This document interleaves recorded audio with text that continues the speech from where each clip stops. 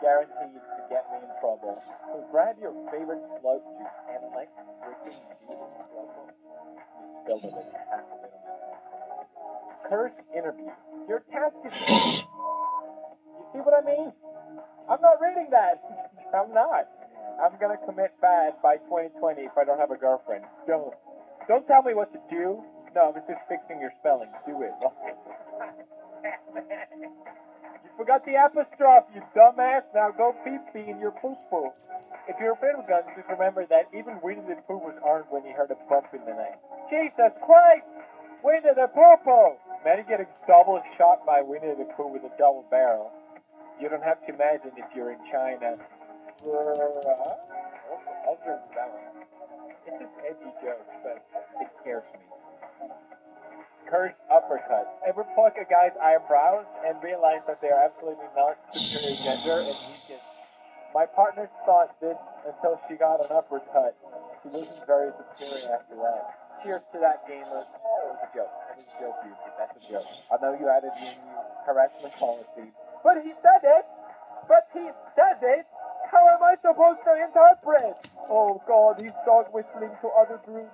My boyfriend papered a kidney stone into my hole. I'm keeping it there. No, I'm not reading that. Guys who sag their pants below their butts. Why? Easy access for the homies! Yesterday, I was driving home, I was driving Marcy, and we were driving home. And some guy doesn't understand the concept of pulling your pants up. I said up. So everyone else has to look at his butt crack. And I'm like, no, I don't want to see that. So I pulled down Marcy's window as he passed by, and I'm ready to go, nice ass, dumbass. But she stopped me. And she says I'm mean. But I'm like, I'm healthy. I'm healthy. Yeah. Today my psych professor said, you'll never truly know someone well enough to marry until you've seen them struggle financially, grieve a lost one, or witness them while they're sick. And that just hits really deep. First date idea. Freeze their assets, kill one of their loved ones, poison their dinner. Checkmate. How are you going to react to this? Huh? No reaction. Oh, you're a sociopath. Let's go, gamer. Let's go make YouTube videos. Baby Groot's response to Baby Yoda stealing his spotlight is, I am Groot. I would use Baby Groot as firewood to keep Baby Yoda warm. I would use Baby Groot as fire to cook Baby Yoda for my Baby Yoda stew that I'm gonna drink. It's be delicious. We're gonna make Baby Yoda flavored Baby Yoda. I'll drink, Baby Yoda smoothie. Come on, gamers. Spanish flu, bubonic plague, smallpox. We're melting the Arctic and reviving deadly germs. And they told me plague doctor was in a viable career path. Who's laughing now? Small people because of bombs. Downward. During a nuclear explosion, there is a certain distance of the radius where all the frozen supermarket pieces are cooked to perfection. Oh, that's actually a good, fair point. They're also at a distance where the people are perfectly good. The flavor zone! That's where I'll be, gamers. Where will you be when the inevitable nuclear fallout happens? My house has an ant problem that's so bad I actually can't recognize the smell of ant now. Trick the ants into thinking your hot asshole is an anthill which they can live in. And then, when they've all crawled in, you can shove real hard and spray them out all over the lawn. Psychic Pebble? Why would you write that? I feel bad for you. You should feel bad. That's actually a nice way to take care of the ants, because they're probably not hurt in the process. And they got more fertilizer for their next ant hill thing, or ant sack, or whatever it's called. What would be the worst place to find a used condom? At the bottom of a cup of coffee you just finished drinking. Hope you like cream in your coffee. I like it in my cheeks. Is y'all's high school crush still fine? Hell no. She went from elegant to elephant. Hell no. Last time I saw her, she was obese and had 3 kids, which was really sad to see because she used to have 5 kids. Did she have them? What happened to them? To the other 2 kids. What does TSM stand for? Wrong answers only. TSM, we'll start. The Simpson movie. Oh, God! What's the definition of trust? 2 cannibals giving each other... That's the most beautiful thing story. Why would I read that? I don't feel better after any of these. He was teaching about Microsoft Word without computer. No. In Afghanistan, they teach Call of Duty without any. Oh, I get it. I get it. Biking is actually vegan horse riding, but I can't break a bike, so who cares? Really haven't tried. Dreams. Remember when you were young and your sister would have her friends over, and you would try to piss loud as F, so they thought you had a big pee? Don't need to if your sister's already bragging to her friends about your big pee. Ew! And also, cringe. If pee big, then technically keep it closer to water. And keep it closer to water means pee make a less water splash sound. So really, if you want to show big pee, make it more pee sound. Flashlight.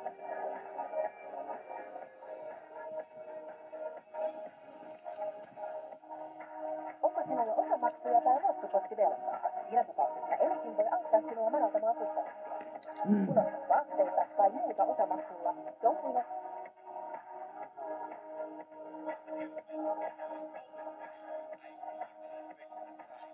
That puma looks like a Disney princess trapped in a puma's body. Look at her eyes. Maybe that's why he's banging it. Okay. Slavery, past, present. Modern slaves are not in chains, they're in debt. I really hate it when my credit card company wastes me. Sometimes when I'm too lazy to get up and moisturize my lips, I just stick a finger in my pee-pee. No, I'm not reading that. Dogs are dumb animals. They will love you even if you're a piece of poopy human being. A cat, you have to earn a cat's respect and love. It is a higher standard animal. Also, cat. Let's deep throat this cactus. Because why not? People now eating glitter pills to make their poop sparkle. Jesus Christ. Imagine doing anal, you take your pee-pee out and it's covered in sparkles. Epic. I think there's worse things you can spot on your pee-pee than sparkles after doing poo-poo, if you know what I mean, gamers. In 1965, a machine was patented to deliver a baby using centrifugal force. The machine was 10 years until the baby came out and it would be caught in a net. At last. Is that a bad idea? Is that a bad idea? It was patented. Damn it, it was already patented. Went on a vacation in Okinawa, Japan. What is that? Oh. I wonder what you'd hear if you put your ear to it. The cries of 1,000 unborn babies. Hi, big baby. Big TT? Yeah. What size? Huge. You happy? No. Why? I'm Guy. And people say, women have it tough, huh? When you do something really bad in a dream, but then you wake up and realize it's all fine. Oh my God, yes. You think they're still in the basement. Thank God, yes. Oh my God, they didn't escape. Why does the brain do that? When you wake up, you're like, oh God, yes. My life is not such a complete mess after all. How about that? How much for a gram? 250. Oh, wow. Whew. I thought that there was some unlawful drug buying going on here. Thankfully, it's just human trafficking. That's good. I like that one. Guess what? You're adopted, but we don't know it yet because we can't read. I just picture the mom dying, and they're going through her and find a photo album with that photo in it. They both have a mental breakdown, but then come to a realization that they're not siblings, and they just bang each other. Now, that would be an epic gamer moment. And who says there's no more modern literature? Look at that. What a beauty. Thank you, Sir Kaku. Amazing. When you pretended to be gay to go to the girl's sleepover, but then they start passing a dildo around. No pain, no gain. Come on, girl. You can't. If you made it that far, you gotta come in. Peter Pan. His powers kind of suck, yeah?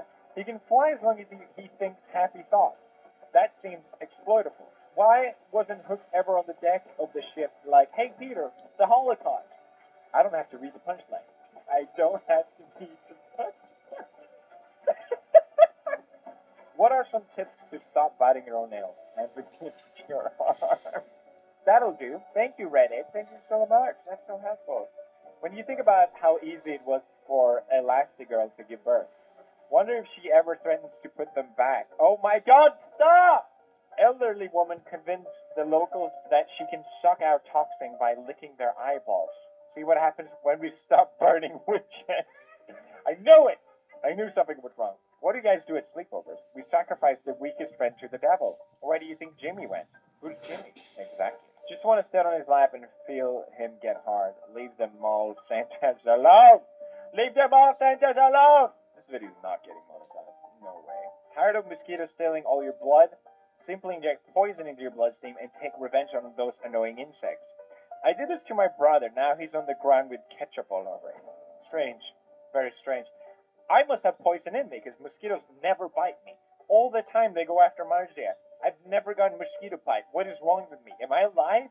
Help me. Am I as dead on the inside as I feel I am? Helping my friend cut wood until I saw this staring at me. Doc Spider. I live in Central Ontario. We get ones this big all the time. Want to know something freaky? They squirt this milky white liquid if they feel threatened, which I assume is their venom. You spelled aroused wrong. I didn't used to hate spiders, but they have a lot of spiders in the UK. Like really, gross ones. So many. Stinky. They're really stinky. I hate spiders. I hate spiders. And they make me wish that something like I constantly debate whether existence was worth it or not. You know, you have people being so stupid. You're like, all right, yeah, okay. And there's some food like the MRC and my punch.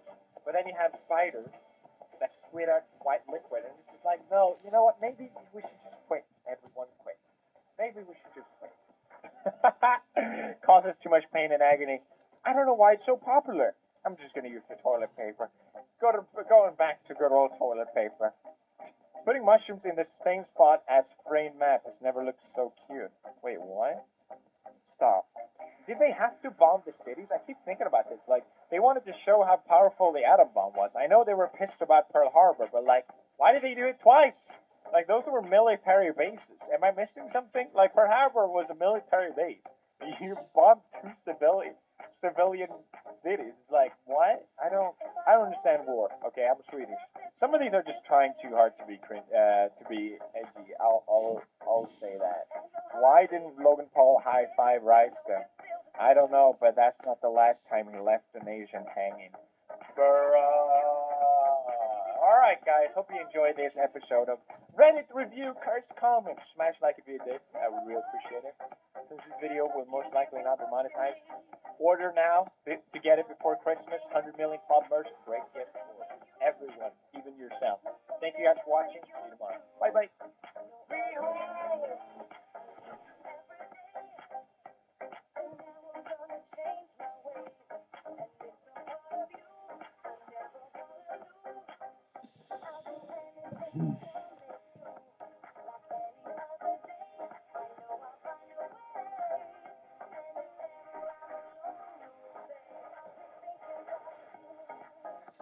I'm feeling very generous today, so therefore, if I laugh, I will donate $1 for every laugh. I know. I'm a giving man. Let's try this out. Oh god, it's gonna be hard because now I genuinely stop it! Now I genuinely don't want to laugh. Alright, I laughed once. Idiot Felix. Here we go. Come on.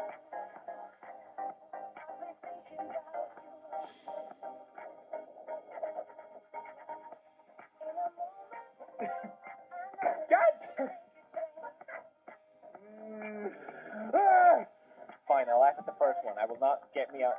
Where's my volume so low? There we go. Jesus. Oh! That's the sickest bottle flip I've ever seen in my life. He's the chosen one. Alright, one laugh.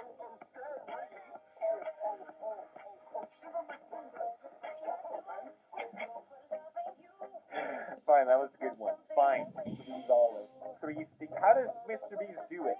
How is he still in business?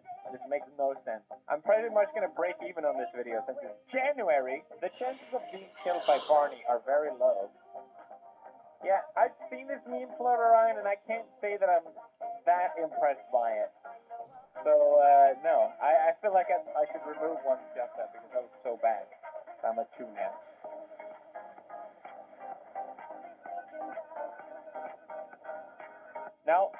Now I did not SnäpChat that. Thank God. Task failed successfully.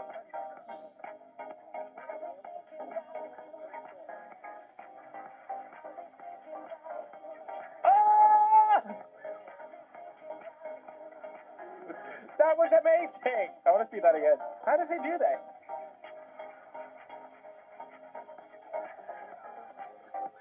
Who's speaking? Who's commentating on this? I feel like that counts as a laugh just because it was so beautiful. We're back at 3. God damn it.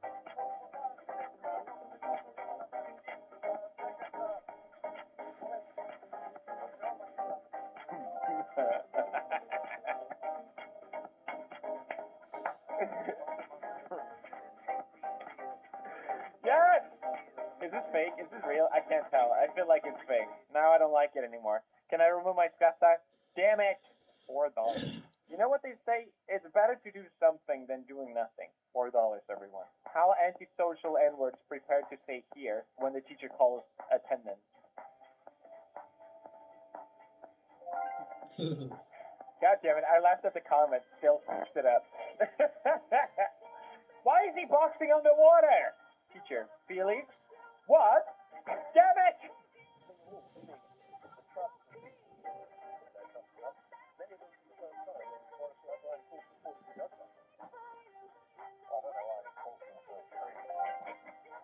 Because it's a good looking tree. It's that simple. It's a fine looking tree. I would speak to that tree. Don't discriminate tree. It almost worked. I am so sorry. I feel like that counts as 2 because that was so bad.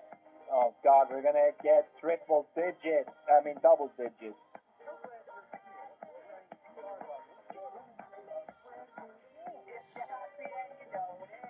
Hey, it's Sue Stunning.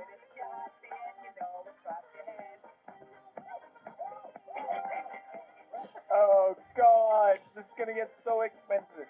Man, I really shot myself in the foot here. This is crazy. Oh, I've seen this guy. He just yells, and I don't understand I don't understand. Kumbaya? My man, that does not look good. Exactly how many people is he cooking for? His wife divorced him before the show, so he took her dog and cooked. What the hell? I'm never reading comments again.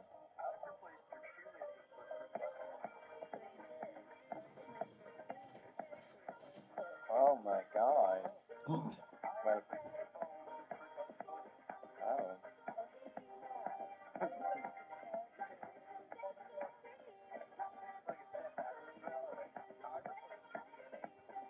Okay. Well played. Well played, sir. Homie can't play guitar because of his fingers. That's why it was played epically. Idiot. How does he do that? His fingers are supposed to be... why did he get his fingers back? That makes no sense. This commercial makes no sense, and now I'm angry. How long, sorry, a song? Cute. Very cute.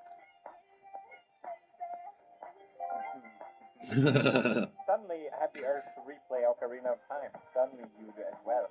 Let's play on my channel. Felix, weren't you supposed to go on a break?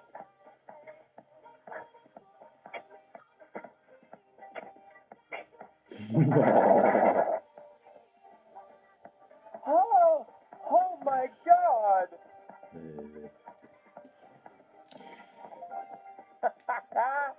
Oh, I don't know why that made me laugh. It's just the music.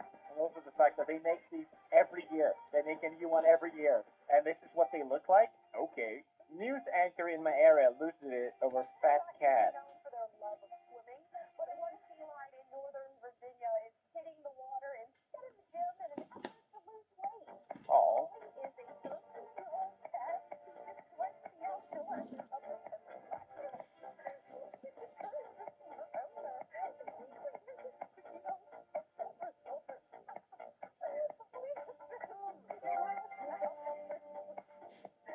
That cat is fat and I can't contain myself.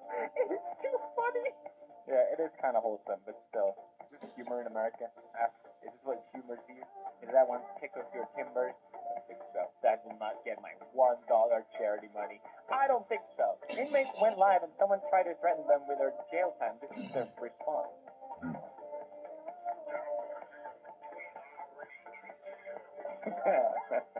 Yeah, I heard that everyone in jail, they have cell phones. It's just a thing. They just sneak them in. How do they keep sneaking stuff in? What? Who's paying the bill? I have so many questions. Isn't the point of jail to be in jail? And can you at least have Facebook or YouTube? Face Brian. Let's see it.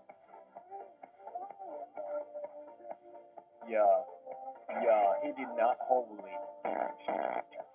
Family Guy trick shot. I never thought I'd finally see the day, but it finally came. But I didn't laugh, so it's okay.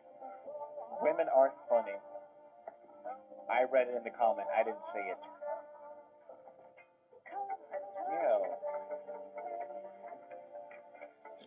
Why did she pour the milk first? How could she?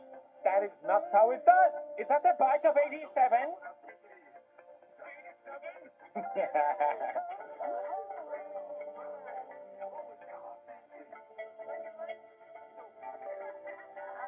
That is the crossover I didn't know I needed, but I absolutely did. My God, that was amazing. I laughed. Do I usually laugh this much? How does it feel being the me for once? Oh my God, I'm the me! Hey, hey. Oh my God, so much power! That's a good meme. Well done. I haven't seen you since last meme. Some people can't take a dad joke. Looks like frost, but it's spider season in Australia. Burn the whole country. Oh God. Ah, my bad. Alright, well now we know who did it at least. Now we can stop him from doing it again. If you do win an award tonight, don't use it as a platform to make a political speech, right? Oh, You're I in saw no that. position to Yeah. lecture the public about anything. You know nothing about the real world. Most of you spend less time in school than Greta Thunberg. So, if you win, right, come up, accept your little award, thank your agent and your God. Did he just disrespect my queen? How dare you! I feel like this clip was a lot funnier because they showed Tim, what is his name? Tim Cook, Apple CEO's face. There it is. Look, he's literally sitting there. Drama about the importance of dignity and doing the right thing, made by a company that runs sweatshops in China. So, what you say? Okay, a couple things. Like, it's funny, right? I like this. Don't get me wrong. Second of all, is this not the 4th time he hosts the Golden Globe? And the first time he's like, I'm never gonna do this again, so like I might as well just go all in. And that was the whole premise. That's why it was funny, because he knew he was never gonna be able to do it again. Here he is the 4th time doing the exact same shtick, saying, oh, this is the actual last time, so now I can go all out sicko mode. Are you telling me seriously you never bought any product that has been produced in China? And this is coming from someone, you know, me and Marcy, we have our brand Suki, where we produce ethically in Canada because we want to avoid sweatshops, and obviously there are legitimate factories in China. It's not like it's all terrible. I have something in my throat. My point is, what I find in general is that people don't care where their product comes from. And unless people start caring where their product are produced, then you can't really call out people like Tim Cook. Even though I do agree it's fucking obnoxious hearing these Hollywood elites preach about a bunch of shit, because it is tone deaf, I agree. But at the same time, I don't necessarily think his argument really holds up. Just wanted to put that out there. Everyone that thought he was so epic when he said that better not be holding a fucking iPhone. Baseball players hit a ball with wooden stick over fence, white people.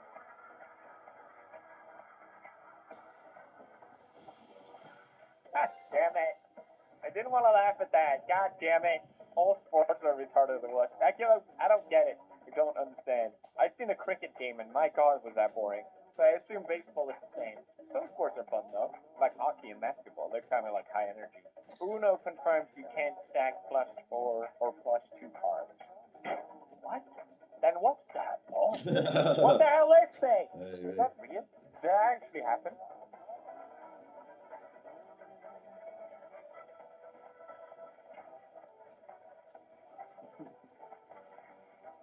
Oh, good meme. Good meme. I haven't gone through that episode yet. I know Bill Burr is in Mandalorian. I can't wait to watch that. Enter the code PewDiePie, NordVPN.PewDiePie, and you can also watch it, guys. Don't worry.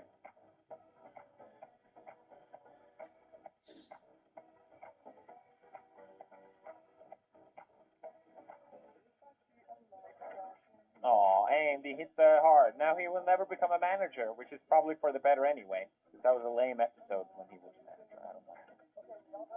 Oh my god, there it is again! Oh, it's the Thanos. Yeah.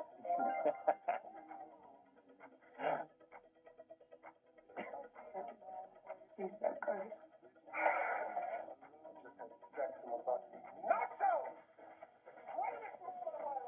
Nice. Okay. I know there was a different cut of the latest Star Wars film, but I didn't know it was that amazing. That Lily Pons. Hey! People still making TikToks, huh? Interesting. Jesus Christ. Cringe? People still making TikTok unironically? Ew. Jesus Christ. Oh. Oh.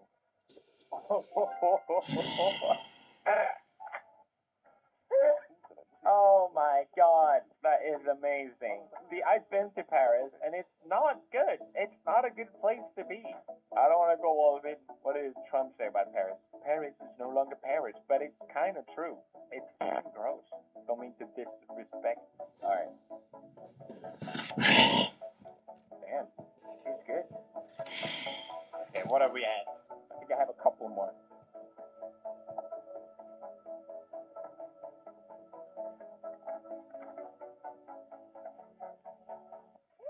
Alright, Whammon ruined it. That's it. That's all we're doing today. They ruined it. They ruined it. Whammon ruined it. Hope you're happy. Smash like, subscribe. Oh yeah, I gotta donate. What do we end up with? Okay, alright. Now I feel like a douchebag. Alright, if you guys, I'll donate 1,600 to the Wildfire Emergency Appeal. Is that the one in Australia though? I hope they're not scamming me. Okay, alright, yeah. Save Australia! It's on fire! And that's it for me for now. Hey, though. Hey. Behold! For too long you have been talking in the dark.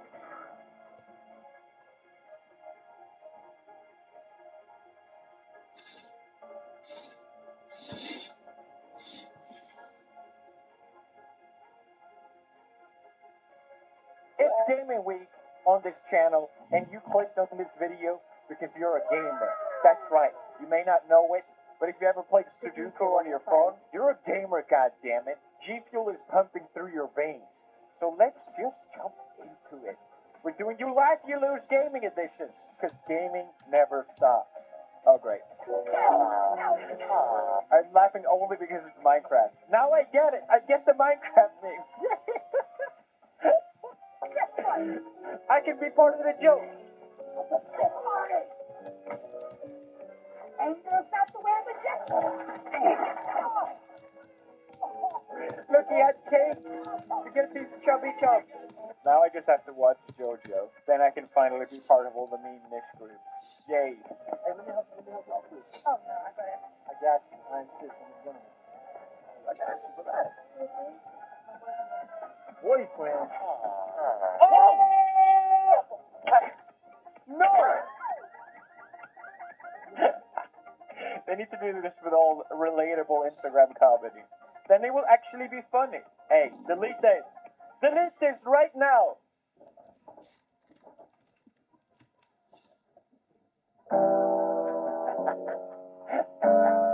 Why am I laughing? It's not even funny. Beautiful. Only real gamers understand. Only true gamers knows what it's like. Shut up, I'm not crying, okay? First grader, rain, rain, go away, come again another day. The rain.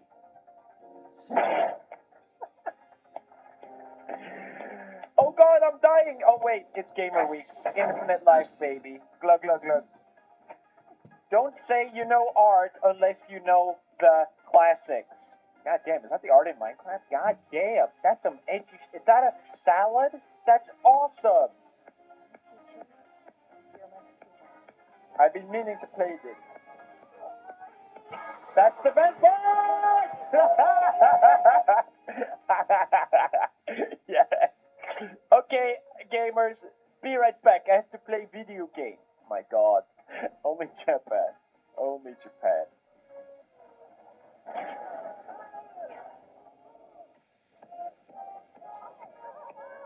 Davey. Hey man, what's going? What? I didn't see you come in, Davey. Where did you come from? Don't worry about it. That's sick. I've actually been there. I know no one cares, but I didn't realize they actually model after Davey.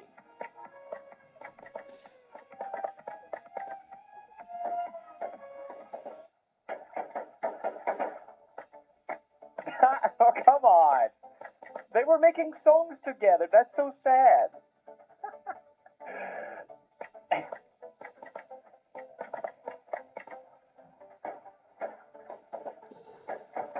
Like, come on. Why are you shooting? God damn it, these are so short. How am I going to get to 10 minutes? No, you. Oh my god. Great. 2018 memes, everyone. That's good though. Why did I not see this? This is what happens when you take a break from gaming. You lose all touch. Unbelievable. Your mom gay. No, you. How to discriminate anime tots.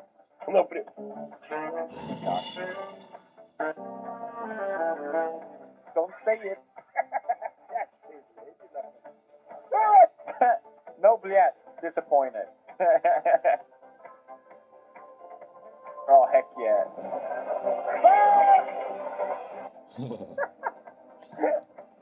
I wish there was more of these. They're so good.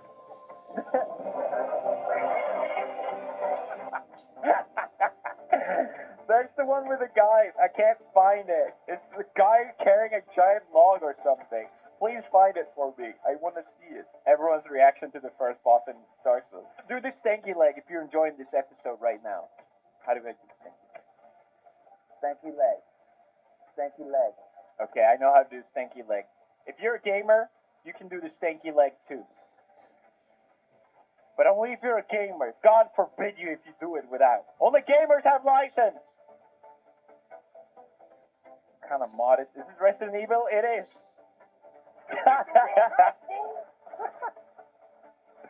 God damn it. I want a full version, please. Hey.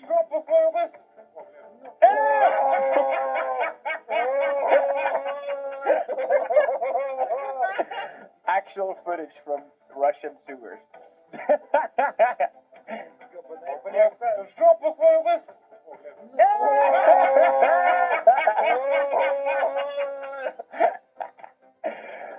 Oh, this is great. Can we have the groom walk out?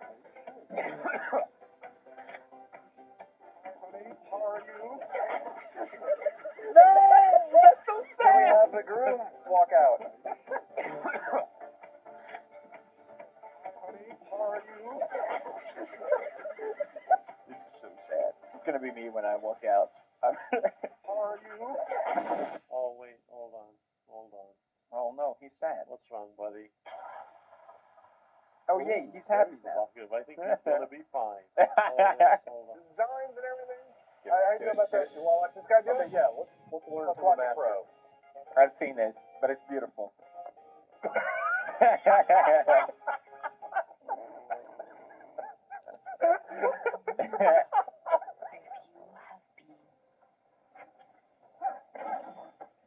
Well, goddamn, this game looks old. Jesus Christ.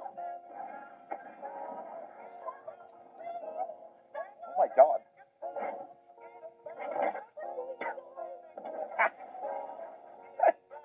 That was good. I like that. Car. Think disgusting. Stop the fucking car. Oh my Hey, god, settle down, yeah, man. this is one of my Your favorites. answer. You It's so are good. answer. Answer what? How the f did we get out this far? No more gas. No.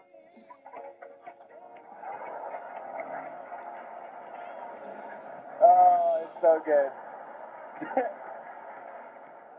One of my favorites. Hey, look, it's Russians again. What are they up to this time? What is this? No! Okay. What's with Russians and buttholes? Explain. If you're Russian gamer, explain. What is this? I never actually played or finished Dark Souls 3, gamers. Okay, alright. Very epic.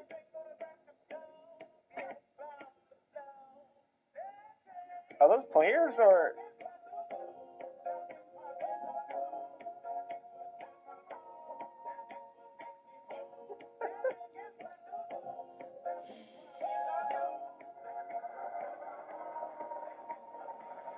Okay. Gamer moment.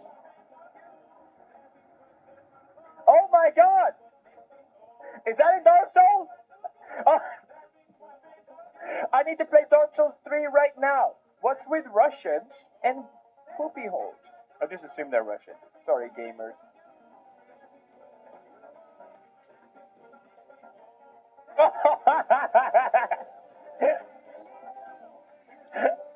That's so beautiful. Oh, the client. Oh my god.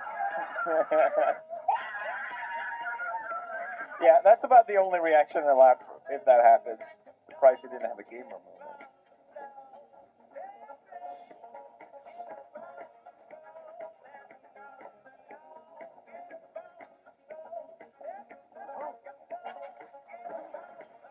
Wow, amazing. Someone probably spent a lot of time programming that for it to just be like that. Wouldn't it be realistic? Confirm target scan being neutralized. Got him! Well done, gamer. Jesus Christ, dude. Oh, look at this dude.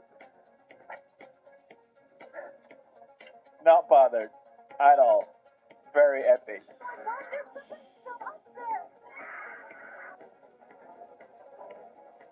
What?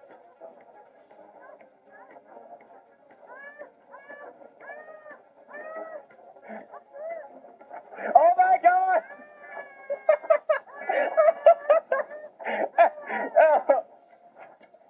Oh my god, it's a crossover event!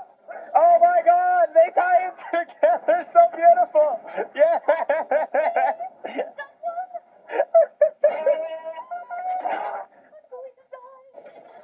Oh, that was beautiful. Well done. Oh man, those are the best. Heavy rain filling. This is so good. I love this so much. I watched this a million times. You're slap Florida? Yeah. Lieutenant Carter Blake, I'd like to ask you a question.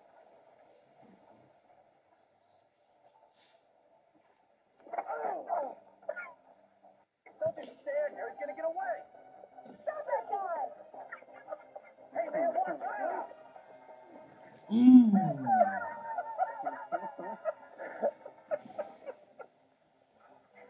Look at this dude.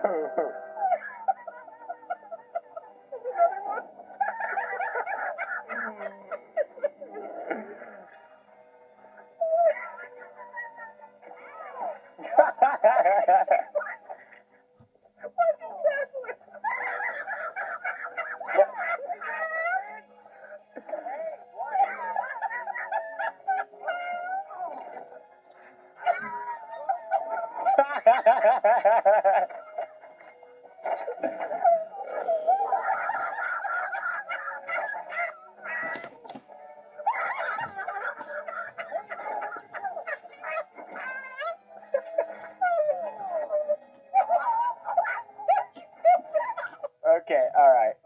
The best one is Sean, though. Come on.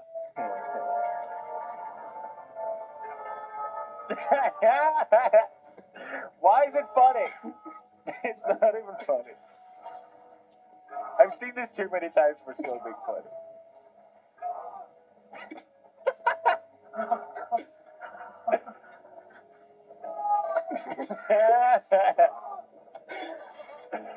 They don't make games like they used to.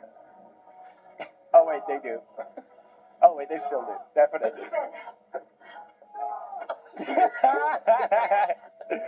So good.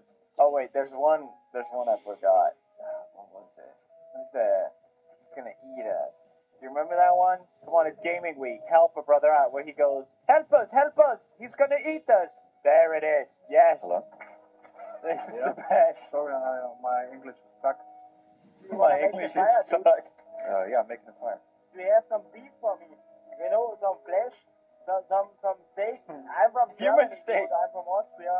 We just need something to eat. Thank you, dude. Thank you. You're very friendly, man. You're very friendly, When man. it's brown, I take it off How do you find off these the people? fire. Okay, I have done it. Now I can eat it. I think we need some more meat, right? No, I have just eat that.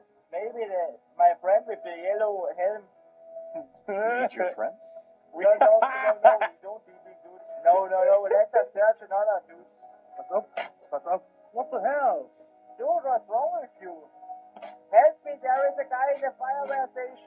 Help us, help We're us. in the fire station. Yeah, help us. I won't kill you. You will You will eat me. Fucking faggot. help us in the fireware station. Settle down. Er steht schon wieder auf den Hacken, Mann. Ich kann doch nichts machen. Hey, come The in, genuine guys, frustration man. is so good. We are bombing. Help us, the fire Settle down. station. What are you for a fucking faggot, man? Just relax. No, I'm relaxed not. You will get me. No, I'm relaxed not. Please, you. I am outside of the opposite fireware. relaxed. Get in. There is just one guy. Nobody has a weapon. Go in, dude. Nobody Chill. has a weapon. Go in and kill this motherfucker who is staying. Hey, where you going? What? Hey, do you guys want to play again? Heads or tails? I have a better tactical game. Time and says you're a fucking faggot. No, I don't like that game. You first. Deine Mutter. Head. Are you a crackhead? Oh, sorry, it's tails. Oh, Skipping. Oh, he's not my friend. I just seen him about 20 minutes before. No, fuck you with the meat. Fuck you with this fucking meat. Yesterday I have the meat. I eat the meat of your mother. What? Yeah. You understand me. I know you understand me. You're free. I'm not free. Just give me a splint, then I'm free. Go. No, I'm gonna cook my meat Stockholm and then I syndrome. will go. Hey. Then I will go. 10 out of 10. Absolutely wonderful. Gaming week is going on, but it's thanks to you guys and your support. Namaste. Thank you very much. Epic Gamer, Stanky Leg. And I see you guys next time. Oh, merch? Question mark? Okay, epic. Link description. What? You never played Super Simulator? You know, it's fun, right? I'm not supposed to give my opinion, but give it a try, and then you can tell me.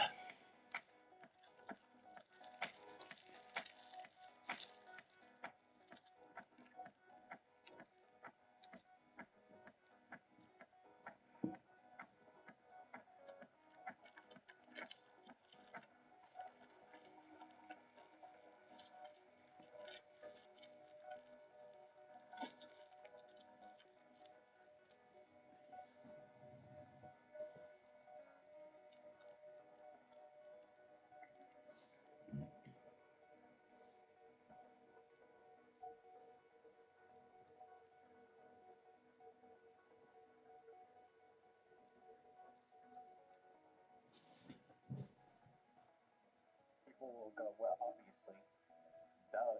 Like everyone in the fitness bubble knows it. But if you think about in general, how many people know about steroid usage and how common it is? I don't know. Do people know? I don't know. I didn't used to know, and I worked out. You tell someone that doesn't lift that The Rock is on most likely on steroids. I mean, the guy's has like what? He's approaching 50 years. To pack that kind of muscle, even with steroids, it's damn impressive what he's able to accomplish. And the response is no. He puts in the work. He puts in the hours. Okay. Yeah. No. Obviously, that's what I'm saying. But I'm also saying he dips his fingers in the vitamin gummy jar. Maybe he takes 2. Maybe he takes 3 gummy bears. Who knows? We don't know because he doesn't talk about it. That's the whole point. There's no transparency. And that's why I think it's important not to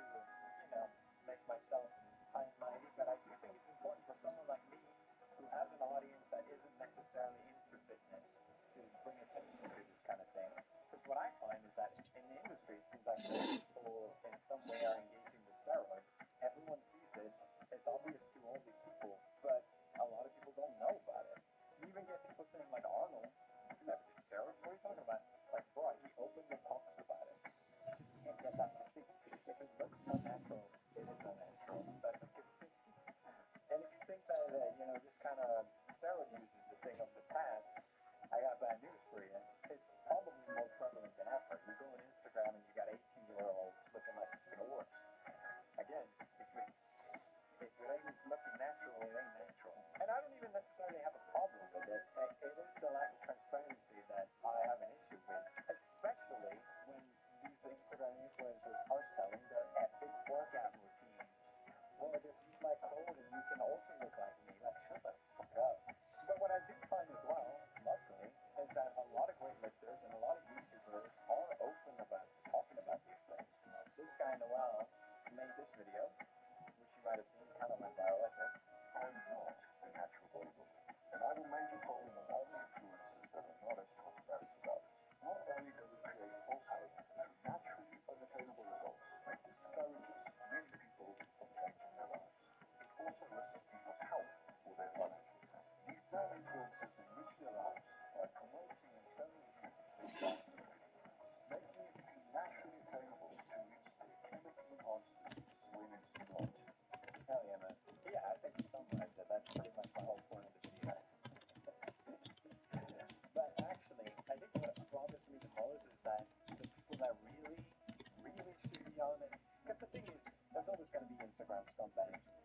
The whole concept behind selling them ideas to improve their bodies, and I don't know, in any way.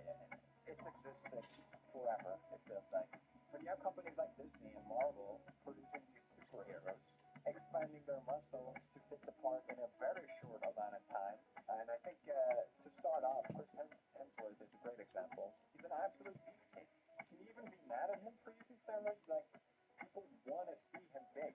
You see all the comments on his Instagram post and like, I can't wait to fucking see how big your muscles are on Thor. It's gonna be fucking awesome. Like, can you really blame him? Actors and entertainers put their health aside for the sake of entertainment. We want it, they provide it. Can you really be mad about it? But what I don't like about Chris, especially, is that he's selling this app.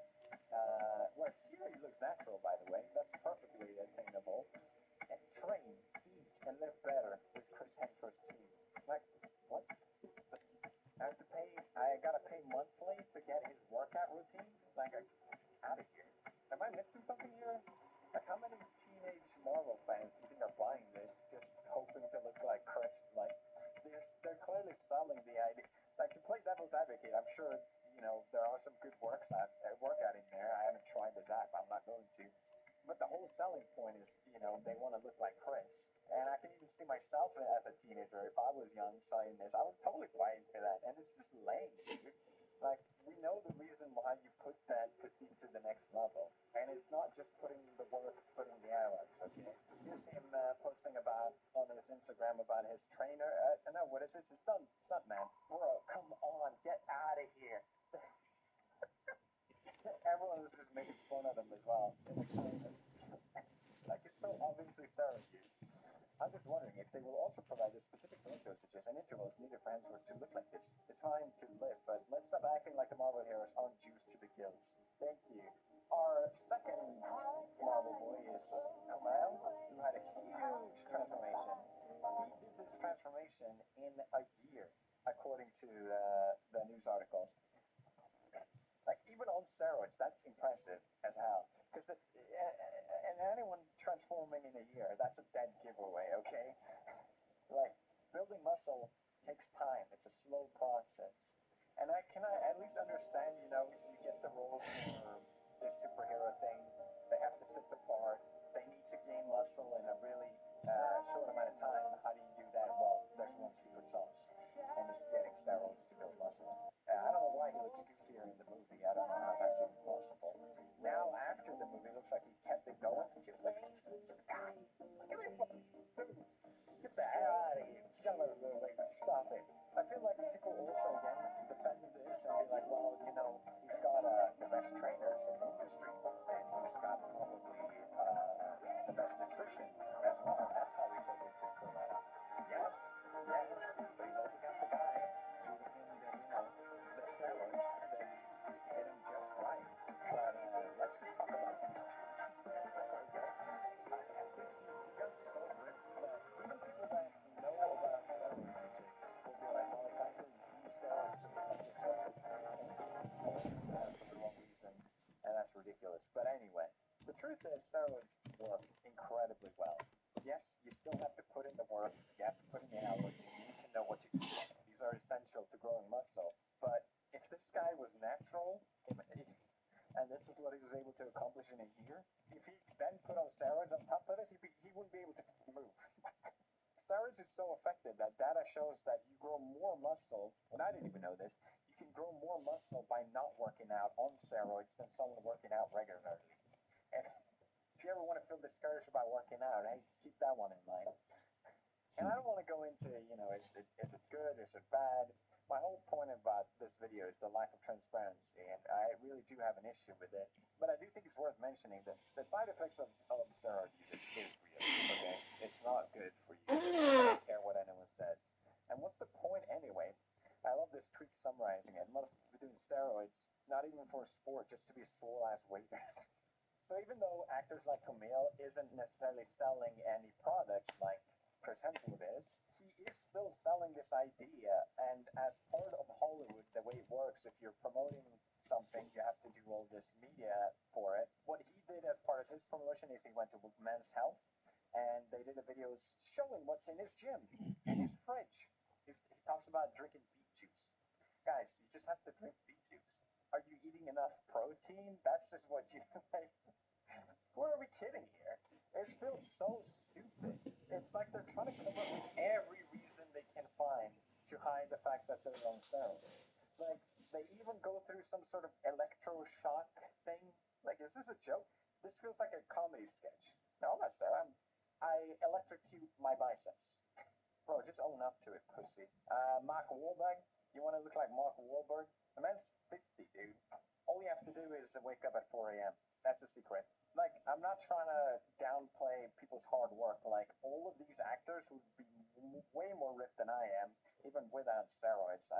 I just don't like this facade of, I just have to drink, like, these eggs and have to work out really hard. And, like, shut the fuck up. I remember when Robert Pattinson was announced that he was going to be Batman, he made some interview saying that he didn't want to work out to become Batman. Even I had the reaction of like, that's ridiculous. Bro, you're going to be a superhero. You have to work out. Pussy. Come on, Robert. Soy boy. Beta.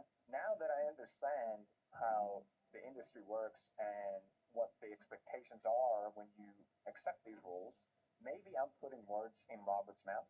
I don't know. If I do, I'm sorry. But the way I understand this now is you obviously can't mention anything about steroids because then all these companies are gonna start calling you and kick you out of their, I don't know, you're not gonna get another acting job, let's just put it that way. So now when he says, I think if you're working out all the time, you're part of the problem, the way I interpret him saying, I don't want to work out for Batman is, I don't want to do steroids and I don't like the message that sends to people. That's how I read into that. I don't know, I could be wrong. And I guess that's the thing. Like, I don't know who's right or wrong here. Am I supposed to be mad at Chris and Kamel and all these Marvel people? That after all, they are just giving people what they want, which is seeing these actors transform in cinema. Are we at fault for having these expectations and lashing them out to other people? I don't know what the right answer is. I think it's great that influencers and lifters and anyone being transparent about their usage is great. Takes balls, and a lot of people just will respect you more for it. But people aren't going to be transparent because there are this pressure from companies to keep quiet and make us money, you know? And that's why I think it's important to talk about these things. Educate people, maybe who aren't even part of these communities, but you still engage with it by just looking at it. It affects your subconsciousness and how you perceive yourself, and you compare yourself whether you like it or not to it. Getting fit takes time. There's nothing wrong with that. Don't compare yourself to these people. Lying to you anyway. That's it. Alright, Ken. Have you seen Detroit Right Management Center? No. You're in for a wild ride, baby. I feel like I really am.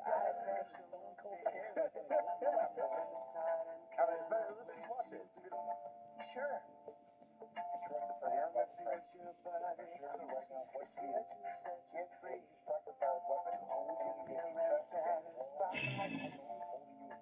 The reason why they're doing this is that you have such a weapon. They're going to take you from you. All they also want you to rise. Is they can't trust you to pull out a weapon. It's like getting close to a wall too far. In this case, strike the weapon, no hammer in the back. The first thing you do is get the run away, get the wide, and if I can, more try to move good. If you saw my hand move, he's going to fire. Right. Good day. Don't even try it. This video has 123 million. Oh, jeez. That means people will try this. For sure. Yeah. The guy got great. He's got the fashion down, man. Alright, let's check how he does it.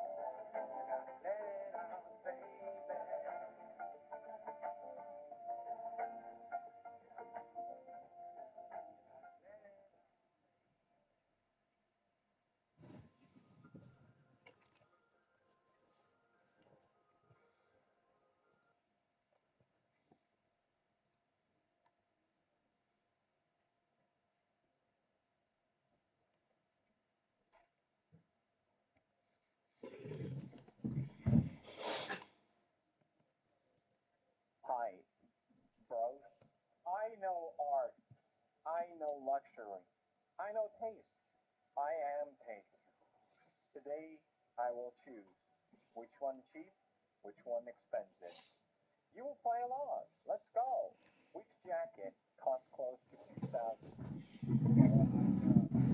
I know it's B. I know it's B. There's no doubt. Because they say it's Montclair, and there's no way that's... And they spelled it wrong, didn't they? It's not Montclair? Oh, never mind. Yeah, that ain't Montclair. That's Montclair. B, please. Told you, bitch. I know expensive. Come on. Easy. I actually expected this to be a little difficult, but I guess not. Alright. Which of these shirt costs around $350? Well, it's definitely A. Yeah, the B's is a meme shirt. I feel like B could be, but I definitely would have seen it if it was expensive. That's how deep I am in dumb luxury products. Come on, do I know the difference between a fucking Rolex and a Daniel Wellington? Yes, I do. Thank you. What the f*** is this? Even just by looking at them, even if you didn't see the brand, you would know A is more expensive. Come on. Although with watches, I will say that's one of those things where, like, you remove the brand, a lot of times you can't tell, right? So it kind of contradicts what I just said, but you know what I mean. Anyhow, which pair of jeans costs around $450? This is a little tougher. I would,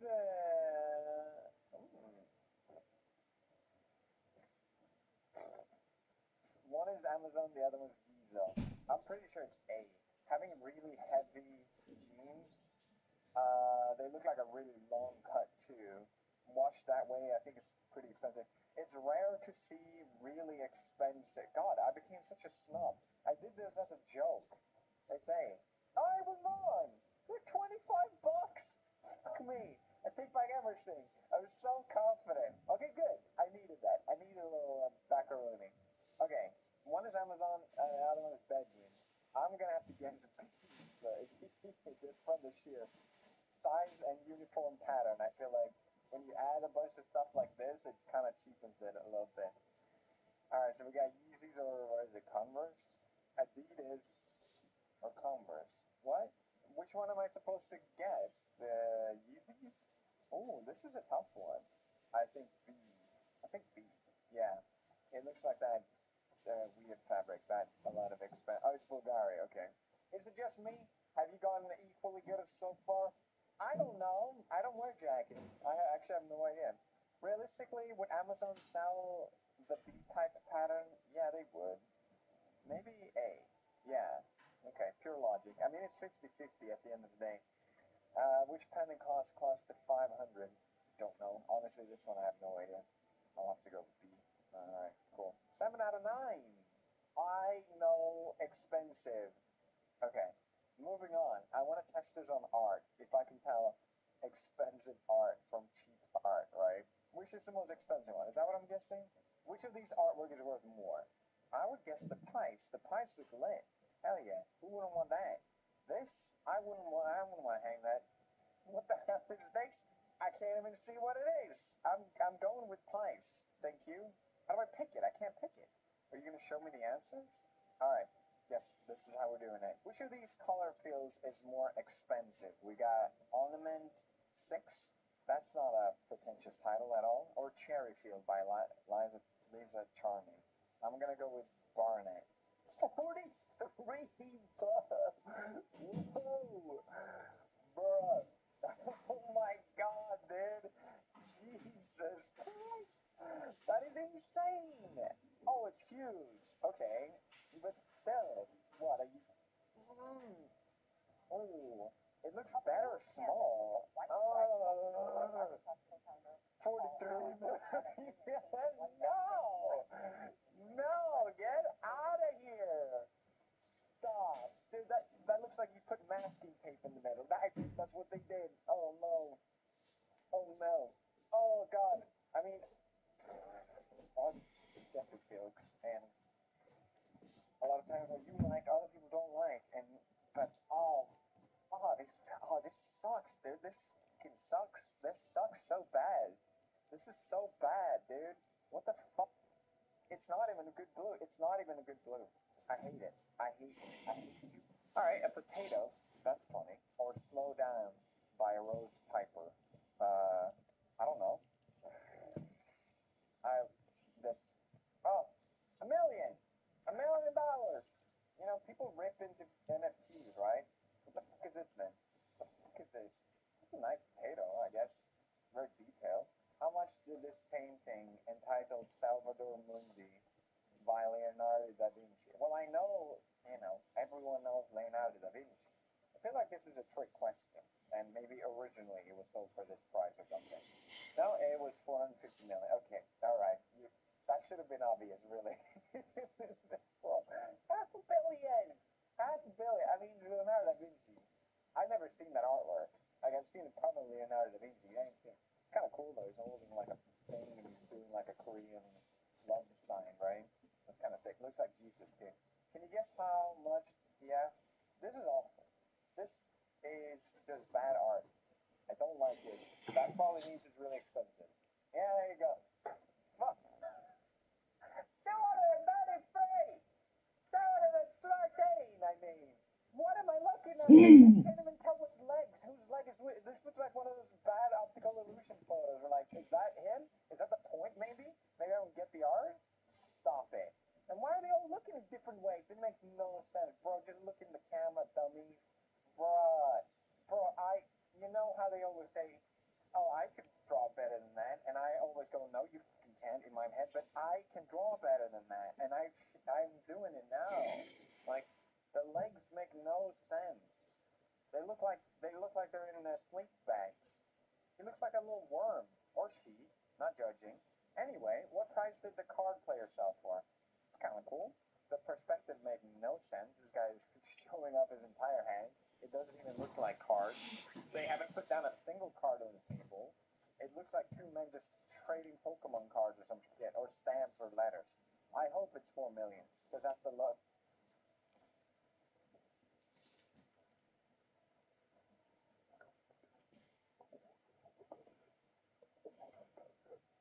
You can amass, like, okay. I don't want to be the pretentious guy that says, well, imagine if you gave it all away and but bruh, 15 million, you could save a country.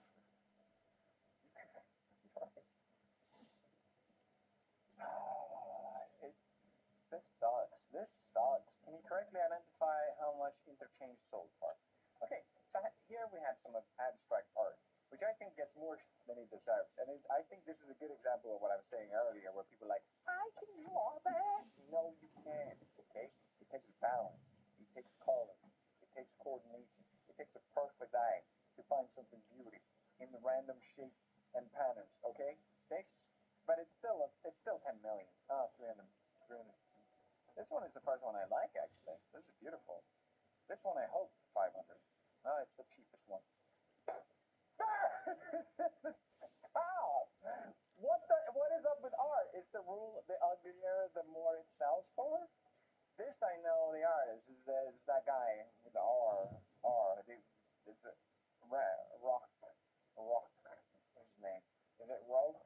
Well, this is 86 million. Yeah, because I know it's Rothko. Yes, Rothko. Everyone love a Rothko. Oh my god, is that a Rothko? I love it. It's like colors. The thing is, like, I like it. I'm not here to hate the art. I think, yeah, it's a pretty painting. But 86 million? I don't.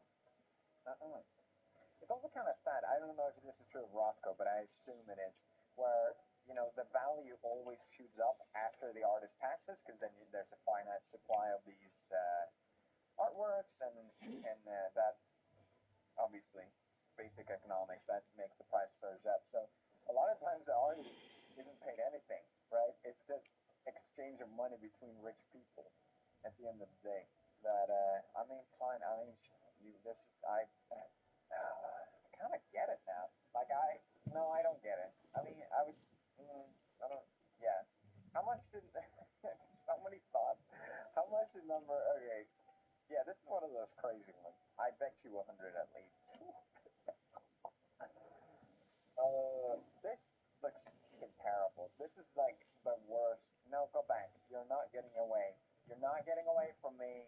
Who's the artist? Maybe it looks better up close. Jackson Pollock. Bro, this is bad. You know what they do with artists too? After they die, they take literally every single thing they fucking ever touch their hand on, and they sell it, right? When in reality, imagine if that happened to you, right? You make a little doodle, draw a penis, and you're like, I don't really like that, but whatever. People sell it, and they're like, this is not a representation. This feels like one of that. I'm not saying this guy is a bad artist. All I'm saying is maybe this was not his finest piece of work. Like this, I can kind of fuck with, this is kind of dope. This, yeah, even this I like. It's got red in it. I like red. Yeah, this I like too. This is dope. It's alright. I can see it. I can definitely see the eye. This is awful, right? Surely he failed sometimes. 200 million just because it's his name, alright? I bet you even Pollock will be like, yeah, you know what? Number 17A, I was kind of just experimenting. It kind of looked like shit. But are these fools? How much was anyone else sold for? Sheesh. That's what? The most iconic piece of art I've ever seen is less than all of these? I don't Vittu mä know. sanon I take vittu. back everything I said, I have no clue what's happening. This is crazy. What, for what price? Vittu vammainen vittu. I don't like it. Mä rupeen puhumaan nyt vittu. Tiedättekö te mitä? Haistakaa paskan vittu ja jee vittu. Mitä asiaa sulla on vittu, häh? Oikeesti nyt vittu riittää. Tiedätkö sä, voiks nyt joku kollo vaan vittu ja antaa katsojia ja niin poispäin vittu ja vähän äkkiä? Mä tarvin katsojia vittu tilaajia. Muuten tästä ei tuu mitään. Mä oon FBI:ssä töissä. Ja mä pidätän sut. Ja sut. Näin.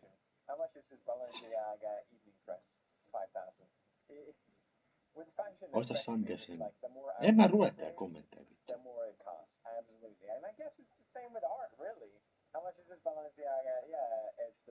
Tiedätkö sä vittu, mä en tarvi mitään vittu puukkoa vittu vammainen.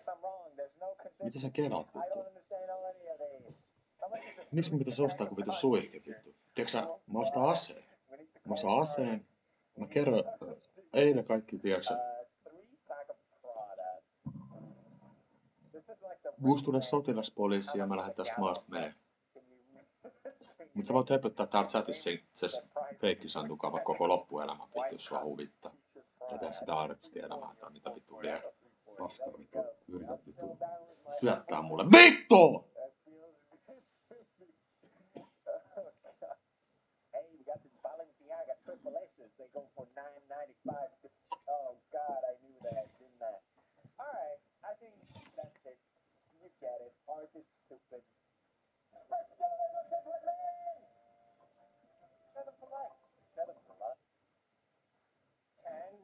YouTubers of 2021.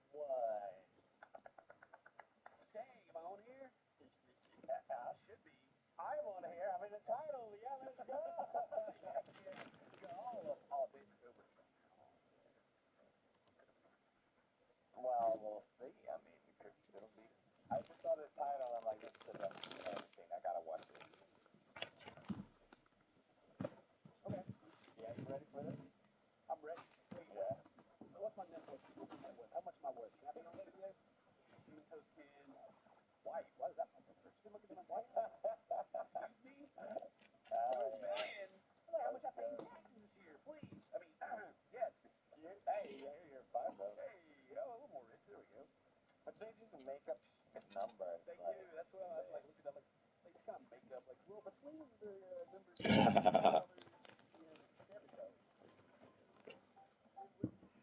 Well, that's why I'm curious to see this. Yeah. What are they going to say? Yeah. Dreamscape is starting a YouTube channel in the hopes of becoming the next David. Oh, what a cringe shot. What the fuck is this? Is that David? Is it? I think it is. They just said YouTubers hope they become the next guy. Isn't that so cringe? We started this because it's like, oh, fun to play games and shit. And now it's like, you want to get rich. Yeah. That's the core.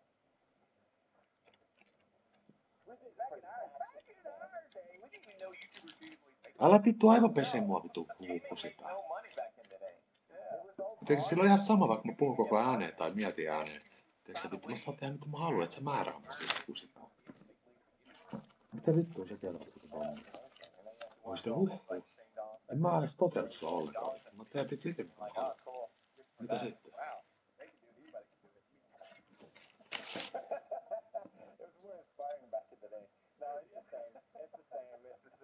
Luuletko sä oikeesti jotain?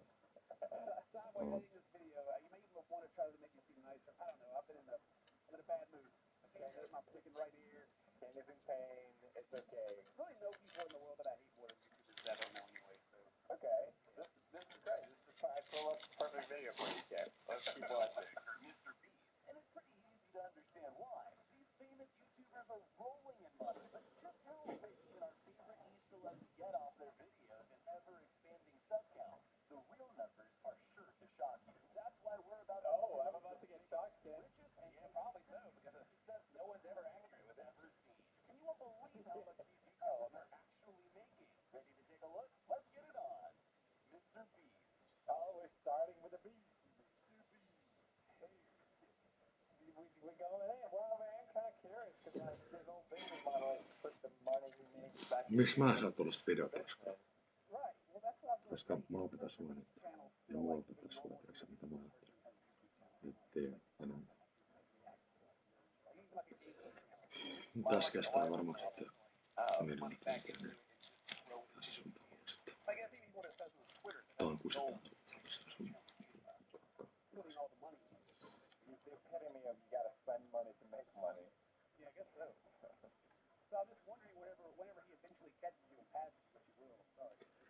Tiedätkö, suomalainen ja ruotsalainen ja venäläinen meni saunaan. Ja kuka voitti?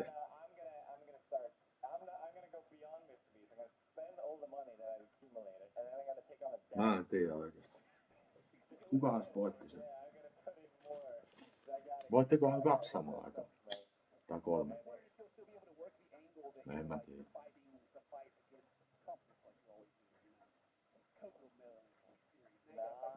Varmaan ruotsalainen voitti.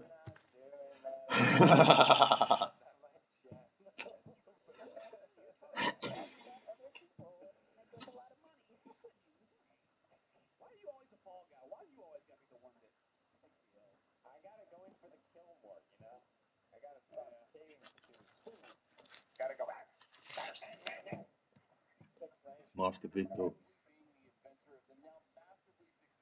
sinappia. Ruotsalaista sinappia. Miten niin? Eikö sä osta sineppiä koskaan? Häh?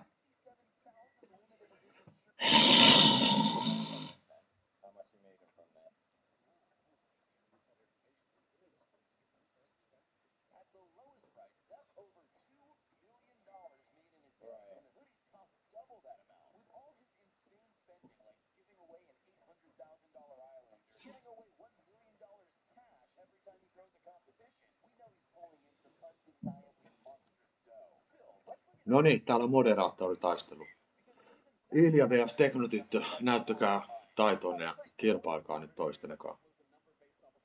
Kilpailkaa, väitelkää toisillenne, niin saadaan vähän kontenttia tähän chattiin. Voitteko te nyt aloittaa sen? Ja vähän vittu äkkiä.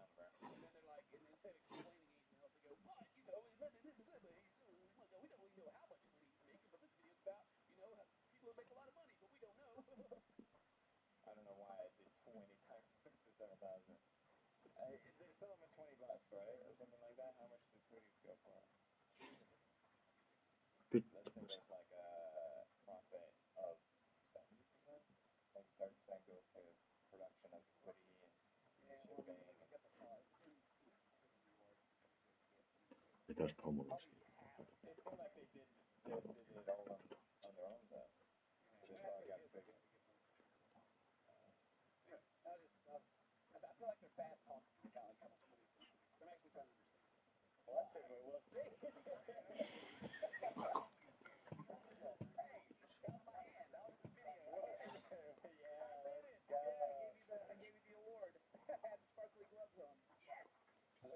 There's only girls here. I didn't even realize. That was in Sweden. I remember. With the incredibly long-lasting dynasty PewDiePie built, it's been like 10 years max. Like, is that really that long?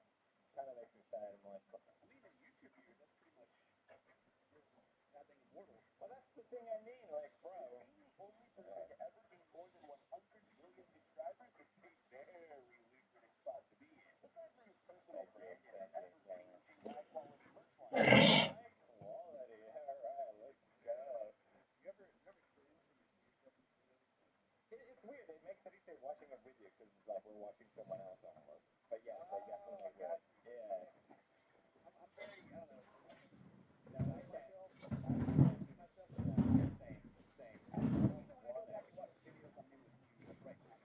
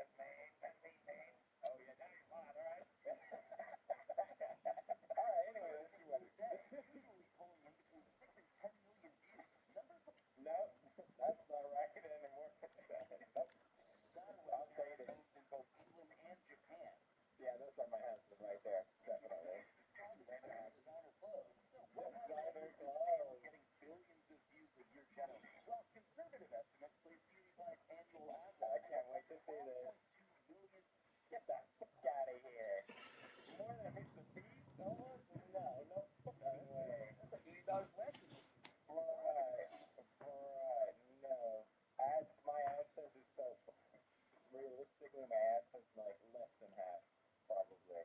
Yeah, you think so? Yeah. I wonder why that is, because my AdSense, you know, is very high for my channel. Yeah, I did swore. I swore it. And YouTube put me in the category of like, you know they have a system. You know they have a system. Yeah. Because I mean, it used to be the same for me, and then like for years I started doing React stuff and creating more family friendly. And now it's like, I'm like, why did I ever play games ever? Because Jesus Christ, this is great. It would have been better for me if I just had 50 million subs and was family friendly. It would. Yeah, I want to get all this shit, right? I want to make a cool amount of money. I'm not going into big detail. I'm not trying to flex here or anything about like how much money I make, but currently, like a channel of the same size as mine or same viewership. Yeah. This is from me talking to different people, but I'm like doing like I'm doing as well as like a channel like triple my size. Oh, really? Yeah. See, it's crazy how that works. Yeah. I hope it stays that way because I gotta. We gotta start that GoFundMe, man. Website where he claimed that the numbers were still increased his net worth to $6 million.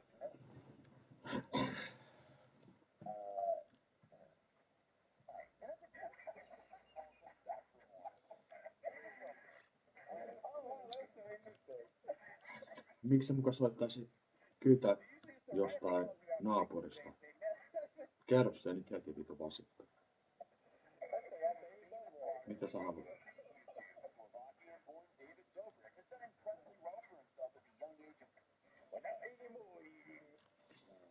much do you think his net worth went down after all that? They got James Charles' video too. Oh boy. Multiple channels, each boasting tens of millions of subscribers. It isn't hard to understand how David keeps surprising his friends with Teslas and He does a little bit of that Mr. Beast thing where you keep Tiedätkö sä vitu Pelle? Mä en saa sanoa sun nimeä. Niin vitu, sä oot tää määrää. Eikö sä oot vitu lässyttäjä? Sä oot yksi vitu Pelle Hermanni vittu. Ja sä tunnet kohta vittu verta nenästä. Tiedätkö sä? Kun sä et oo hiljaa. Ja mä nappaan sut heti kun sä sanot vahingossa, että sä oot toi. Joka oli tänään tässä, täällä ja mä muistan sen hetken. Sit sä oot Petteri Punakuona. Sen jälkeen mä dumppaan sut Rovaniemelle vankilaan. Yeah, they have to pay like what, 20%? How much is it in America? Yeah. It's based off evaluation. The tax office. Fuck the tax on. Ai mitä ei oo vittu? Give me my Lambo. I want it. Eikö sä tiedä kuka mä oon vittu? Eikö sä tiedä oikeesti kuka mä oon vittu? Ja turha tänne tulla mitään lässyttää. Mä vittu tiedän ja kaikista mä tiedän vittu enemmän kuin vittu minä. Varmasti tiedät vittu. Varmaan vittu teet kaikki nää niinku mäkin. Siksi sä tiedätkin varmaan. Vai mitä? Sano nyt vaan. Mitä vittu te kelaatte vittu? Vittu vammaiset.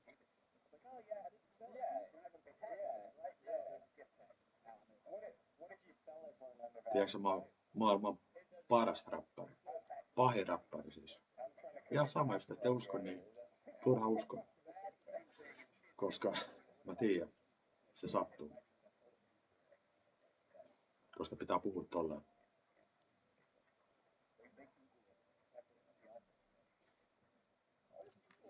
Kyllä mä tiedän.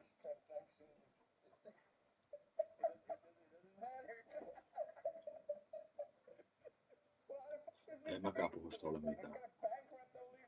Paitsi et vittu, mä tapas nyt. Mut mieluummin mä sanon itselläni, että mä tapas nyt heti. Niin, sit mä tapoin. Eli tässä vaan yksi voittaa. Minä. Hähähä. Vai mitä? Koska mä varmaan tapaan nyt sitten loppupeleissä. Ettekä te? Vai mitä?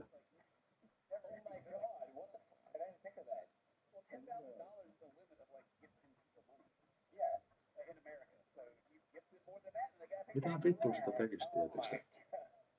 Pitäisikö vähän manipuloida lapsia? Värit on jo kolorattu. Mikä on seuraava semmonen sanaleikki oli silloin alussa? Nyt se on vittu doupattu liikaa. Koska pahoilla olla aina hiljaa. Silti. Tuo government on suojele. Niin vittu helppo sit nauraa. Silleen paha olo. Kela sit se ottaa kurkusta kiinni ja kuivaa sitä. Sit tulee yskä. Mut kaikkihan sen tiedäksy. Sit ei nähdä enää vittu ikinä. Eiks ois kiva?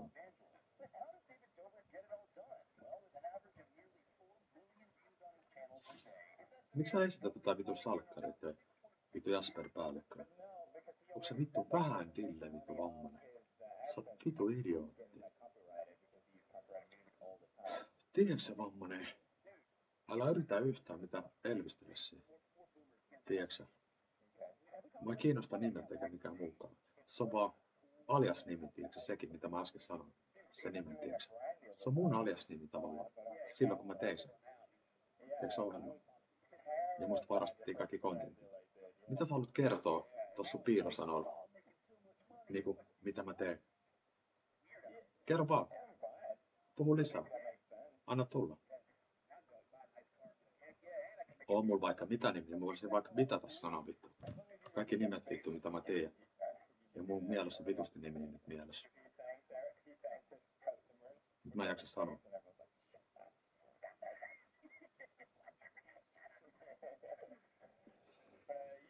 Mut kela tää on vitu läppä tää. Vai mitä? Mun mielestä aika läppä tää.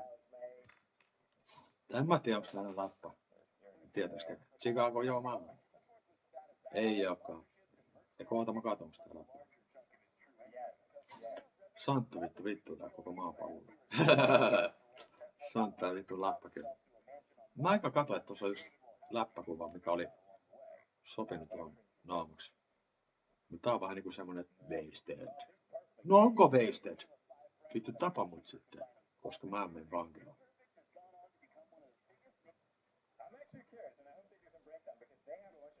Miksi sä nyt poistit kommentin? Täällä vittu nössöillä vittu vammanen. Sulla jäi jotain sanomatta, niin voit varmaan sanoakin, kun postit kommenttiskin. Mitä sä ajattelet vittu vammanen? Et oo ei näkynyt tässä. Luuletko sä oikeesti vittu, että sä jotain vittu yrität leikkiä mukaan, sit sä et tajuat vittu, ei sitä voi lopettaa noin vaan. Tajuuks sä? Mä nussin sun konetta niin vitusti, että susta tulee nympfohintti. Tiedätkö sä? Mä saan sun aivoihin piirrettyä kuva. Mä teen sen vielä. Saat kuvaa se striimillas. Vittu kuinka vittu kiva nää eri kuvia.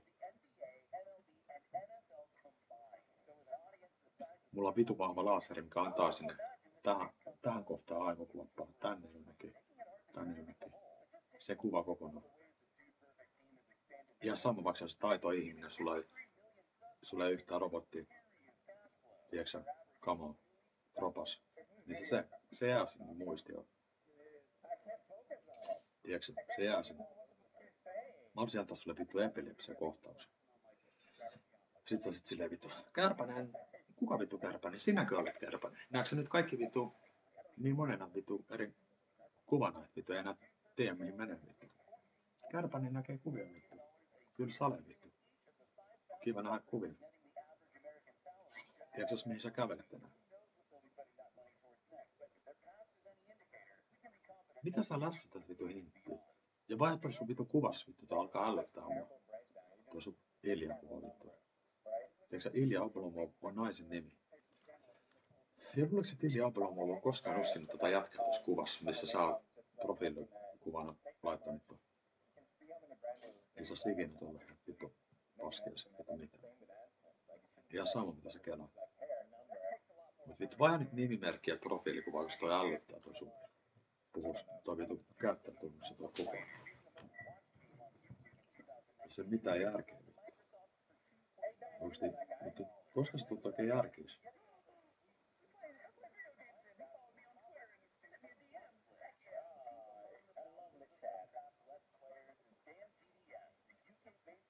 Vittu tääkin on paska, vittu täällä ei ole mitään vittu. No niin tulis sellaisen vittu pikku vittu.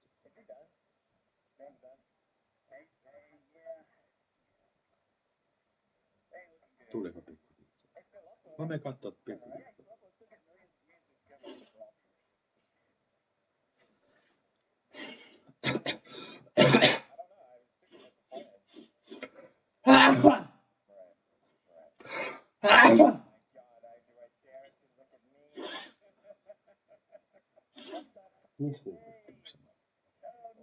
Nyt ostetaan perin vittu rentoutua. Mutta tietää jo vittu, että ei perin. Se ei voi rentoutua.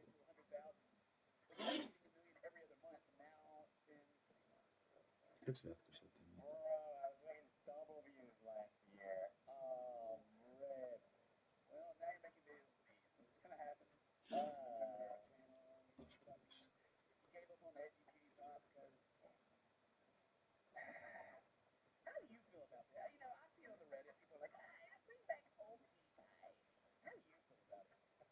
No, I've heard that song since I started.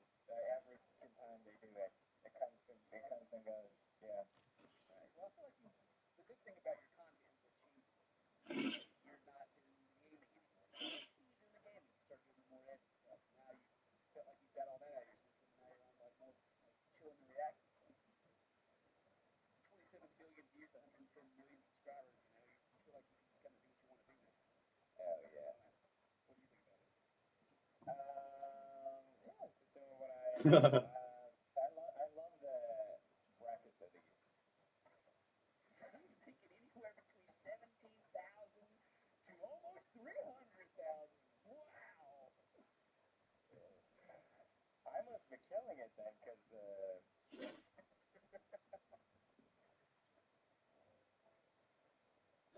Mine would impress you. You would be blown away by mine. yeah. Honestly, yeah. Nice. Anytime I say money doesn't matter, it's like, oh yeah, rich people talk about how money doesn't matter. No. All right, sorry. Guess I was trying to be helpful. All right, give some hope. Yeah. What do you want me to say? This is the greatest thing ever, and you'll never get rich. Is that what you want me to say? Yes, they're poor forever. Being rich matters. Is that what you Ei want me to vittu, say? mitä vittu. Money definitely does help make you happy. It does. Like you can buy the things you need. It takes care of all your necessities. But if you don't have any goals and aspirations before you make money, after you make money, that's not going to fill that void either. So you'll still be unhappy. You still need to accomplish something in life. I think that's what. Yeah. I think you're 100% right, and I think I know what I need to fill my void with. Yeah, what's that? Antarctica territory. You see this area? You see this white area, Ken? Yeah. On the other, you see this purple area? Yeah, I see it. Norway. You see this area? Yeah, I see it. Do you know who owns that?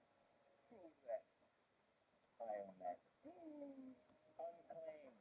It's mine now. I don't care what it takes. That's mine.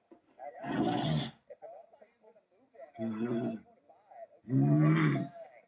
I'm not buying it because it's unclaimed. Oh, you just claim it. I just claimed it and took it. Oh my God. That's mine. Dude, get the articles ready. PewDiePie owns some I own Arctica. If Nora can own, I can own. Heck yeah. Yeah. Smart to send that. That's what I'm spending my money on. Not some fake altruism. Okay? It's Antarctica. Mine. Is mine. I did it. Thank you. I feel like you're depressed, buddy. Are you okay? No, I'm just, I don't know. No, I'm not. I'm trying to end it on a nice note. I don't know how to end on a nice note. Like, money just makes me uncomfortable at this point. I don't know what to say. I don't know why I did this video. Yeah? I mean, I can talk about me. Does that make you feel better? Yeah, go ahead, yeah. Ooh, look at this. Damn. If you believe in yourself, Right. you too can have a second comeback. This is the Let's second time we've had a go. Holy shit.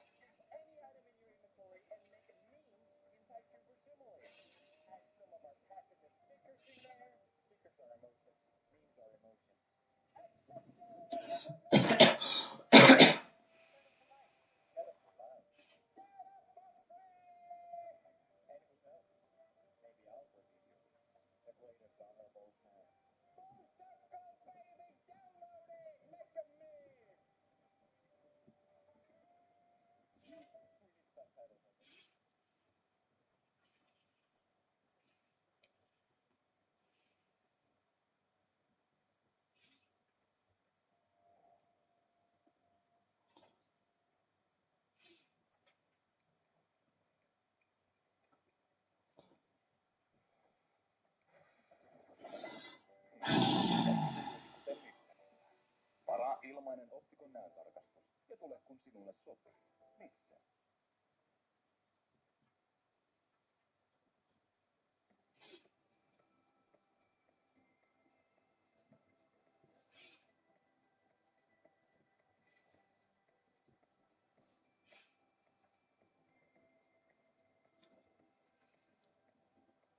Kelatkaa, kilpailijat on mainosten uhreja. Kela kuinka säälittäviä on. Mainosuhreja, kelatkaa. Ne niinku, tiedätkö mikä se oli vittu? Pelastaa sen tuotteeseen omasta naamasta. Et ihmisellä annetaan logo suoraan ottaa, tajutaan sitä. Ottaa. Otsaa tulee logo. Kelaa vittu mitä kusipäältä. Mitä vittu me kehtaa. Okei, nyt mulla on otsassa vittu kirjain show. Mut luuleeko sä, että vittu te tiedätte mitä tää F tarkoittaa? Antaa tulla. Kaikki jotka tietää mitä tässä appassa tän hatun etupuolella lukee. Niin, antaa tulla. Antaa tulla nyt tekstiin. No voi vittu mä sanon. Rintaa. Miksei vittu nahkaa? Piikittää piikki. Tää on sun lempi kanava-Ilja tää piikkitystriimi. No niin Iljan toive toteutuu kohta puoli. Pyritään vaan perii suoneen. Ja mietitään, mistä saatais neekerit naulaamaan.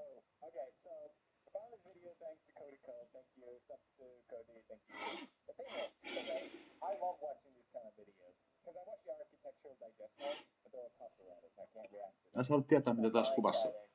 Tässä mä oon siinä, mä en muista sen kaupan nimeä. En muista kaupan nimeä. Tiedätkö sä Venäjä mikä se oli? Joku supermarketti. Siinä pikkukaupassa. Joo, kerrottiin mennä pölliin jengin kanssa sinne. Vähän vittu viinaa dokaa. Ne oli vähän liian iso pullo, niin Aku sai idea. Tai joku vittu, mä en muista kuka. Et laitetaan housuun. Kyllä se taitaa olla Aku vittu. Sillä on nää isot housus. Mielessä siis. Isot jutut.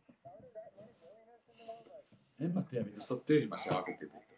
Kaikki kuuntelisit se vihjettä ja sit me laitettiin vittu tolleen ne pullot tonne housuun kinttuun.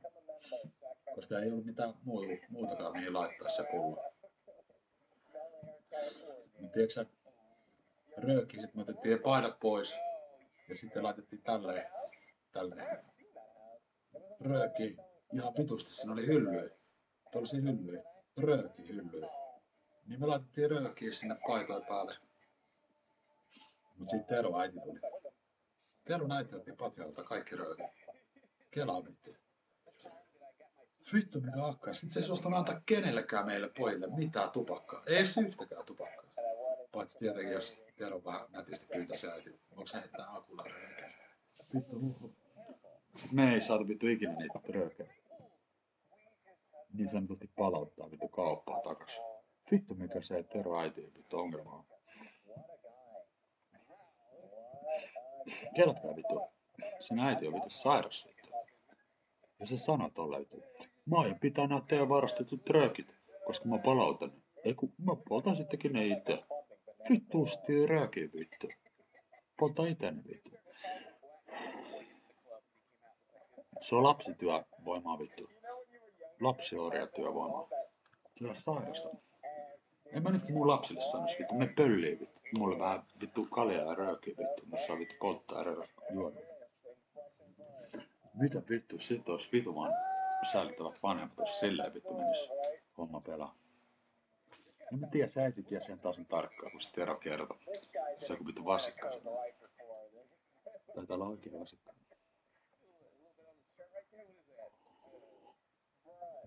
Mukava röipäivää. Voitko sä vittu puhua suomea vittu vasikkasika? Voi saatanasta tippuu. Vittu sun kikkelissä on vittu vika. Se on niin pieni, että se ei enää nouse ylös. No selvä vittu. Arva kiinnostiko vittuukaan. Oikeesti.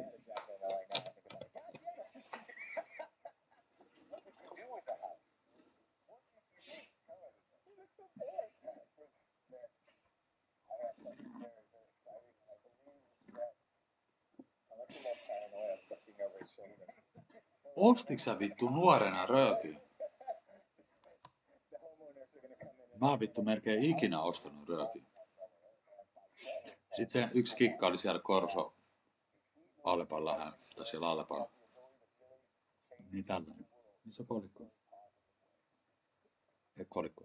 Mut siinä kaupan kassalla siitä silleen. Mä ottaisin Smartin ponnassa maksiin. Okei. Se perustaa tuolla.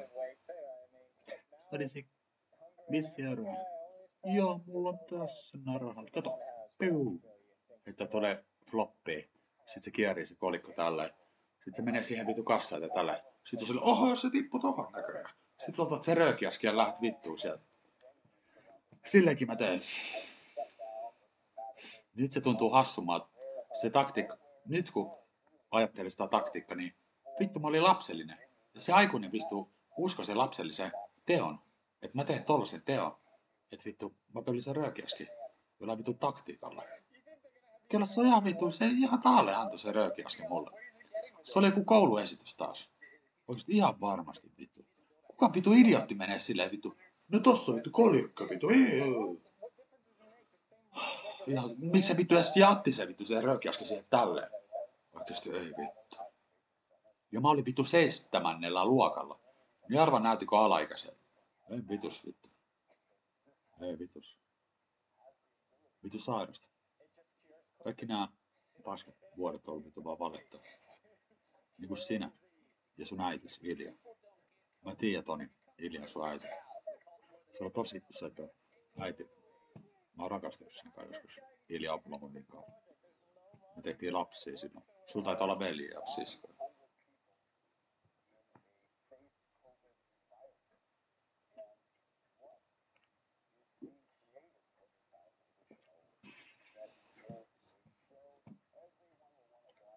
Identify with because it stalks me. I live in the house, and I live in the house with people that I love, and crazy things in a crazy Vittu saatana, mitä He's like, this house isn't gonna sell, so I guess we gotta film something. I don't know. So he compared this place to like the Staples Center and all these big places that can hold thousands of people. Not COVID safe. And then he's like, this is different because we can have like 900 people here. And we have a show, dude. I'm changing the world, bro. I'm changing the world. It's the one. Obviously, I'm delusional, but that's fine. I work with me in Los Angeles. It's whatever.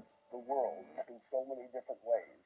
And one of those ways we're doing it is So many we ways. are creating gigantic boxing matches right in the grass. Gigantic. Maximum 900 people though. Like, did I ever tell you that I used to like me and my friends? We'd go out in the yard and have like boxing matches back in the day. This is you. This is how I get rich right here, okay? I'm gonna go to a stupid, like boring looking house that costs money just because of where it's based at. This is like a flex. It's like movies, you know, like, oh, we made this much money in our movie in the year 2020 when ticket prices were like double what they used to be. We did it. We set the record. It's the same thing with this dude's house. Just the location alone probably costs like way more than any other house. Bel Air on top of the freaking hill. Like, imagine if you had to go and build, like, I don't know, like some grand Notre Dame or something. How much do you think it would cost to build today? Probably more than this dude's house. Probably. It's like a weird flex of just. But it's the one. And I just don't understand how people can bullshit this much, but I want to see what else he says. It's very entertaining. Boxes that you could ever imagine, and concerts, and anything that you could imagine that has a pay-per-view event leading up to the pay-per-view event. I'm going to go ahead on a limb and say there will never be a pay-per-view event on this. It would just be cheaper to get an arena anyway. It's not like there's any different. Like, what are you on about? Sounds to me like he may be having trouble paying his bills, Yeah, like, exactly. We gotta have That's what it seems like. We need this place to pay for itself. Airbnb, okay. Yeah, wants to market that in the video. I'm going to have a very, very... Ei ole totta. Älä nyt jaksaa. Kesken maksuvahvistuksen. Niinpä. Mähän voin tunnistautua myös tabletilla. Aktivoi Nordea ID-sovellus myös toiselle laitteelle. Mä jätän Nordea ja vitu. Mä en enää käytä Nordea. Mä lopetan Nordea nyt tällä sanomalla. Kun sä katot tän vitu lähetyksen, niin Nordea älä enää palvele mua ollenkaan. Jätä mut rauhaan Nordea. Mä haluan lopettaa tilin kaikki pois. Mä en jaksa näitä. Like they used to have, where you have energy and you have atmosphere. And that's what we're going to do right here, starting the next couple of months. Right here on the planet. It went from like he's changing the world to like a flex. It's gonna rain money down. We're gonna do it like we used to do it, man. Great, changing the world. 900 people in the town. We have a flat field of grass here. It's gonna really make an impact. He's talking like he actually is the only one that has a yard. Boxing event. Biggest boxers that you've heard of in your life. This round table around the boxing event where people are going to come and they're going to eat and they're going to have a good time again in an event the way that it used to be, but way better than it ever was, because we have the energy from the city. They have energy from the city. What? No way! They have like some sort of electricity, or this is the one. I mean, no other house has any of this. Felix, please tell me what this dude's talking about. This guy is black face, like what? I would love to speak with this guy and be like, so how exactly is that different from any other house? So right. Okay. You know what, boxing? What? He's got Logan Paul and Jake Paul on the phone right now. Like, dude, let's have some boxing matches up here, bruh. Right, that's what it sounds like. I'm sure they could do it, but man. So how exactly is this better than a stadium then? Because it's in his yard. Okay, gotcha. All right, understand. Myself down for a front row seat. He just wants to be in on it. And there'll be 35,000 to 40,000 each, but you can. Ouch. But listen. Ouch. 35,000. Even so the this price. is for delusional people selling delusions. I love it. Buy delusions. The fight between Floyd Mayweather and Manny Pacquiao made 7. Oh my God, how fucking long do they speak? I want to see the fucking house. We have a better artist was nice enough to make this for us. That's so nice. And because they wanted to be involved in the one, but it's turned into something so much more, because my ex-wife... Do you remember at my wedding, there was this giant glass things in the building? Yeah. It's just so ugly. And they were like, they didn't tell us those were going to be there. And they said, you can't photograph them because they're copyrighted. But like, they're in our face and we don't want them there to begin with. Glass sculptures are just tacky, dude. I don't like it. My favorite part about this guy so far is that he never finishes a story. Like, he tells half of a story and then, like, goes off into another one. He's so uninteresting. I'm just zoning out when he speaks now. It was a whirlwind relationship. I met her during COVID, and... No, we don't care about your relationship, dude. Maybe it will still at the end. I don't know, but this is a charity that we have called Wings of Angels, and this is going to help children in third world countries through the arts. Because she is a well-known actress and singer in Argentina, and she came from a very tough life in Córdoba, and she wants to be part of the solution of changing the world. And one of the ways we're going to do this here is through this charity, Wings of Angels, and it's going to build housing. What the fuck are you saying? The sculpture is going to change it by building houses. You listen to this fucking dude. Third world country, children to learn through acting and for singing. That's remarkable. That's remarkable. That is spectacular. What does that have to do with a sculpture? It's like he's making it up. He's like on drugs. He's like, all right, guys, this is G Fuel.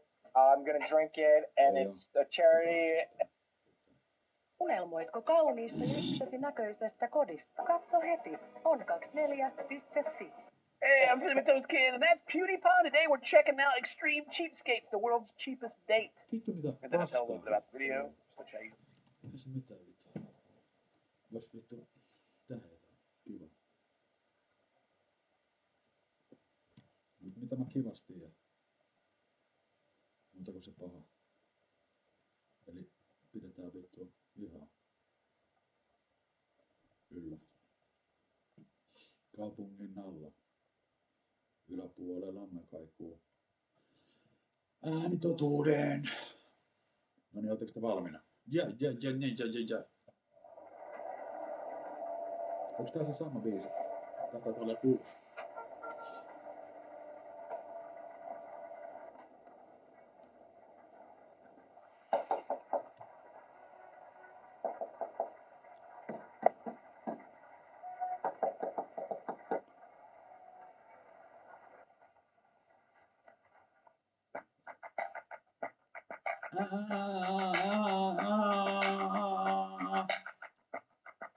Vai mitä? Ring ding dong ding ding ding dong dong. Ding dong ding dong ding ding ding ding ding ding ding. She makes the hands on the back of my neck stand up. Just one touch, and I erupt like Vittu, mä sanon vielä. Tää on vittu hyvä tää biisi. Vai mitä? Kuka muistaa Santeri tästä? Muistatteko te Santerin versio tästä? Se nostaa kikkele ylös niin. Mut jättää sen rauhaan.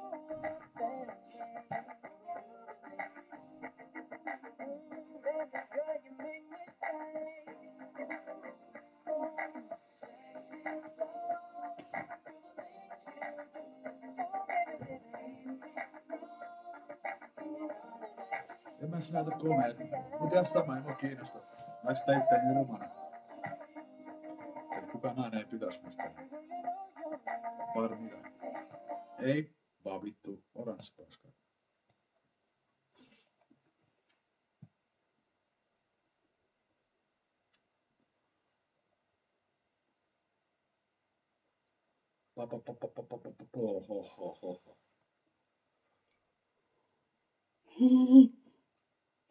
Ai vittu, mä sanon vittu, ei tästä tuu mitään vittu enää. Mut kello on noin paljon vittu, niin mitä väliä sitten?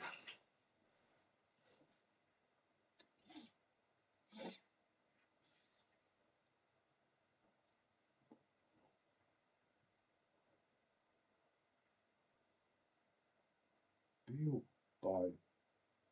En mä tiedä.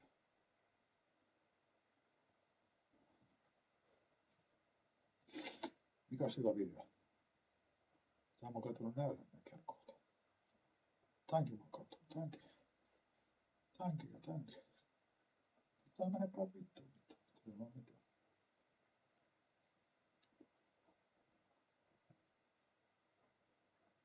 Ei vittu.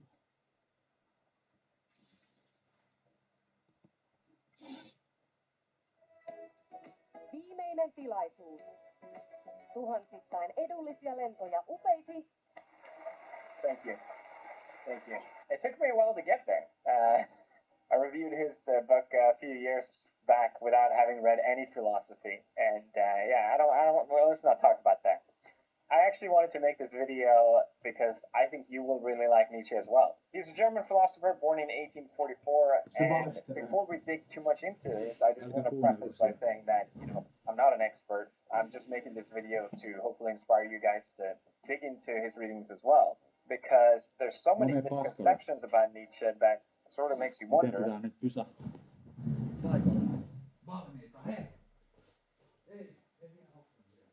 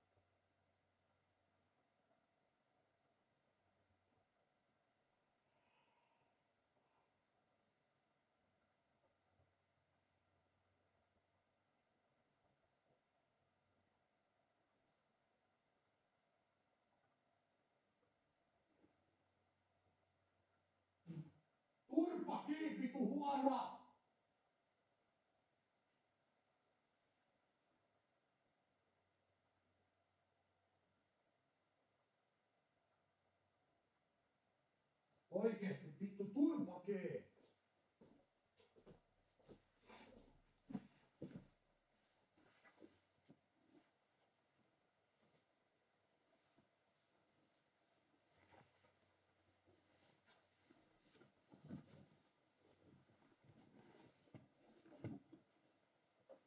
If anyone's ever actually read him, as someone who did read him and didn't understand anything. But for me, it was really fun to discover just how wrong I was with all the assumptions that I had about him. The only thing that actually turned out to be right is that he has the most beautiful mustache that probably the world will ever see. Most of you are likely to have heard of Nietzsche already. I think he's just so popular. He's referenced in movies. You probably heard of one of his quotes. Most famously, God is dead and we have killed him. And I think you hear these things and you make assumptions about him. Crazy mustache, weird name, philosopher guy. It led me to believe that Nietzsche was a nihilist, especially since it seemed like teenagers appropriate him as a symbol for thinking that life is pointless. And I like Nietzsche. I'm a nihilist kind of view. Maybe that's just me, but I remember seeing in the movie, what was it called? Sunshine something.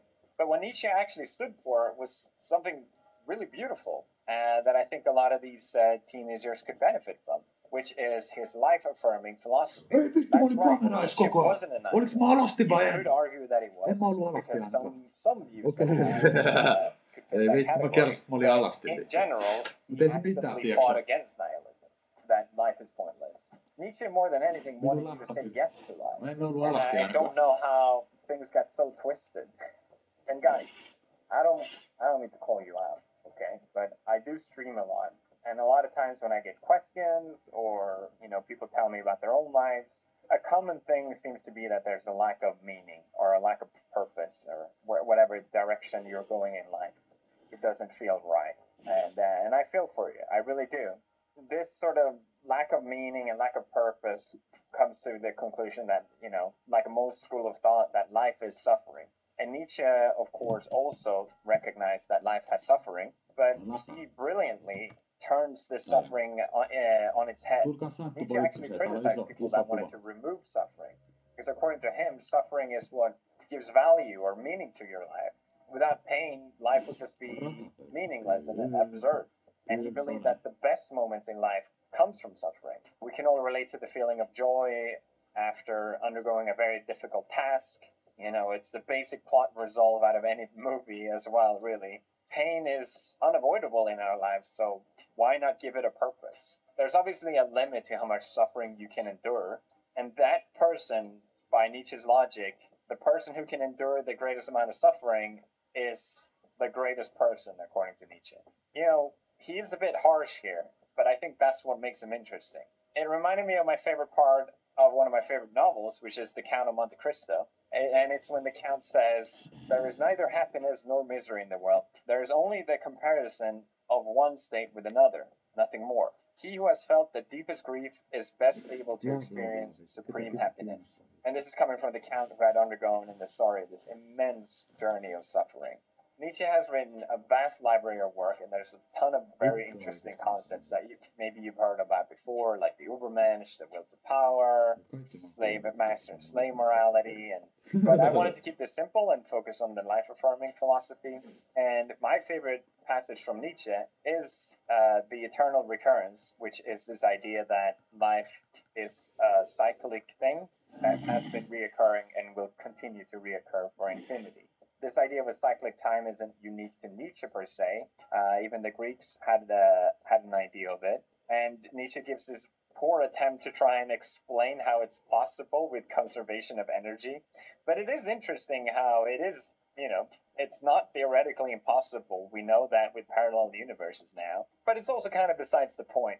It's more of a test to see if you're affirming life. And it goes like this. If some day or night a demon were to steal after you into your loneliest loneliness and say to you, this life as you now live it and have lived it, you will have to live once more and innumerable times more, and there will be nothing new in it. But every pain and every joy and every thought and sigh and everything unutterably small or great in your life will have to return to you, all in the same succession and sequence. Would you not throw yourself down and gnash your teeth and curse the demon who spoke thus? Or have you once experienced a tremendous moment when you would have answered him, "You are God, and never have I heard anything more divine"? I have.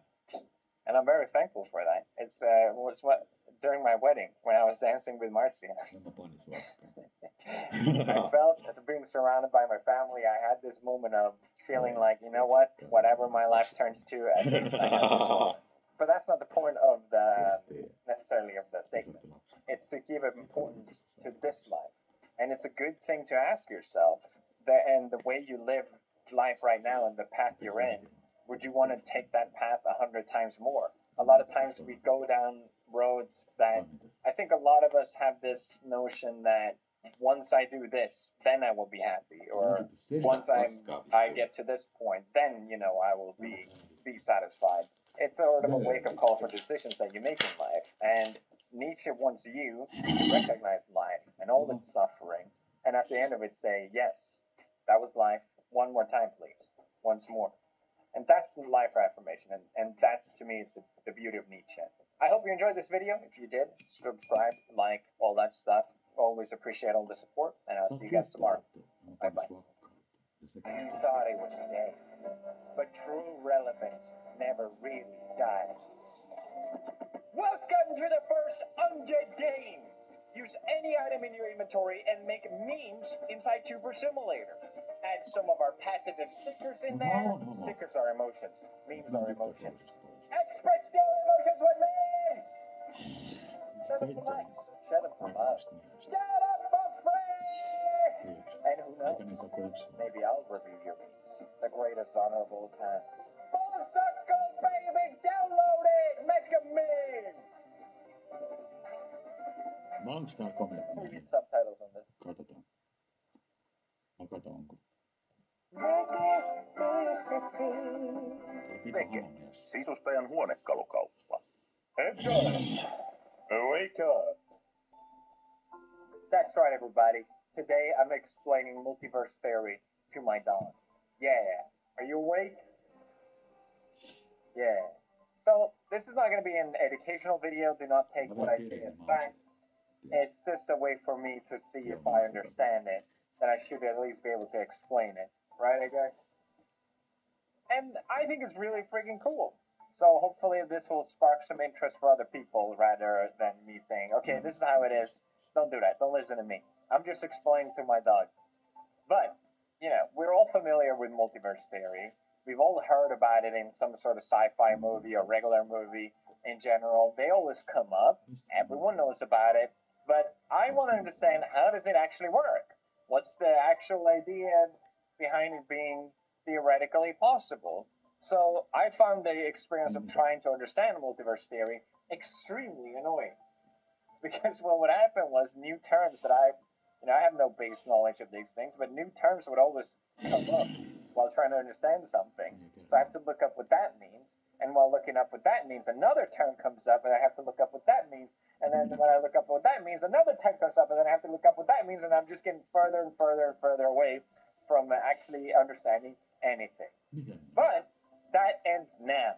The goal of this video, it might not be the most perfect explanation, but I want anyone to watch this and try and understand as well. That's my goal. We're going to keep this simple, baby. And we're going to keep this crystal clear so even my dumb dog Edgar understands. You are watching this video now, but in the video, if you make it through, you're going to be like, huh, I get it. I get multiverse theory. That's what we're doing. Now, I said that I got really frustrated, but in reality, a lot of these things that annoyed me at first turn out to be really, really cool concepts and ideas that I actually found really, really interesting. So trying to understand multiverse theory and all that has actually been really, really fun. I love doing this. And this video is more of me being excited and wanting to talk about it. So take it as that. Again, not an instructional video. So, multiverse theory is generally, as far as I understand, divided into 4 levels. So there's level 1, level 2, level 3, level 4. And I don't think there's a specific reason to why they're called levels. It's not like you have to go from one level to another. It's just a way to separate all these different ideas. So we're going to start off with level 1, and I'm going to say but they're amazing, and it's super fascinating. So let's start off with level 1. Level 1 you're probably already familiar with in some sense. It's the first one I have ever heard about, and it's the idea that our universe, or if there's infinite universe or infinite space, since you exist by mere chance, if a space out there is infinite, then by mere probability, sheer probability, there will have to be another one of you eventually out there. It's sort of picturing that our universe is a random structure of particles that just happen to be. And it's just a matter of, okay, well, how far would you have to then travel for the probability of another same set of particles being structured in the same sense? I remember hearing about this multiverse theory in, I don't know if you've seen this movie, The Beach, where Leo is like making kind of, let's see what he says. I mean, there are infinite worlds out there, you know? Anything you want to happen does happen. You know something? This is just the kind of pretentious bullshit the Americans always say to French girls, so they can sleep with them. Shut up, mate. It's cool. It's cool, right? It's cool. It's cool to imagine the idea that another version of you is out there. Right, again? It's also kind of hopeful in a way, you know? If things are here, at least in another universe, someone else is doing way better off. We can only hope I'm in the good universe, right? You're having a great time, aren't you? Yeah, do you understand? So this is generally seen as the least controversial idea of a multiverse. So picturing the space and how big it is something I wasn't really familiar with. The way we distinguish it, it seems like I just didn't pay attention in school at all, but apparently the way we distinguish our universe is what we call our observable universe, and it's basically how far light has traveled since Big Bang. Anything beyond that we can't see because light hasn't reached those areas yet, and it spans 42 billion light years. So even though you try and imagine infinite space, to me that makes more sense that the universe is infinite, because if it's finite, then what the fuck is beyond the edge of the finite? Huh? Is there just a sign that says, hey, space ends here, stop here, can't go further? But I guess in a sense we do have that with our observable universe, but we do imagine that whatever is outside our observable universe is just like space inside our universe. Cool. Great. Max actually did a really cool experiment. Max Tegmark, I think he's the one that categorized multiverse theory into these levels. And he actually did a calculation to see, okay, if we are just random particles structured, how far would we then have to travel to reach another multiverse, an identical parallel universe, rather, sorry. And he came up with the number 10 to the then raised 118. Is that meters? It doesn't sound that far, right? You imagine that 4 times 10 to raise our universe is 4 times 10 to raise 26. That doesn't sound far at all. That's 14 billion light years. You try and imagine that number? You can't. You just can't possibly even picture how far that is. But it is kind of cool that you can imagine how far to travel for another universe. There's a good picture to draw for our observable universe. Moving on. Everyone satisfied with multi-layer one multiverse theory? Yeah? Random? It's kind of weird to imagine that you exist by sheer probability, right? I don't like that thought that much, to be honest.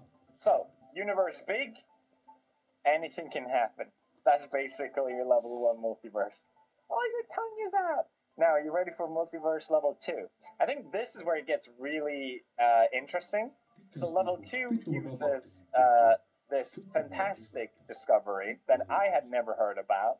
I wonder if now that probably a lot of you who are younger than me are learning about this in school, but it's a cosmic microwave background, which is basically a sort of map of our universe. It's the oldest radiation that exists in our universe, and they dated it back to 380,000 years after the Big Bang.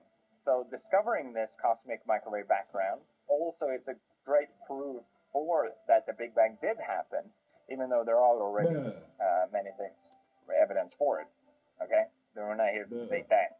But the cosmic microwave background is the sort of thing that just gives a lot of information about our universe. But it also gave us information that sort of makes things difficult to understand Big Bang. You're so cute. Look at you. So, while examining the cosmic microwave background, scientists discovered two fatal flaws, or big problems that are very perplexing. And the first one is the horizon problem. And I don't know, I just think this is so interesting. So if you look at the cosmic microwave background, and you look at two opposite ends of it, you're looking at two opposite ends of the universe. And what they realized was that these two different ends of the universe are way too uniform. By the decimal to the decimal to the decimal, I don't know how to express it, but they are so uniform that they would have had to been in contact at some point. It's kind of like how you mix two fluids together, right? You mix G Fuel with powder, eventually it finds a uniform taste. This is the greatest example I've ever done. Can you sit still? I'm trying to explain to you. So this is the horizon problem, but the real problem about this is that to travel in between them, they are so far away that it would take longer to travel between them than the universe have ever existed. So theoretically, it's impossible for these to be that far apart. So how can two pieces of the universe be so uniform alike that they would have to been close at some point and be so far away?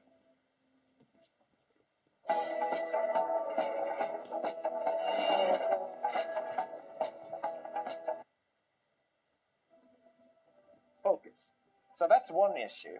The other issue is the flatness problem, which I really struggle with, and I think I've learned everything about it, and at the end of the day, all you really have to understand is the universe is really flat. In fact, it's so flat that it's puzzling just how flat it is. That's the flatness problem. And I don't know how much detail I should get into this. It's one of those things where I just went around in circles and like, what does flat mean? How can the universe be flat? I don't really understand any of this. I don't know what the best way to explain it either. There's a hello? So, I guess all you need to know, in scientific terms, without complicating things too much, there's something called the density perimeter. It's this omega sign that you see. And it sort of helps us determine what the shape of the universe is. The density perimeter is based on, I think, gravity and mass. The density perimeter is the ratio of the average density of matter and energy in the universe to the critical density. Oh, thank you. I totally understand what that means. To be honest, the math behind it, we're not going to understand, so it doesn't really matter. What you do have to understand is that if this density perimeter is bigger than 1, the universe shape will be a sphere-like. If it's smaller than 1, the shape of the universe will be bent like a struch. I don't know what it's called. And if this is 1, it's flat. It means universe is flat. So I gotta be honest, I'm not 100% sure I understand this. Okay, but they draw this example with triangles, right? If you add up all the angles of the triangle and it's 180 degrees, then that means it's flat, right? If it's bigger or smaller, then that means the universe have these two shapes. And I suppose you can do that with the CMB data of picking points that are very far away in the universe and sort of tell if the angles add up. Does that make sense?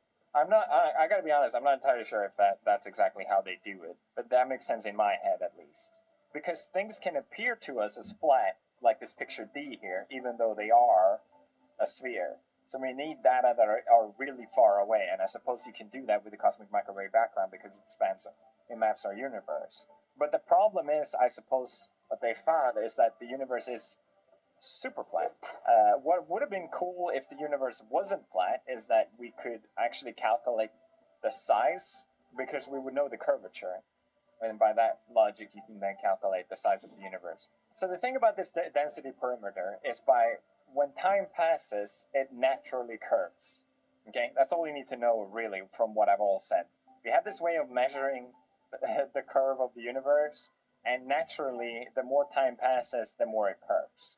And if you imagine from the point of Big Bang to the size that the universe is now, the preciseness of, if this was completely flat, the preciseness of that in the beginning, from what I understand, just is too precise. It just seems so unlikely that we would find ourselves in this flat universe with the Big Bang in mind, right?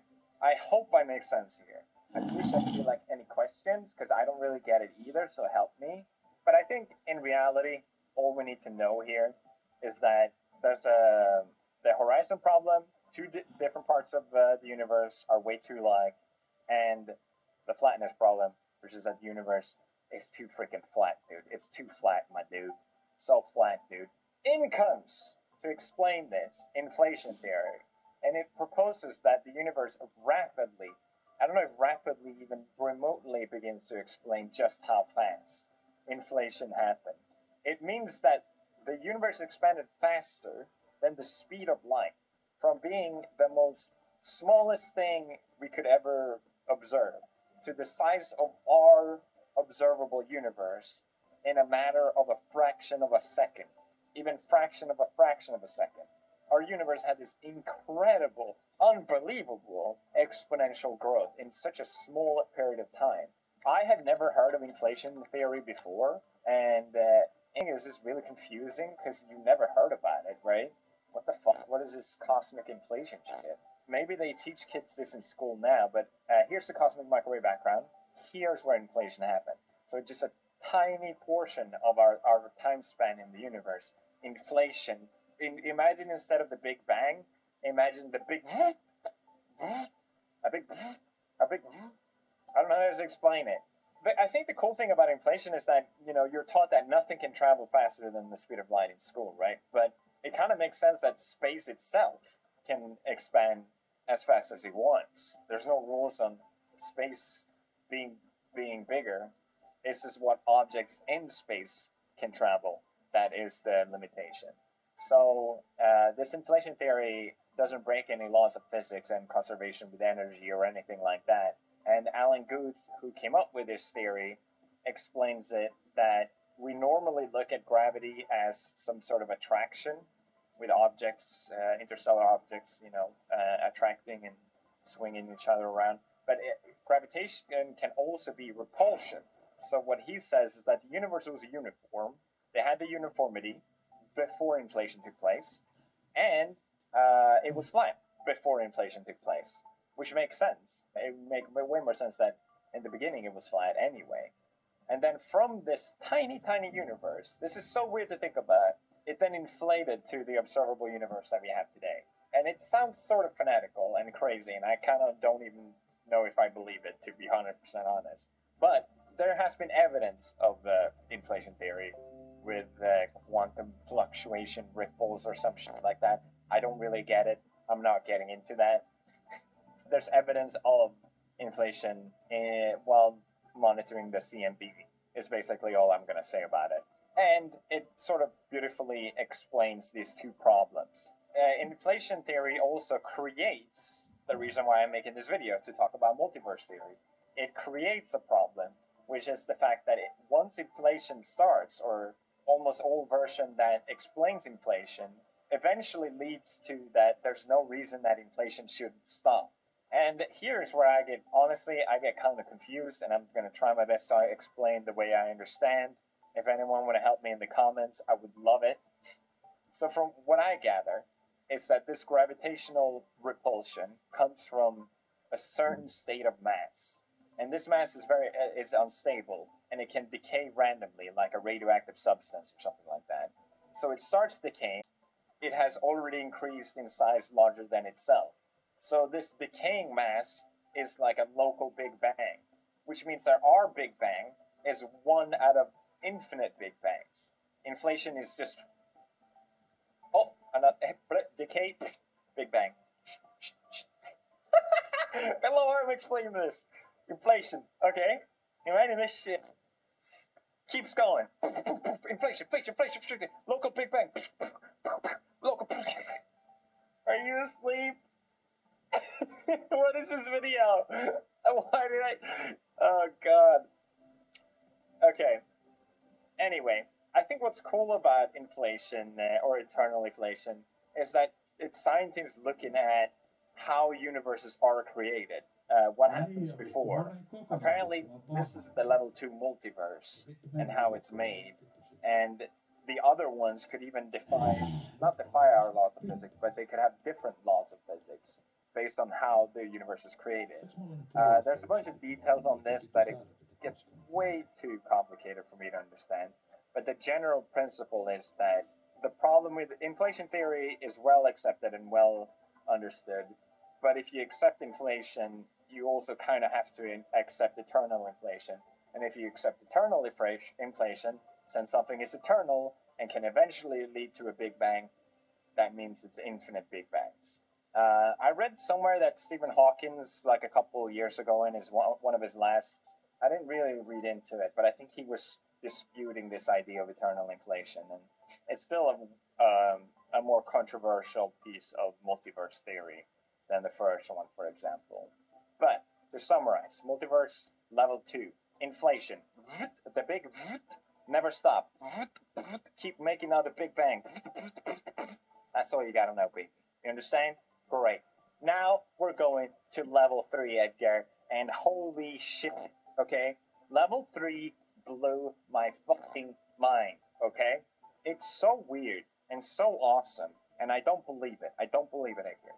So to understand level 3 multiverse, you have to understand a little bit of quantum physics, which I don't understand. A famous Nobel Prize physicist said that if you think you understand quantum physics, you don't understand quantum physics, which is just a play of making you understand just how weird quantum physics is. But all you need to know, really, is that quantum physics is describing the smallest parts of our universe, atoms, electrons, protons, molecules, and whatnot. Basically what creates everything around us, right?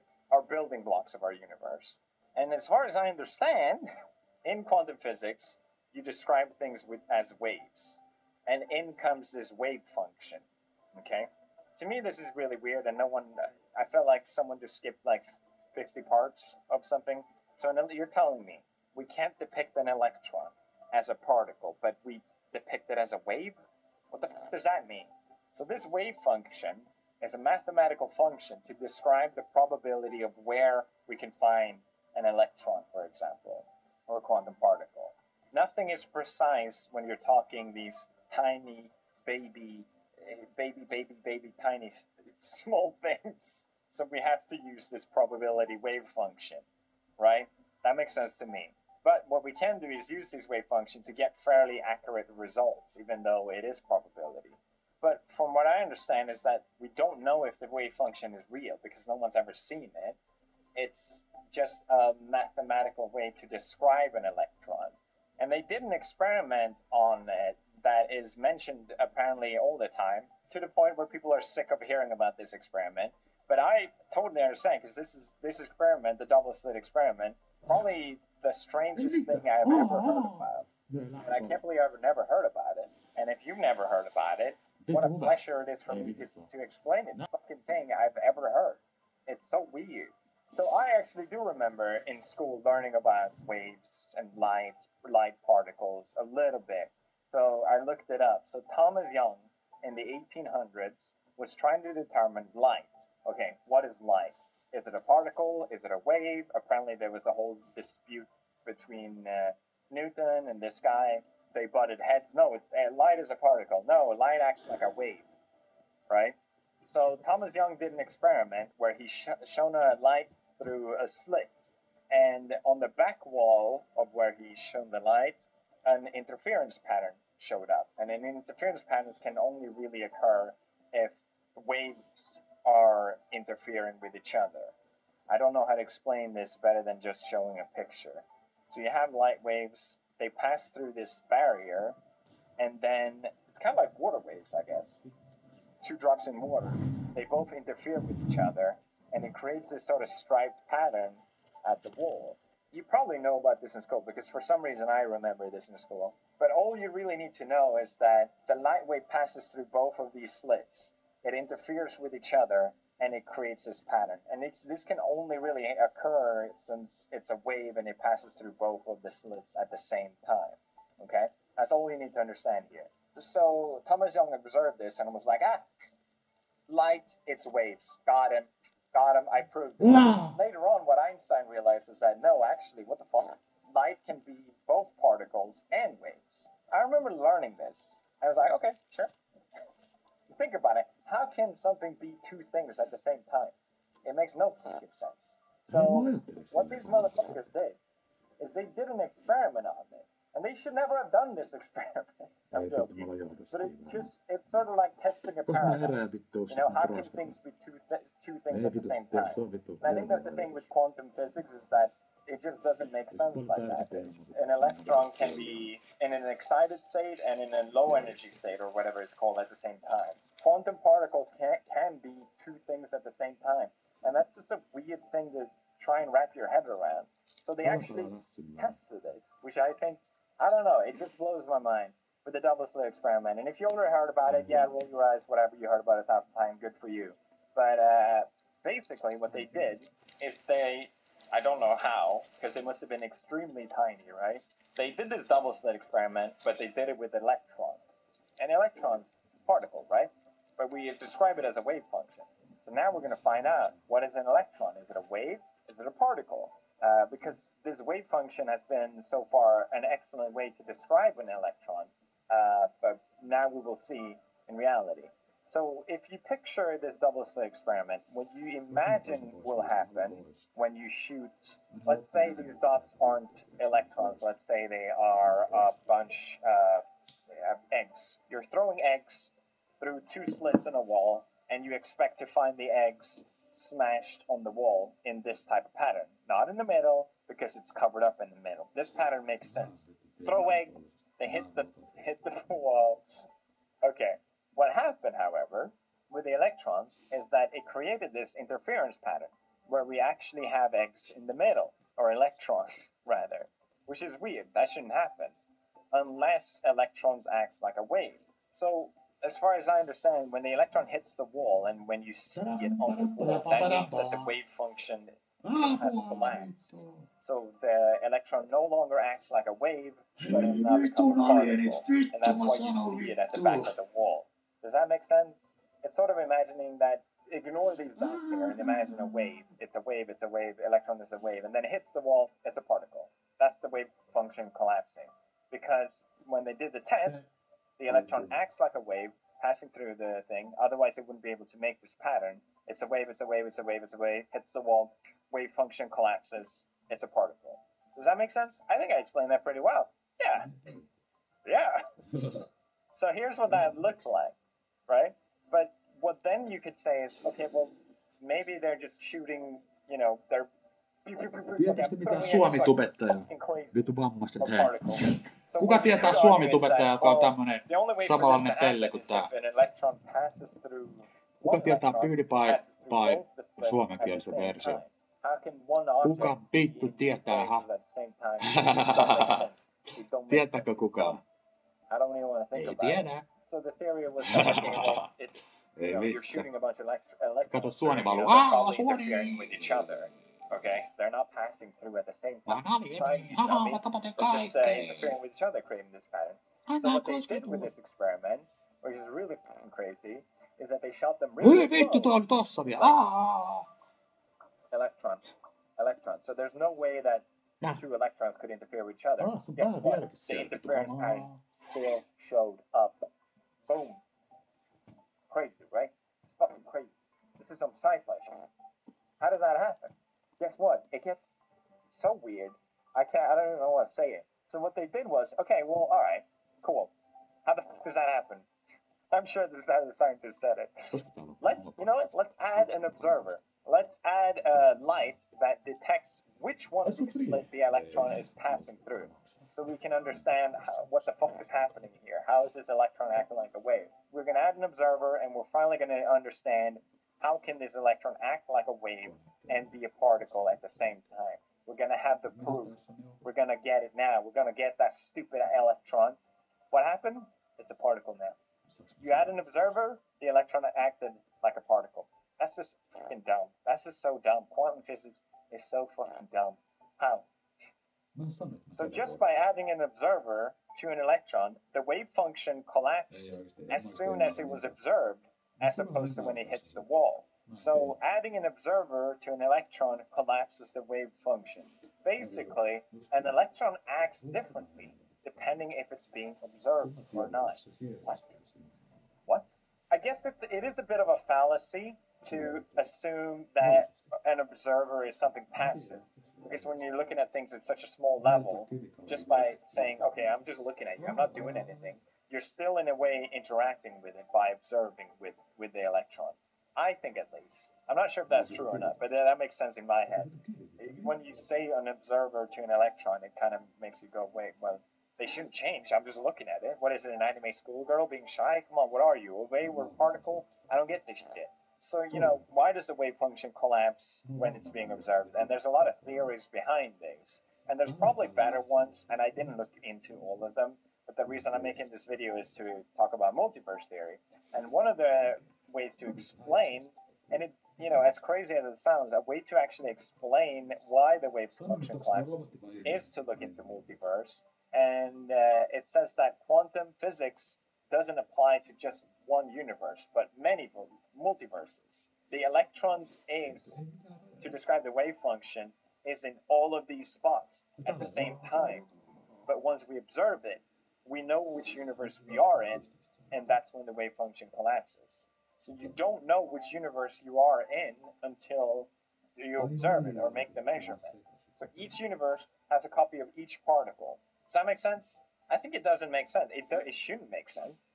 So you probably heard about the Schrödinger cat experiment, where with the exact same principle, where you have a radioactive material that randomly decays. So by probability of quantum physics, the cat inside a box will die or live, depending on this random chance of probability.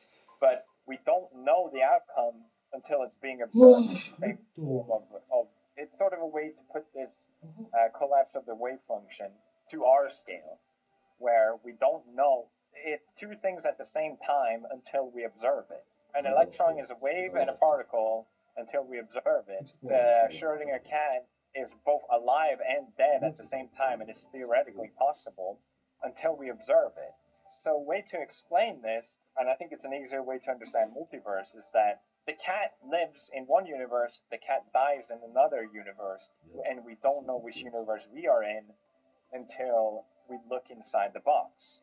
It's the same sort of principle. So this sort of opens up the door that our universe is constantly being split. We're splitting our universes depending on and creating infinite copies of infinite outcomes.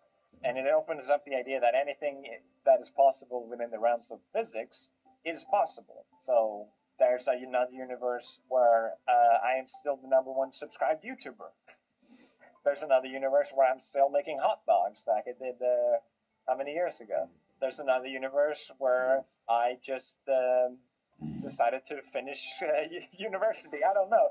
All these sort of, roadblocks that you can imagine with your own life, that each of these possibilities and each of these universes exist according to the many worlds theory that explains the quantum wave function collapse.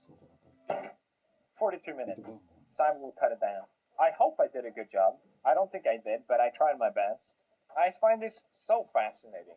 Dude, why would you want to believe in all this other shit that people make up about, dumb shit, right?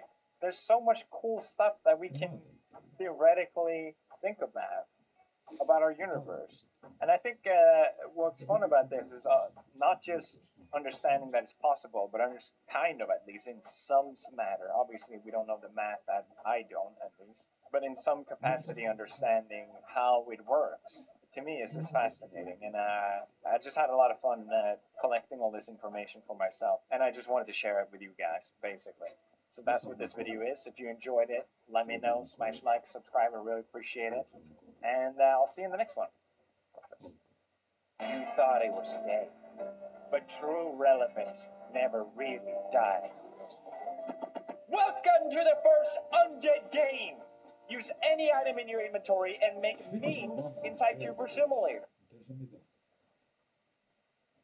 Mitä me katsotaan vittu? Tää on nekeri vittu, ihan tylsä vittu. You laugh! Mitä vittu mä nyt teen vittu? Ei se mitään vittu. Oitetaan vittu vielä. Mitä me otetaan muuten? Me voidaan ottaa vaikka tätä päivää. Kun meillä tulee How could the Greeks prove that the atom existed, and what does that have to do with being happy? Watch video to find out. Okay, the Greeks, dopest people that ever lived. They figured out all this stuff for us. Our politics, the sports, math, law, medicine, you name it, baby. But most importantly, philosophy. Thank you, Greek person. As we discussed on this channel before, they even dig into topics like how to be happy. The Stoics talks about this topic a lot. We benefit so much from the Greeks, but why does it seem like still so many people are unhappy? Bro, if you're sad, just don't be sad. Well, I read Epicurus, The Art of Happiness, and I think it highlights pretty well why so many people are still unhappy to this day. Epicureanism is quite similar to Stoicism in many ways. There's a few determining factors. Don't need to get into the nitty-gritty. This is not an expert essay. I'm doing this video in hope that people will continue their exploration and discover Epicurus and read the book themselves, basically. I was going to say a great way to understand Epicureanism is by just looking at the title. I thought the title was the science of happiness. Apparently it's the art of happiness. It should be the science of happiness. They messed it up. I'm just going to pretend that that's what the book is called. The science of happiness. Thank you. Because Epicureanism was using science as a fundamental for everything.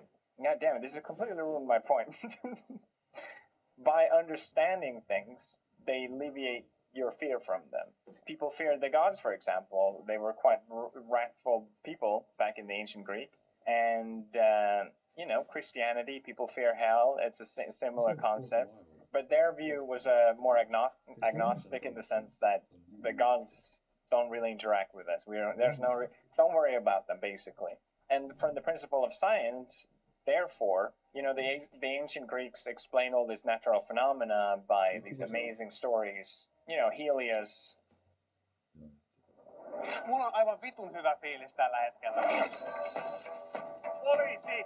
Kaikki yrityksen varat on jäädytetty korkeamman oikeuden päätökseen.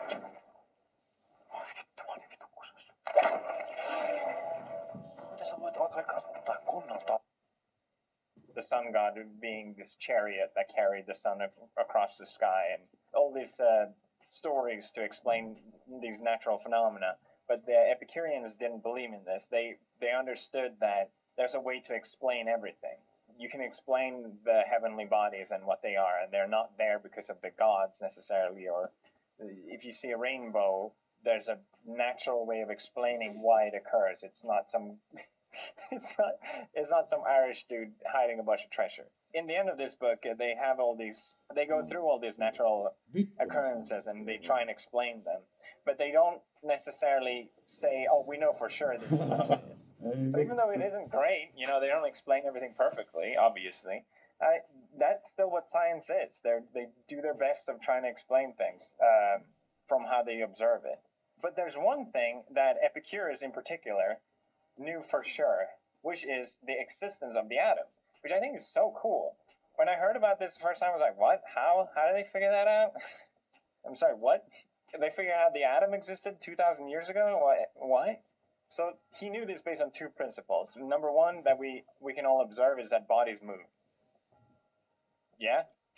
Number two is the principle that nothing comes into the existence from nothing.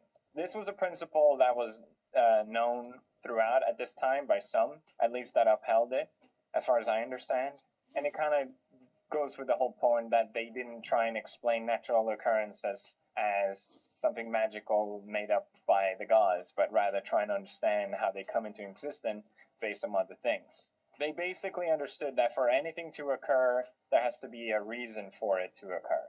Or there's an explanation for why it happens. Those are the two things. So these bodies that we observe, we can break down into pieces. Anyone can understand that. But Epicurus knew that this process of breaking down into pieces, it can't go on forever. because then it would break the law that the bodies would dissolve into nothing eventually if you repeat this process. So he understood that there has to be one singular non-compound entity that exists, which is the atom. There you go. Another thing that he believed was that the universe is infinite, which isn't hypothetically false, at least. It's not impossible. So I don't know. I just think it's cool.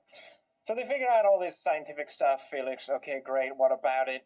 How do I become happy? Well, so their actual philosophy, Epicureanism philosophy, is technically hedonistic, which means indulging in pleasures, and that's what they value. Now, as it turns out, slander is not a unique concept for our time. It occurred back then as well. And the group of Epicureans were heavily slandered through this principle of hedonism and try to print them as these sort of sex-mongering, orgy-porgy, alcohol drunkards group of people. And that's worked successfully for many, many years until scholars decided, actually, no, there's plenty of evidence to show complete opposite, that this was all fabricated. And in fact, the truth is that they were quite ascetic in the terms of practicing their own self-discipline. So when you say they're technically hedonistic, what that means is that to them, the highest pleasure is a clear mind free from any of pain. Their goal is to achieve pleasure, but also eliminate pain. And they divide, very cleverly, I think, pleasure into three categories. Number one is what we all need, which is a shelter, home, relationships, something that we all sort of depend on, more or less. Number two is things that we want, such as luxuries, sex, alcohol. Much like the Stoic, they say, it's okay to indulge in these things, but practice it in moderation. And considering they were quite ascetic, they understood the dangers of indulging in these things. And then you have the last one, which is things that you want, but they are just bad for you in general, which is power, being famous. And the principle here is that you will never have enough of these things. You will never be satisfied having these things. Very few people go and say, hey, you know what? I have enough money now. Thank you. Jeff Bezos isn't really going, hey, you know what? I got enough fame and power. I'm quite pleased now. No, everyone keeps pursuing these things. At least most people do, because they have no limit. And I would actually argue that these two go in the same category as sex and luxuries, but I'm also very heavily simplifying these things, so take it with a grain of salt. So Epicurus had this garden, which is on the cover, which is quite famous and referenced by a lot of people. I think it was used as this area where you would teach yourself to not be dependent on these luxuries and sort of things. And garden is quite fitting for that. I remember, I think it was Socrates that was pondering of what things are good and what things are bad, kind of similar to Epicurus. And there was this example of a flower being this pure good because you smell it, you enjoy it, and there's no bad consequences for it. But whether you drink alcohol, you might feel good, but afterwards there's a consequence for it. And a lot of Epicureanism is knowing what these things are, taking action to avoid or engage with, depending on that. So in a lot of sense, it makes sense the signs of happiness in the terms of knowing what things are good for us. There's virtue in knowing, basically. So in that sense, we can take measures in life of not feeling pain later. Maybe you enjoy smoking. Well, we know that causes cancer, so you might want to avoid that. And that's the sort of net positive and net loss that Epicureanism is based on trying to compare. Is it worth it? Is it worth engaging with these things? If you're practicing asceticism, it's a balance, basically. And the same thing when you're practicing asceticism in self-discipline, if you're gaining more pain from withstanding from things, obviously, doesn't that kind of defeat the whole purpose? Epicureanism also focuses a lot on mental pain, and they put that up as worse than physical pain because it happens before, during, and after. So they link that with this might come out a bit out of nowhere, but I did like this passage. As someone who's dealt with a lot of anxiety myself, they sort of use this principle of avoiding mental pain by talking about the fear of death, for example. Secondly, we should accustom yourself to believing that death means nothing to us, since every good and every evil lies in sensation. But death is the privation of sensation. Hence, a correct comprehension of the fact that death means nothing to us makes the mortal aspect of life pleasurable, not by conferring on us a boundless period of time, but by removing the yearnness for deathlessness. There's nothing fearful in living for the person who has really laid hold of the fact that there's nothing fearful in not living. So it is silly for a person to say that he dreads death, not because it will be painful when it arrives, but because it pains him now as a future certainty. For that which makes no trouble for us when it arrives is a meaningless pain when we await it. This, the most horrifying of evils, means nothing to us then, because so long as we are existent, death is not present, and whenever it is present, we are not existent. It is of no concern either to the living or to those who have completed their lives. For the former, it is non-existent, and the latter are themselves non-existent. There was also a passage, I don't remember where it is, but it was talking about life is long enough for someone that lives it well. Wish I could find it. Read the book, it's great.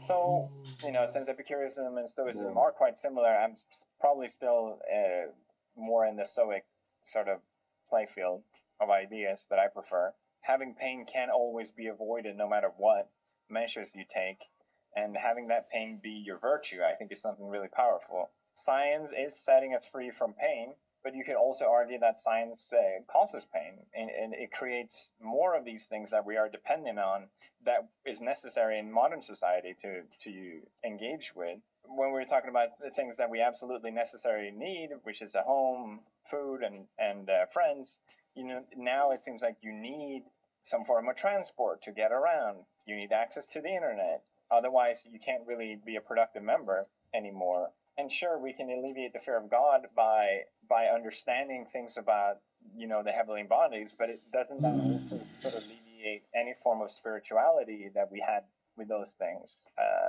Sure, we understand that the sun is not the sun god Helios carrying it across the sky, but we understand it's just a ball of gas or whatever that we could literally shoot with nuclear missiles if we so damn pleases us. Is there a net loss or a net gain there? I don't know.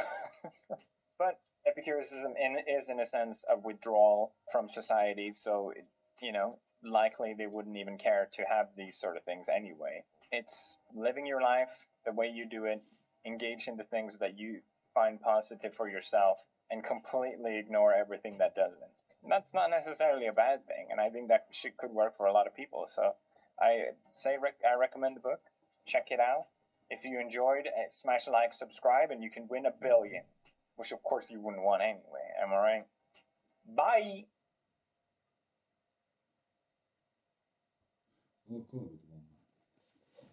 Kuka vittu tällaista paskaa jaksaa katsoa vittu?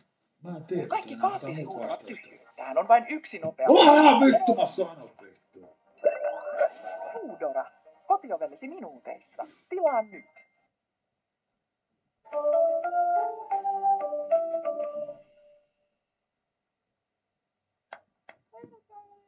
Let's finally review Plato, the Republic. Why am I doing this? How did I go from... Fucking cringe. It's cringe for me to even bring it up, but I used to scream at horror games. Anyway, I'm new to philosophy, and I've always been told that I should always start with the Greeks. And no thank you, I always say. I would rather read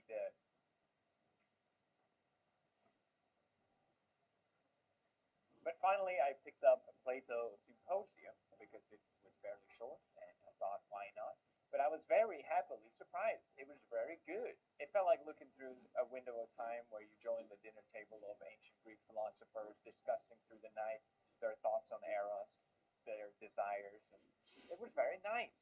So naturally, it led me to want to read The Republic, which is arguably Plato's greatest work, if not one of the greatest political Western philosophies of all time. What a title, everyone. And again, I was very happily surprised how much I enjoyed it. For those of you who don't know, it's a dialectic. It's a dialogue between two people or a couple people with different views and somehow coming to some form of conclusion.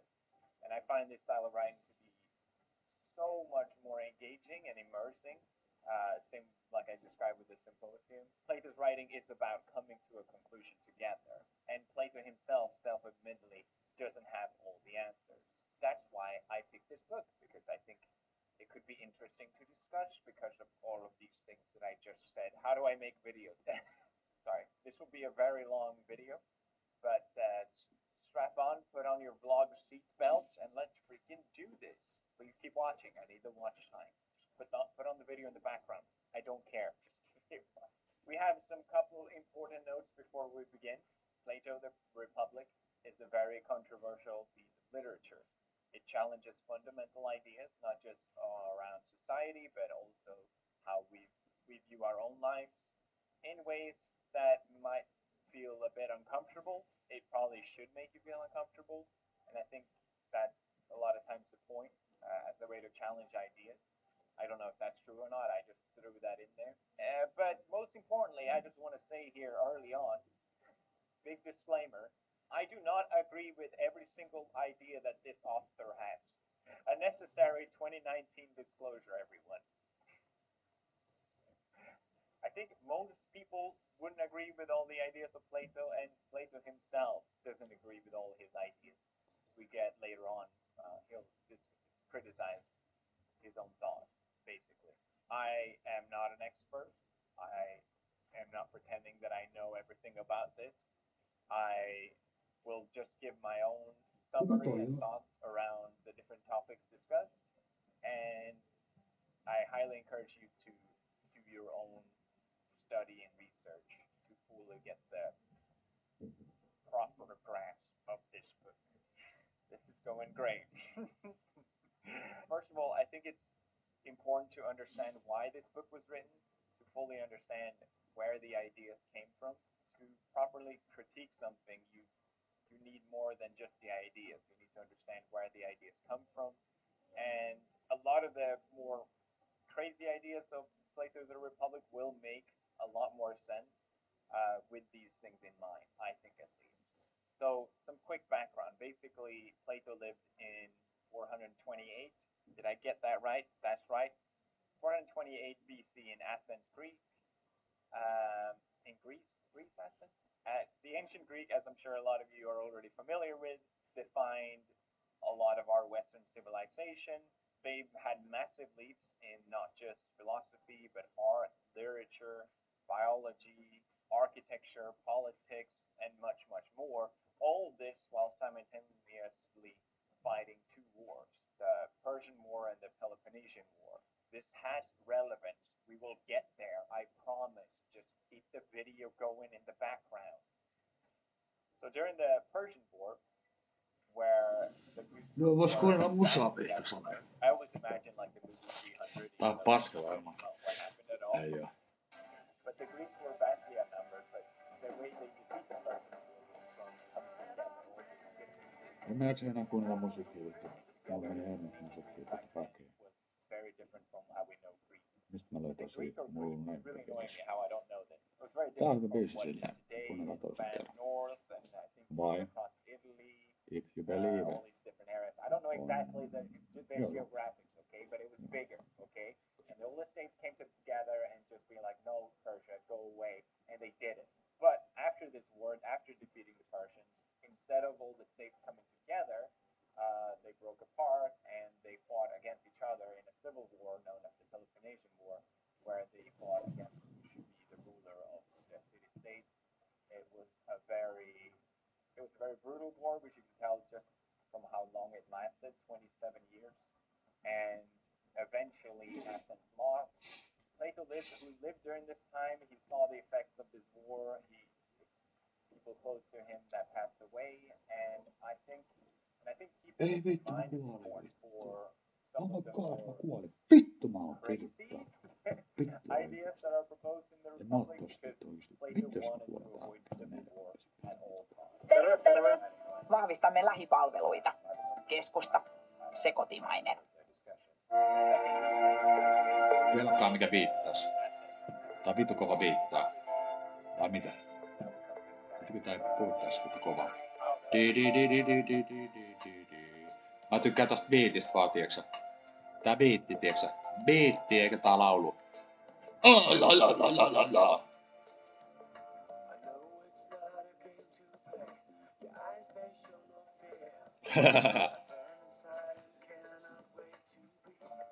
Baby,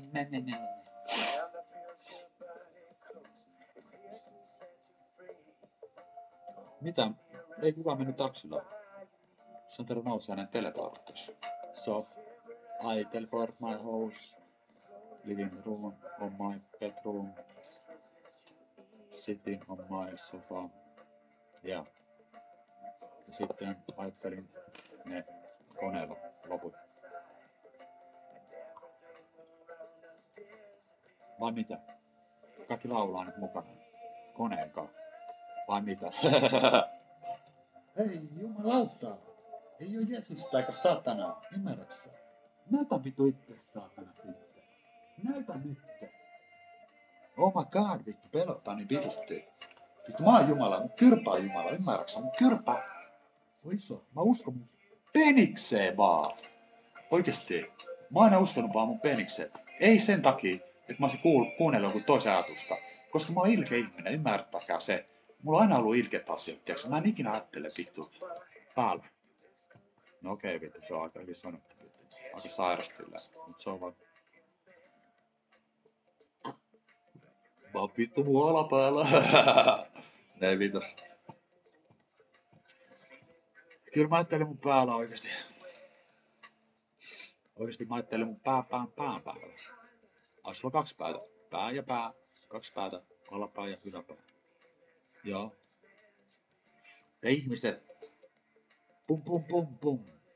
Oikeesti ei mua kiinnostaa ampua ketään. Eiks mä oon silleen niinku... Mua kiinnostaa puh! Mä en halua olla teidän kanssa. Mä haluan olla vaan yksin. Voitteko te lähteä pois? Koska mä en saa niitä katsojia tänne, ketä mä halusin. Niin, voitteko te lähteä pois?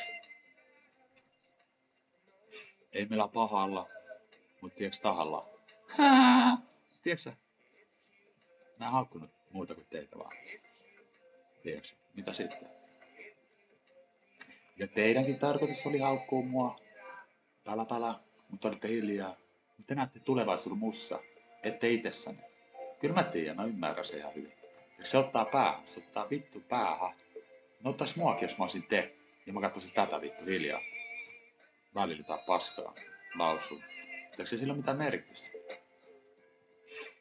Mä en kunnita ketään muuta kuin itteeni, vaan kaikista eniten.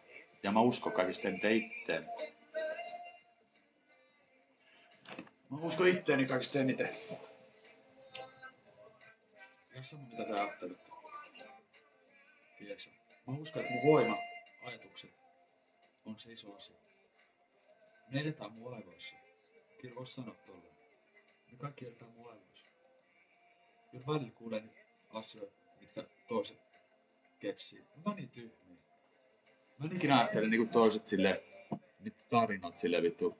Toi on toi ja toi ja toi vittu. Tää on tää. Pala. Mä huomaan, että tekin tykkäätte kopioida mun vittu tarinat ja pistätte yhden kirjaimen siihen perseeseen. Ketä kiinnostaa vittu? Ei sillä mitään merkitystä.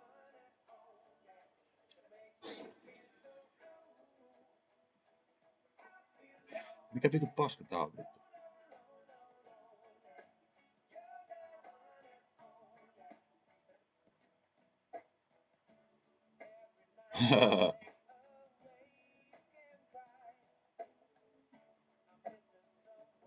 Pidetään paskabiisi, mä en jaksa tätä paskaa vittu. Turpa vielä alla vittu.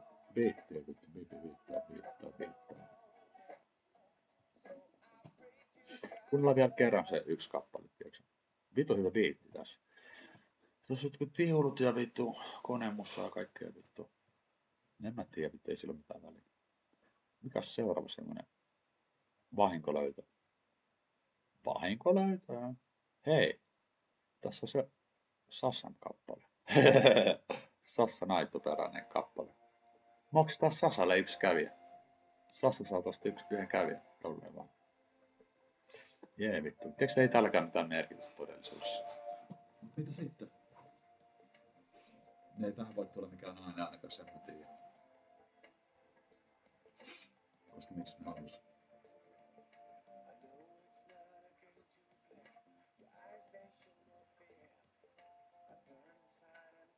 Kyllä mä pelaan peliä. Miksi ei usko?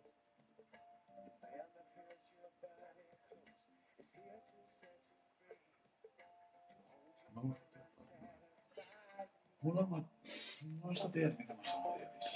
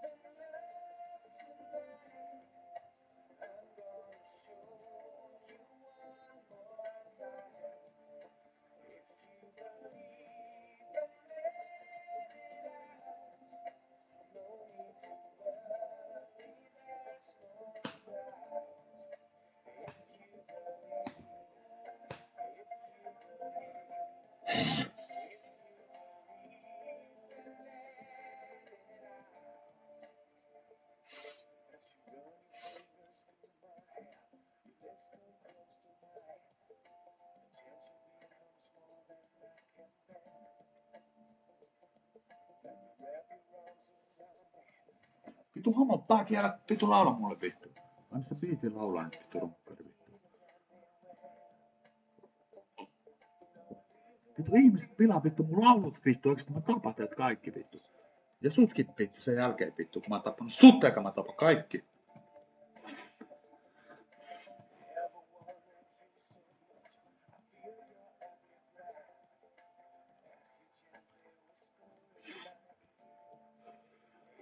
Believe in love. Vaikka sinä on vaan kaikki näyttelijät, niin ei sillä ole väliä, en mä tappais ketään. Koska te vaan yritätte opettaa ja näyttää koko ajan kaikki tiedät. Mä nyt tiedän, että kaikki on valetta. Mut miksi mä suutun aina niin nopea? Mä suutun niin nopea, koska mä vittu enää tiedä mitään. Mä haluaisin oikeesti kuolla vittu. Miksi mä en kuole koskaan vittu? Mä haluan tappaa itteen. Mä en usko mihinkään, mutta mä haluaisin tappaa, että joku tappais mut nopea. Kyllä joku tappaa vielä, varmasti. Vittu te paskiaiset, mä haukun kaikki manneen vittu. Te mustalaiset, mä hapasin teidän sulut ja kaikki vittu. Neekerit, tulkaa tappaa, mutta mä haukun teet vittu. Mä teen tästä taidetta vittu ja mä tienaan sille vittu rahaa vittu, pellet vittu. Ja sinä vittu valkoinen poromies vittu. Mä teen susta vittu paskaa vittu, suoraan sanottuna TVC. Juona sellaista paskaa vittu, että pumpapaa lassittaa ja tekee sarjoa siellä vittu susta. Ja sustakin hiljaa, kaikista teistä pelleistä vittu. Te vittu mun pelleä vittu, te ootte mun koiria vittu, te ootte mun huoria kaikki vittu. Te kaikki ootte mun huoria, kaikki 10 katsojaa, 9 katsojaa ootte mun huoria. Mitä te siitä tuumaatte? Jos sä uskot, niin kannattaa uskoa, vai mitä? Koska mä en puhu paskaa.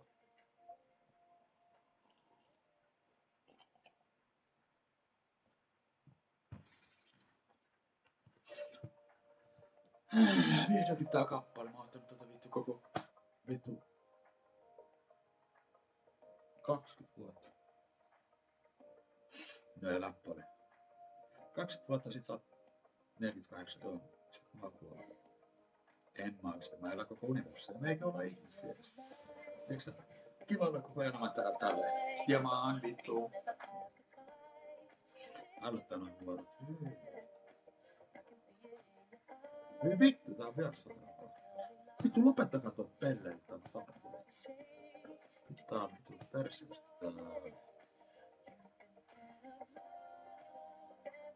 Ai tääkin on se. Kyllä se vähän kuulostaa. Ei mä nyt muista. Miksi tää kuuntelee tällaista? Noniin, copyright.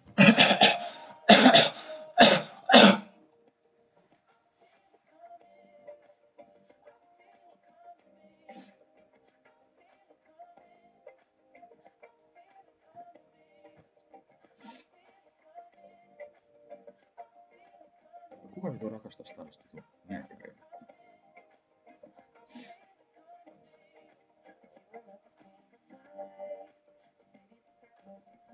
Ehkä joku sitten on vittu sekapäin. Meillä on vittu erilaista taivaa. Tai oleks me robotteja? Mitä? Ei me nyt kaikki voida olla robotteja. Ei vitas. Jos me kaikki ollaan robotteja, niin vittu joku on paljon meitä, niin robotoimaan meitä. Saatana vittu oikeesti, missä mä oon vittu? Alkaa vituttaa.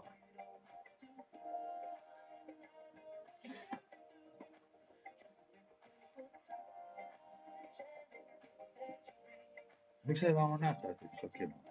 Se ei oo. Koska sä näytät, että se on kiva? Ei tää yhtään kiva vittu. Miksi te ette tunne, että se on kivaa, kun tuntuisi? Ei se oo varmaan. Pitää ärsyttävää varmaan. Te osaatte vettä kielessä varmaan. Tuossa sinä taidot vittu. Ei sit täällä näytä aitoa vittu paskaa. Ei se tarvii ikinä näyttää. Ja vittu mä tuun kohta. Mä tunnen tulevani. Mä tuun kohta, mä tunnen tulevani. Mä tunnen, mä tulen. Mä tulin ja mä tulen. Mä tulen ja mä tulen. Tulen. Mitä asia viemään. Vittu kokis on loppu vittu. Oh my god vittu. Tiedätkö mitä? Mä sanoin Jumala auta mua. Tiedätkö ei Jumala oo vittu. Piru homo runkkari. Mihin sä aipeesta? Vittu tuu peru sanomaan vittu. Sanomat tänne. Sanomat tänne ja hei. Nyt mä oon valmis sanoa sulle vittu alien vittu jotain. Tuu tänne alien sano. Tiedätkö sä alien vittu? Mä tunnen just sellaista. Tiedätkö sä, että vittu mä muistan ne ajatukset ja mä osaisin sanoakin ne sanat. Mä en halua vaan sanoa niitä sulle. Tiedätkö sä? Fuck you bitch. Vittu mä... Vittu.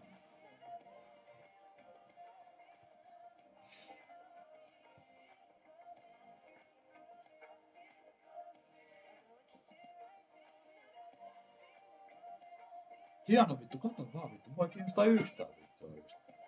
Tiedätkö sä vittu mä vittu rakastamiseksi on vittu. Tiedätkö sä vaan?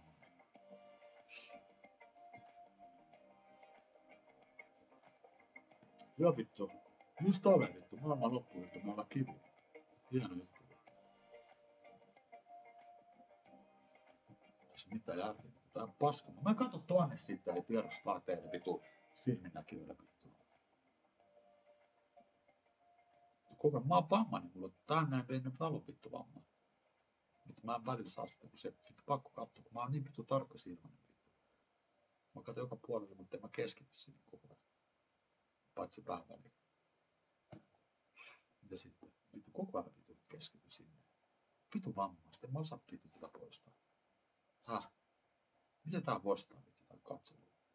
Tää paska tästä. Ei vittu mitenkään sitten. Ollaan valoa siis. Ja nyt. Joo vittu. Mitä vittu nyt tää? Tää jatkuu vielä. Vittu kun tää jatkuu vittu. Mä en jaksa tätä jatkuu loppuissa. Jos tulee pihallintajärjestelmää ja sovi vastus toimivaksi. Syntyy rinnalle Exceleitä ja pieniä softia. Vois lähteä. Mitä vittu tää jatkuu vittu? Onko se vammainen tosissaan? Te ette oo vittu edes tehnyt näitä Hollywood-pelejä vittu. Mä en oo ikinä tehnyt teille.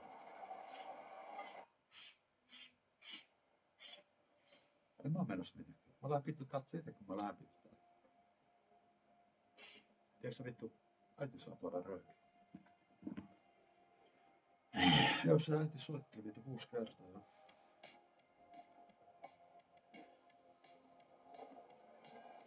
Kova juttu vittu aina vitussa.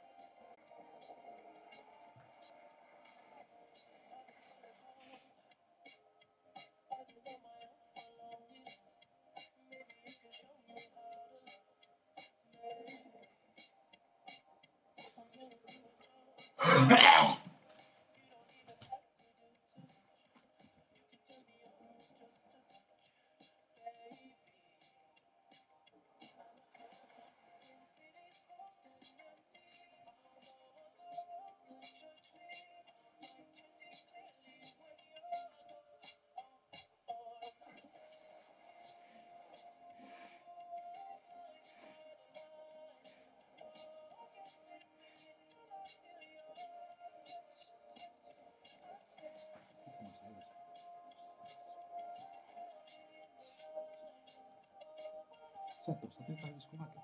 Mäkin voin tehdä tälleen, tiiäks? Sä et yhtä hyvissä kuin mä. Tiiäks? So.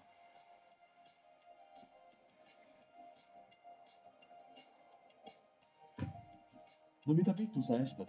Vittu vamman, eikö sä ottaa henkeä vittu? Oikeesti älä estää vittu mitään.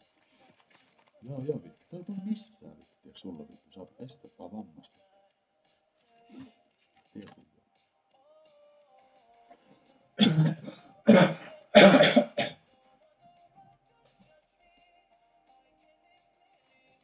Ei ketään kiinnostaa just, eikä muakaan kiinnostaa.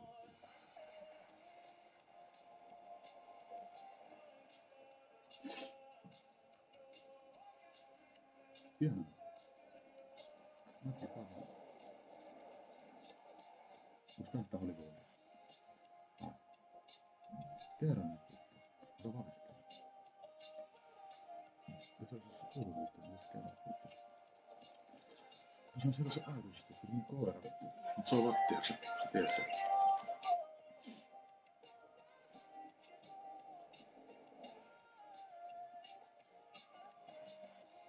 Äsken keväällä minä, tiiäks? Mä oon tämmönen mies. Kaikki halus olla minä. Säkin halusit olla minä. Tiiäks? Joo, just tolleen.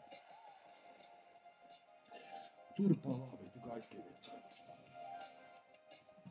Sit mä oon täällä istumassa. Mä istun täällä tälleen. Joo, mä istun jos. Mä tiedän, että tää loppuu auton kohtauksia, mut nyt sä juokset siellä. Nyt sä juokset karkuun. Etkä löydä autoa. Aina sä oot sinne tien varteen sitten. Ja pääsit karkuun. Ne hakkaus. Oikeesti sä et autoa olla muuta sitten. Mitä sä näet se auto siellä? Mä kuolin luihin. So. Miksi sä nauraa mulle? Miksi sä naurat tuolle? Luuletko, että toi hauskaa? Luuletko, että mun elämä on hauskaa? Mitä tosta? Miksi sä et oo sanonut mut mitään ikinä?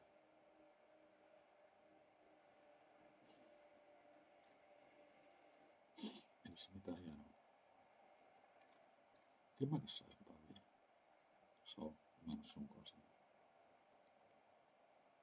Sä oot yksin sinne. Et sinne yksin. Mut sä elät yksinäistä elämää. So, vittu kaikki ei halua yksinäistä elämää, jotkut haluu. Sitten ne piilaa, vaikka ei tunnu missään. Verkkokauppakomissa on nimittäin ale. Siitähän vois vaikka innostua.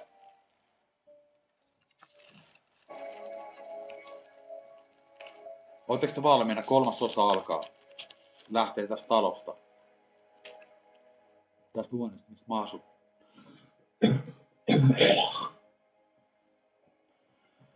Joo. Tää on ne Soine kirkkoherra. Noita ja Pirutarvo. Seni. Vales.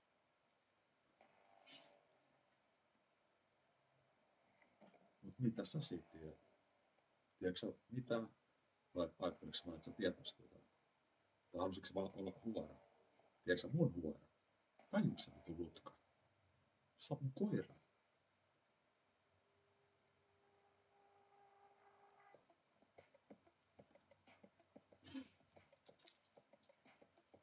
Ja mä tiedän, kännyllä mä lähetin sen viestin. Mä lähetin sen tosi tarkkaan sille lauleelle.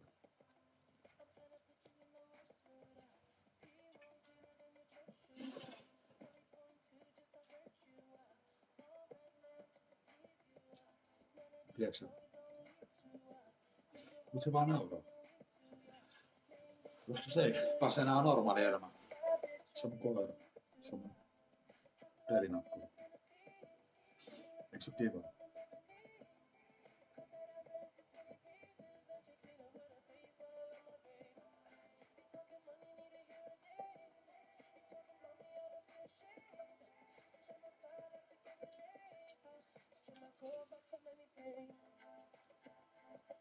Kuka vittu uskoo Jumalaa vittu vaan? No kyrpää, kun sä uskoo.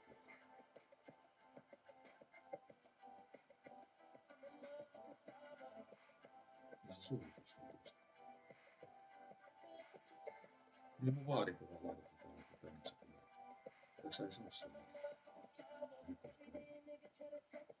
Kaikkia voi laittaa kuvia paljon niitä haluaa. Te veitte, että se mun Mä tiedä sun laskea tästä. Ja sun veljes, pikkuveljes. Ja mitä?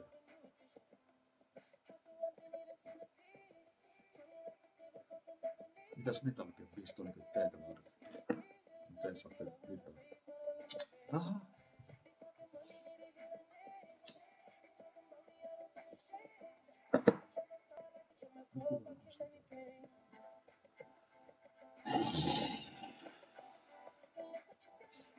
Haloo. Miks? Pitääks mun tulla sinne?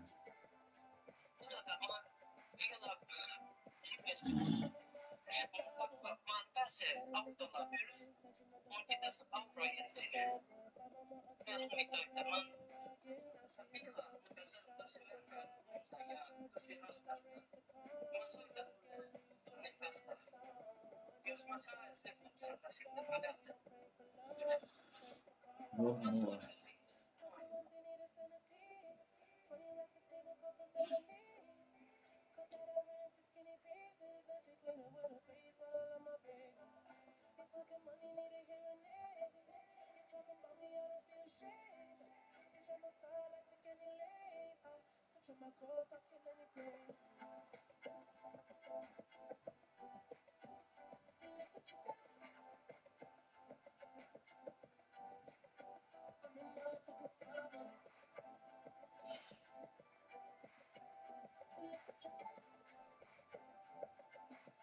Ei vittu, mä oon kyllä ilkeä vittu.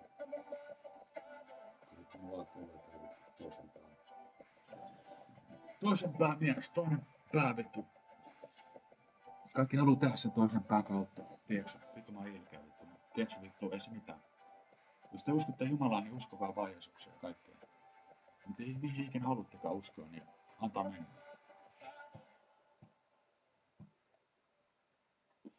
Mä ajattelen koskaan muuta kuin itseäni.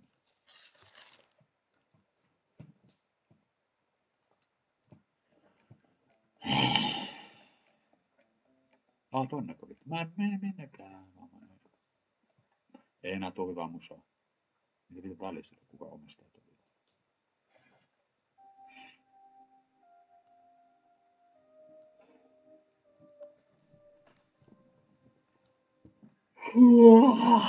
Hyvä vittu, ei ollut missään vittu mitään.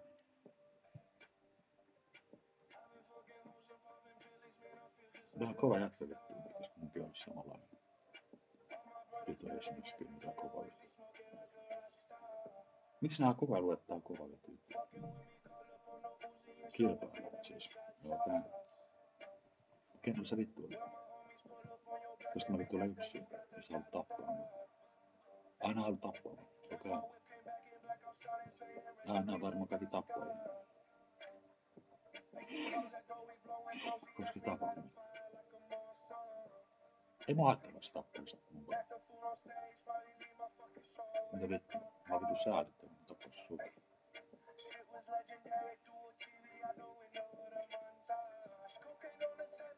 Mä oon myyrmäys.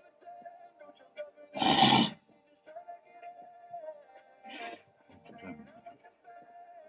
Nyt se tuo kielä.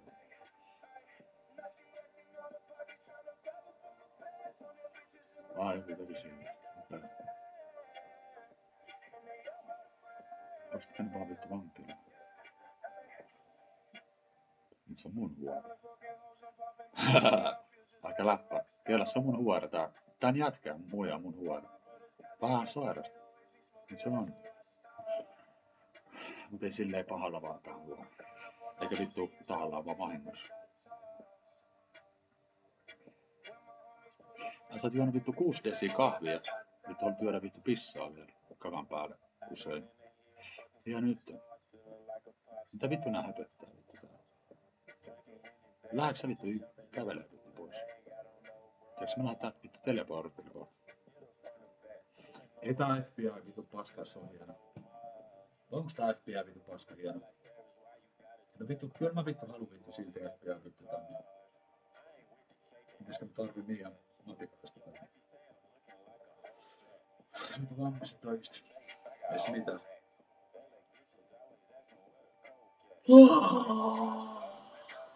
Se mun mielikuvitusystävä siis. En sitä, joka oli mukaan tekemisessä sillä. Se käytti sitä nimeä. Ymmärrättekö sitä? Älä sekoita sitä siihen.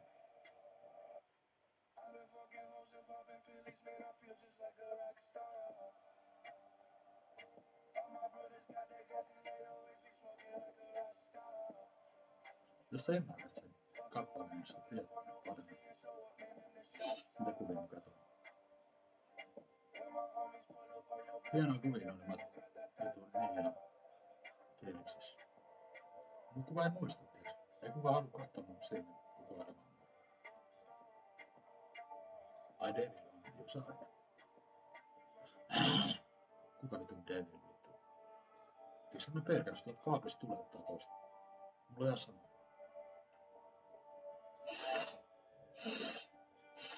Koska ne mun kaverit vaan vittu. Mä hengaan niitä koko päivää. Tiedätkö? Siksi nää ihmiset ei saa sanoa mitään. Koska se tappaisi sut saman tien. No ei vitus, ei ne oikeesti ihan mun koiri. Ei, nyt rauhoitutte.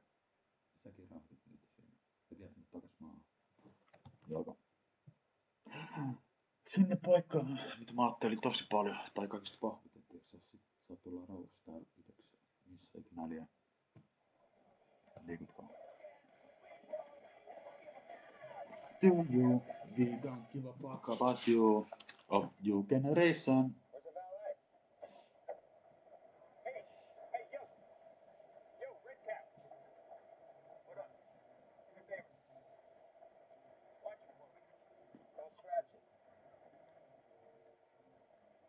Miksi tää tällä tekee?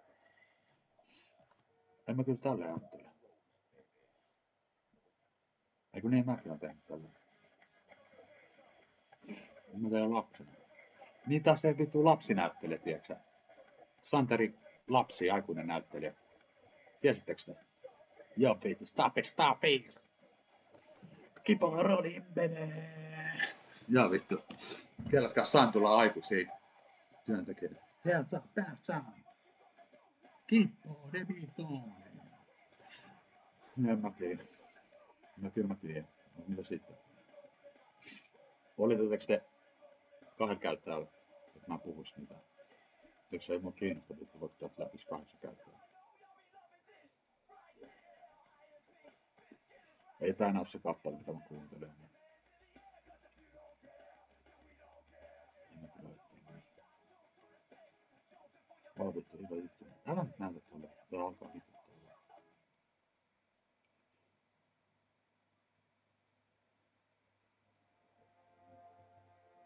Mistä tuttu tähän? Älkää tulko mainostaa mitään, kun te ette lähde minnekään. Te ootte sieltä helvetissä ikuisesti ajan. Mut tiiäksä, mä lähden kohta. Aina mun piti lähteä tän kaavittu tänne. En mä lähde tänkaan minnekään. Tää homma, mitä ei osaa puhua. Eikö se ei saa kuunnella musiikkia?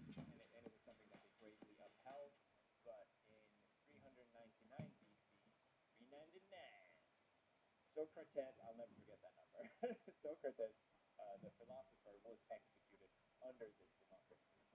And I think this is something that really affected Plato and also shaped ideas for the Republic. So the Peloponnesian War and the fact that Socrates was executed. I don't know if this is correct. I'm just saying. Okay, so then what was Plato's and Socrates' relationship? We haven't even started with the book review yet, Billy. This is just an essay at this point. I just think it's necessary to establish early on their relationship. I didn't really know it. I mean, I think most people have heard of Socrates, maybe not of Plato or vice versa, I don't know. But Socrates was a philosopher. He is a historical figure that did exist. The thing is that... No mitä sä haluat tietää, vittu? Sä vaan ajattelet, että mun aivo on vittu vammainen. Miksi sä puhut tolleen? Miksi sä syöt mun aivoa? Onko se vammainen? Ei mun kiinnosta vittu.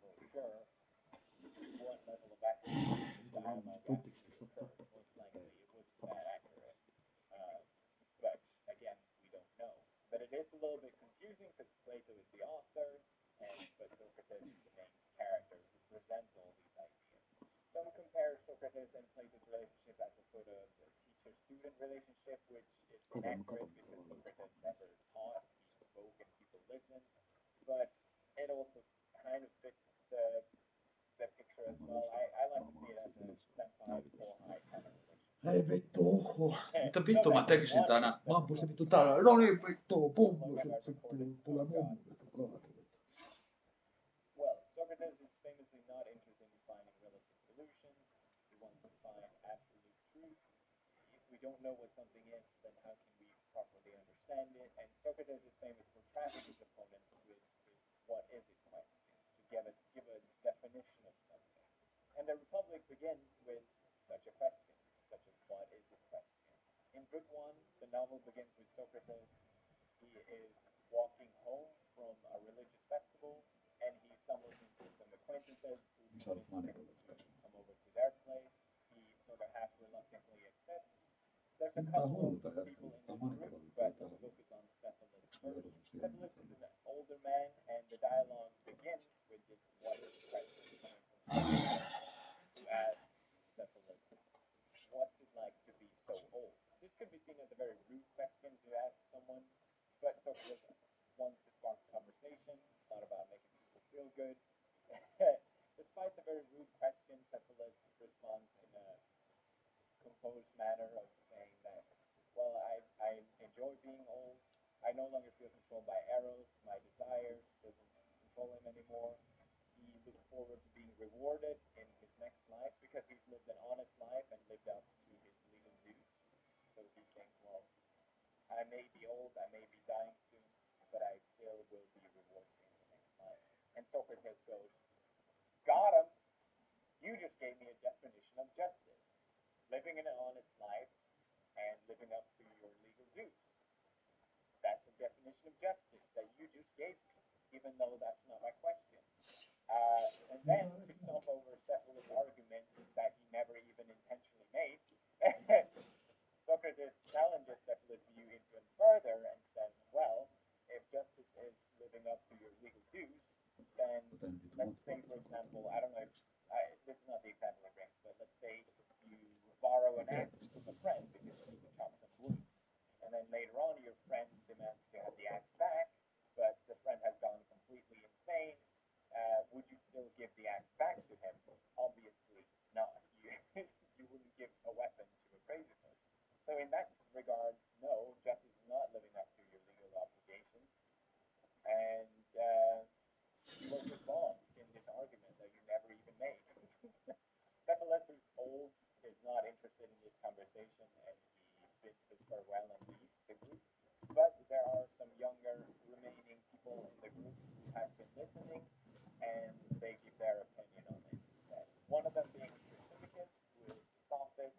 Sophists were teachers, I think, back in ancient Greek, where they would be hired by rich people to teach their sons. They are the enemy of Plato and Socrates, you can say, because they are not interested in finding absolute truth, and they're just more interested in winning an argument, basically, and going to whatever stretch to do so. So Thrasymachus, the sophist, gives him his definition of justice and says justice is the advantage of the stronger. He admits that this is not really a definition, but he's saying that it pays off more to be unjust than to be just. And people who are unjust naturally progress in society, and justice is a restraint put on us, stopping our natural desires to progress. Socrates then responds by saying, well, if justice is in the advantage of the stronger, do people make mistakes? And Thrasymachus says, yes, people make mistakes. And then Socrates asks, well, do rulers make mistakes? And of course, Thrasymachus says, yes, rulers can make mistakes. And then he finishes by saying, well, I don't remember if this is the exact example, but let's say, for example, if you are a ruler and you put up a tax policy that will benefit you. You will get more money from the people, and you'll raise the taxes. But the ruler is doing what they think is just because they have the advantage and they gain from this. But let's say then that this tax policy basically makes the city more money left, and eventually it will end up hurting the ruler because he's left with less than what he had from the beginning, and he can no longer require anything from his citizens. Therefore, justice is not in fact in the advantage of the stronger, because rulers make mistakes. Thrasymachus responds then by saying, well, I need to win this argument. Justice is what the ruler thinks is in the advantage of the stronger. And very interestingly, Thrasymachus sort of just disappears from the book at this point. Uh, he could very well still be part of the group and listening silently, but it's noteworthy how he disappears at this point because he brings up the subject, he brings up the relative argument, and Socrates just isn't interested in it. That's not the reason of his dialogue. He wants to find the ultimate truth of what is justice. Socrates has now defeated his opponents, more or less, but the rest of the group is not entirely satisfied. Glaucon, who is another member of the party, wants a better definition of justice. Is a just life superior to an unjust life? It's a question that they ask, and they want Socrates to prove it. And maybe you're thinking, well, finding the definition of justice, that's really not that interesting. At least first, when I heard about it, I wasn't completely engaged, but when you think about it in a broad sense, it really shapes everything in our lives. What's bad, what is right and wrong, is being just better than being unjust. Why should you live an unjust life instead of an unjust life? I think it's a very interesting topic that I've never asked myself before. And Glaucon brings up a very interesting example. Glaucon says that justice is a social bond, a contract between people, which I think can make sense. He expresses much like Thrasymachus said that we have a natural desire to wanting to gain more, and the only reason we don't act unjust is because we don't want unjust things to happen to ourselves. And if the whole world acted unjust, then everyone would just stand to lose from it. So therefore, it's a social contract, his view of justice. Vittu. It comes from fear, and he brings up this example of the ring of Gyges, which is a magical ring. So he brings up this thought example of if you had a ring that could render you invisible, would you still act just? I think I've played around with this idea, and maybe you have as well, where if you had something where if you could do something unjust and no one would know about it, would you do it? And Glaucon argues that anyone with this ring, even the most just person, would still act unjust. Because if you're invisible, no one will know about it. You could rob a bank, or you could, I don't know, do all kinds of things. I'm not going to bring up their example. Whenever people ask me what my superpower ability would be, I always thought, okay, well, what superpower could I get that would benefit me the most and not face any consequences? So I think this definition fits in pretty well, and I think it fits in with actually what a lot of people look at justice. It's a pretty, I think, a common way to look at it, but maybe we've never actually thought about it. Adeimantus joins into the conversation as well, who is Glaucon's brother, I think, and he says that justice itself isn't desirable, and that we only act just because we want to be rewarded in the afterlife. So, therefore, Adeimantus and Glaucon want Socrates to prove to them that justice in itself is desirable, and that living a just life is better than living an unjust life. And Socrates warns Adeimantus and Glaucon that it's going to be a very journey to get through. And I will warn you, in case you made it this far in this video, that yes, in fact, it will be a very long video. But they are up for the task. They're young and they're excited, and they want to find the answer. I also think it's interesting how Socrates purposely wanted to hear everyone else's argument. At this point, he hasn't really expressed his own views. He's actually just picked apart what other people's ideas are. But this is really where the book begins of its own topic, to find the definition of justice. And the way Socrates does this, I think it's very surprising and very interesting. To prove that justice is superior, he brings up the analogy of the human in a macro perspective of a city. It's called the city soul analogy, and basically it means that to prove that a just city is happier than an unjust city, the same analogy can be drawn between a just man and an unjust man, where a just man is happier than an unjust person. And so begins the very long journey of the Republic. I will brush through some points just to save time, and I also still don't understand all of it, to be honest. I guess I'm just too old. So, to craft this society, Socrates says that each person in this city must specialize.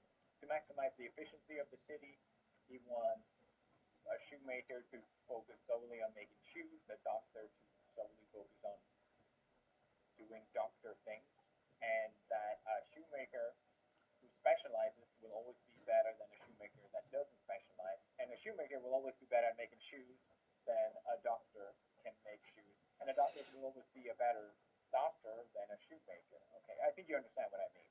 So this city will initially just start off with farmers, craftsmen, doctors.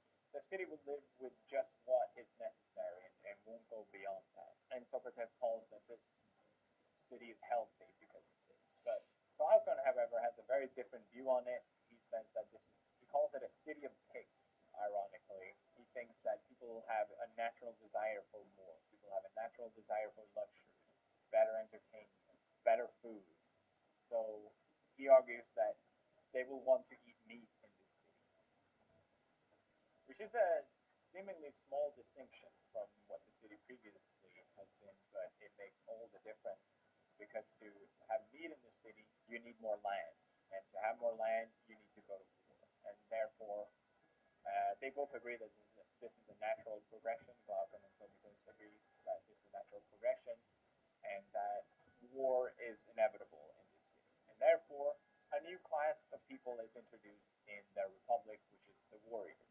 By Socrates' idea of specialization, warriors can only be warriors and nothing else, and he describes this highly spirited individual, and these highly spirited individuals make for great warriors, but they are hard to control. You want to be able to control them so they don't become thugs and break the laws, but you also don't want them to become too wimpy as well. So Socrates proposes that the best way to contain these warriors is through education. So it's important that these warriors are educated to act upon the will of the city. How do we do that? Well, Socrates explains what stories will be available in this city and what stories won't be available. I think more importantly, he says that the classic legends of Homer will be forbidden or censored in the city because the stories of Homer and other works show that dying as something really bad, and that's not beneficial for the city. Warriors need to be able to die for their state, and therefore he cannot allow that these work of fiction to be shaping the souls of the warriors. Socrates goes through in great detail what will be allowed not just in literature, but also music, what kind of instrument, and even what type of notes will be allowed, or at least what will be the most effective. You can look at it the same way of the type of music that is played in military. It is very similar with the drums and the type of tunes. But this all falls under a very interesting topic of censorship. It's something that we've all been affected by ever since growing up. Our parents censor certain things from us when we are children, and they do this for a good cause. They do it to protect us. And I would argue that Socrates sees the city and its people in the same way, where the city would be a mother censoring certain things for their child. Censorship is a topic that is still widely discussed even today. I think there's 3 points that can be brought up against censorship. I mean, I myself has been highly affected by it, I would even say. I think the number 1 point against censorship is that there's a natural curiosity towards things that aren't allowed. I think most people can relate to wanting to do something more because they weren't allowed to do it, and the desire to want to do it being even stronger because of it. Another example could be if a parent, for example, lies to their child. Let's say a mother might be this is such a bad example.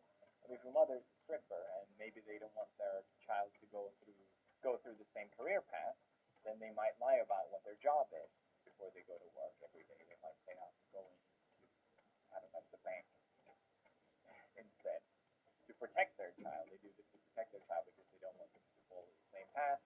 But eventually, let's say a couple of years down the line, the child finds out the truth, and this sort of trust between a mother and a child has been broken because of their censorship, and maybe the damage would have been, the damage of that is much more than what would have been if the parent had just said the truth. A lot of times you could argue it's the negative effect of what's being censored really more than what is positive. Does video games really cause violence? And I think by censorship you are implying that you know better. You know for a fact that this needs to be censored because I know it has a negative effect. And I think that's a lot of times is said without much evidence. I think it's a really interesting topic. Some people are arguing that censorship is good. Some people are arguing that it's always bad. Here we are, 2,000 years later, still discussing it. There's also many examples in history of progression of humanity being held back because of censorship. We had Galileo, a famous example, must be getting tired at this point. Who's famously his ideas were censored because he challenged the Christian view. What's your opinion of censorship? Are you still with me? Hello. The next topic of the Republic is another controversial idea. In this city that Socrates describes, there will be doctors, of course, but these doctors will not treat anyone. If you get wounded in battle, of course, the doctor will treat you, but any form of self-inflicted injury will not be taken care of. Let's say if you injure yourself from eating or drinking too much, as an example. Sorry, that time and resources will not be wasted on you, which kind of makes sense a little bit. But then it gets a little darker. Socrates would probably argue for euthanasia. If you have a chronic illness, you are then just costing this city a bunch of money and resources, and therefore you will be thanked for your service in the city, but you will also be put to sleep. I think obviously now we have a very different view of life, and I'm not saying I agree with it.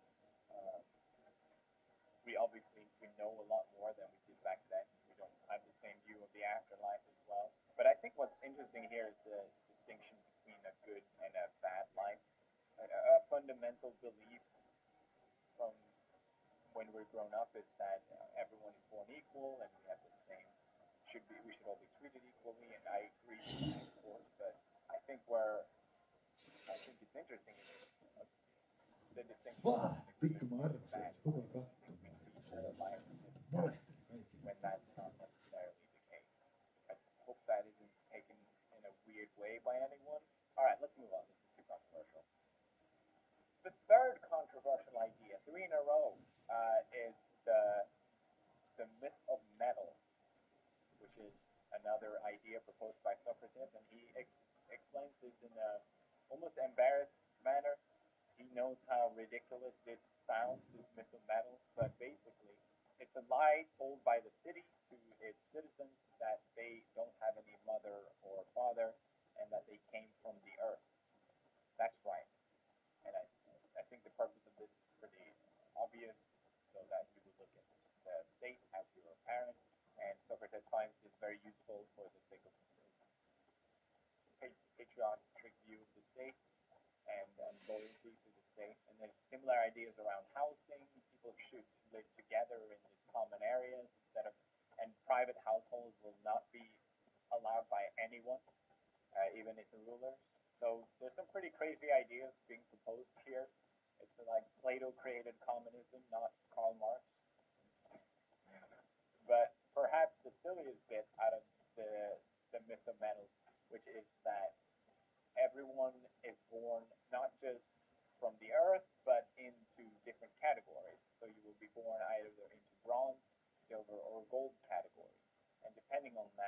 which will determine what sort of job and what group of society you fit into. And now at this point, you might think, well, this sounds pretty awful. I don't want to live in the city, and neither should anyone. And I think you're right to assume that the whole concept of the city is not with the mindset of the well-being of certain individuals. It's the mindset of the well-being of the whole state. And I think it's pretty interesting how completely opposite our ideas around individuality is today. And there's obviously good cause for that and good reason for that. But I think there's examples of today of individual focus that almost seem comical. There's a lot of famous dystopians written around this sort of ideas, I think. We have dystopian novels such as 1984, Brave New World, We by Solzhenitsyn, who may have inspired all of these. And these were authors who lived to see the effect of communism and totalitarianism, and were probably written as a reaction to that. We have Brave New World, which really fits into the Socratic idea of the myth of Manos, where all the people in this novel are born from tests in labs. They don't have a mother or father. They are born in this factory. And they also fit into these groups as well. They are born into different ranked groups in society, and everyone is happy with being part of their own. Big Brother, of course, also with the idea of the state being the family figure almost. That really fits, but you understand my point. We Solzhenitsyn, where there is no individualism, you are born as a number, and as the name implies itself, it's all about the group and not your own well-being, basically. According to Socrates, there will be no money in the city, which is a very interesting topic in itself as well. I demand that not gold. He sees that something preposterous. And he says that if there's no gold, then the city won't be able to defend itself because no one will come to its aid if they can't pay them. But Socrates claims that any neighboring city will happily come to its aid because they have obviously the best warriors. I completely skipped the part about how they train their warriors. It's very interesting. But since they have the best warriors, that doesn't care about money. There will be everything left after the battle to plunder for themselves, since this city is so committed. I think Socrates recognizes that money is not necessarily a good, but it's also not necessarily something bad. Here we go again with boohoo, millionaire complaints about money. That's not the case. I think I view it in a very similar way. I think money is good if you spend it well, but it's not as if I have a pile of money at home that I worship and that in itself brings me joy. When you have money, you worry about losing money. And say, for example, anyone at the stock market seems like a very stressful profession. I think a lot of people have the view that if only they had money, then they would be happy. But there's so many examples of people winning the lottery and then turning up more unhappy than they used to be because their whole worldview has changed, their whole life has changed because of money. I think there's even science and data behind this now showing that after a certain point of money, you don't become more happy because it probably implies more troubles, which I can agree with. More money, more problems. He said it the best. It was a biggie. Another interesting topic around this as well is expansionism, where Socrates says this city will not expand beyond a certain point because by limiting the size of the city, they can make sure that it maintain its ruling. There's so many examples in history. We had Napoleon, the constant expanding, eventually leading to its demise. And I think the same thing ties in with gold as well. When you have it, you just want more and more of it, eventually leading to your own destruction. Here I am making videos. Why? Now we're on book 5, everyone. I haven't mentioned this, but basically there's 10 books of several chapters instead. And it gets even more strange at this point. Socrates brings up the concept of selective procreation, where another great lie that will be told by the state, which is that everyone's partner will be determined through a lottery, state lottery, where basically your sexual or will be told. Of course, the state will instead put together the most desirable or admirable people that they want more of in this city. Breed the best kind of people in this city, and also avoid any form of incest, because obviously people don't know who their real mothers and fathers are, so it's also necessary for that sense. I think they follow the same storyline in where everyone has their set partner in this dystopia. I think it's interesting how they bring up this topic for nearly 2,000 years ago of genetics and reproducing. We're getting to a point where we'll in the future most likely be able to. I think I read it in another book where people. I think it was Stephen Hawking actually pointed out how people will eventually manipulate the DNA so that this superior people will come into existence. We can change DNA in a way that we can craft certain individuals for certain purposes. And Socrates was playing with the idea even 2,000 years ago. I think that's interesting. In book 5 as well, we get to hear a little bit of Plato's ideas around feminism, which is not the best way to put it. I think most people don't think that Socrates or Plato had any sort of ideas we have today, but he recognizes that men and women are different by nature, but in terms of ruling, who can be a ruler, he sees no difference between a man and a woman, and that they are both fit for the role.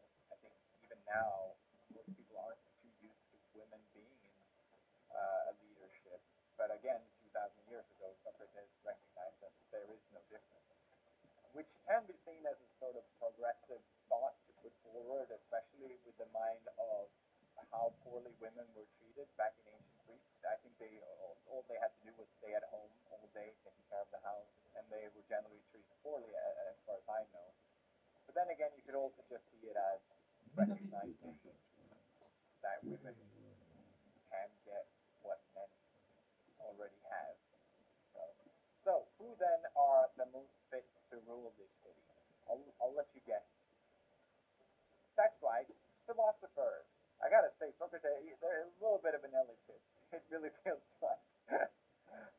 So, since philosophers, they see truth above all else, and therefore their rationale part of the soul will rule the city, and best rule the city. So, Socrates has a very interesting view of leadership, which in a way I agree with, but it's also extremely pessimistic. He says that if you look at how we determine a leader in a democracy, it is a very long process to go through with.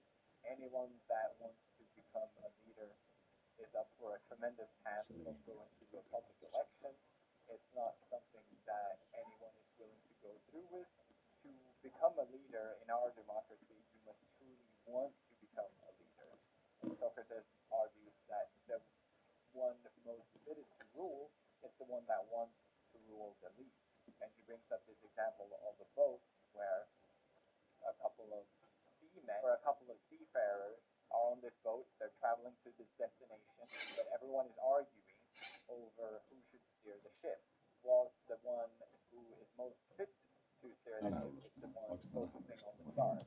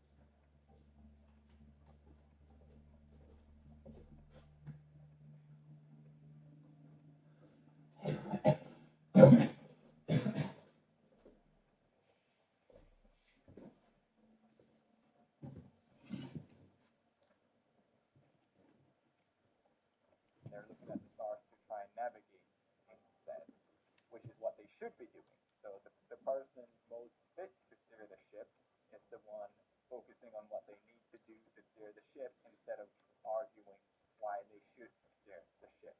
I explained this very poorly, but I think you understand the point. Therefore, according to Socrates, the one who wants to rule the least is the most appropriate to rule. But they will also never become the ruler because they don't seek it. And this is pessimistic in the sense that it implies that the ship cannot make it to the shore, even if people are arguing, which is obviously not the case. Next up, we get into metaphysics, which I find a little hard to understand still, and therefore I will try my best. I do understand the allegory of the cave, and I think that's probably the best way to introduce the idea of the good, as Socrates describes it. Socrates recognizes the world as something that can be described beyond our senses. He uses math as an example.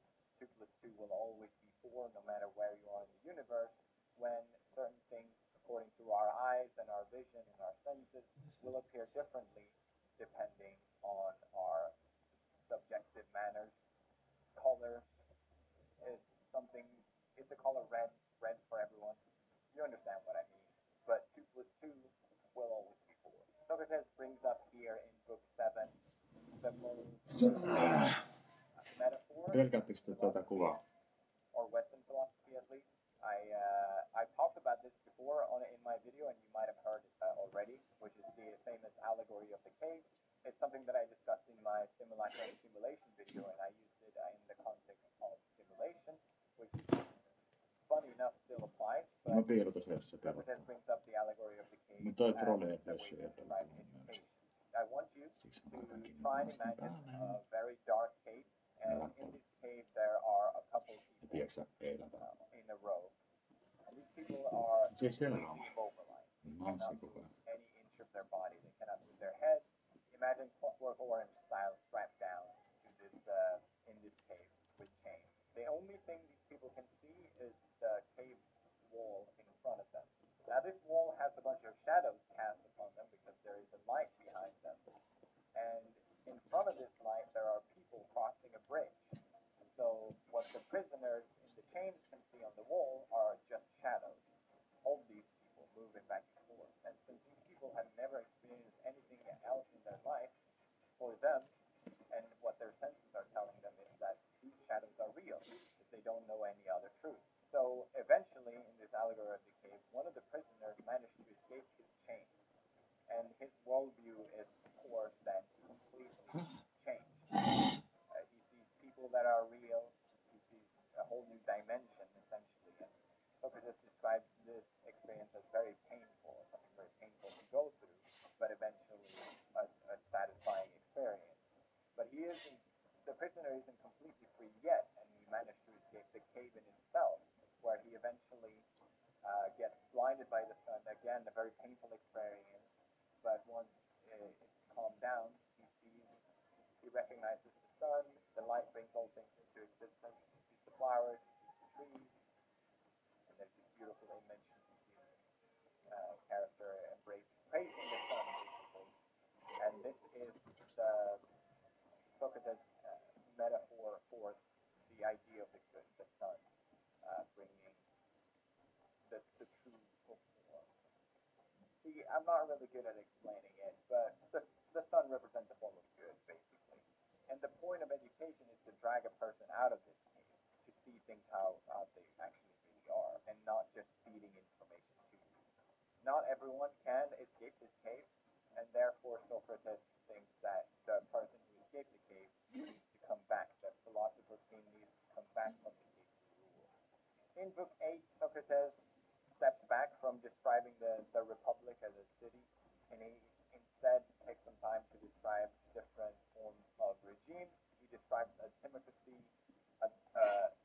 an oligarchy, a democracy, and finally a tyranny. And I will kind of brush over this because I don't know it that well, and I kind of want to save any form of time I have at this point. But I think what's important here is how he notes that each one of these different rulings are worse than the other, and that in the last stage, which is when democracy, the most free form of city that will eventually fall into tyranny, the most limited, least free city.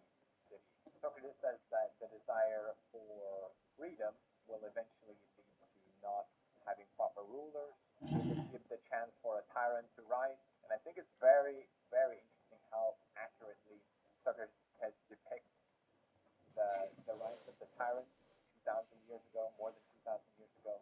He accurately depicts something that has already happened to us many times. You have the example of Saddam Hussein, who our last known tyrant, who rose to power through democracy, I think. And he started off by doing a lot of good for its people, much like other tyrants of our time. Benito Mussolini, for example, has famously made the trains run on time.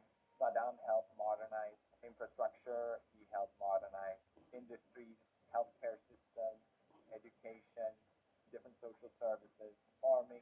Same with Hitler, but I will not bring up any examples because I don't want to be taken out of context. I think you get the point. The tyrant starts from a democracy and does good for its people. But as Socrates describes, the tyrant who is ruled by its desires will eventually get the taste of blood. He will do something to an opposition. He will execute one of his enemies, and he will do this in the name of the people. He will do it as, I've done something to protect you, not me. And once he had the taste of blood, that will just be the start of it.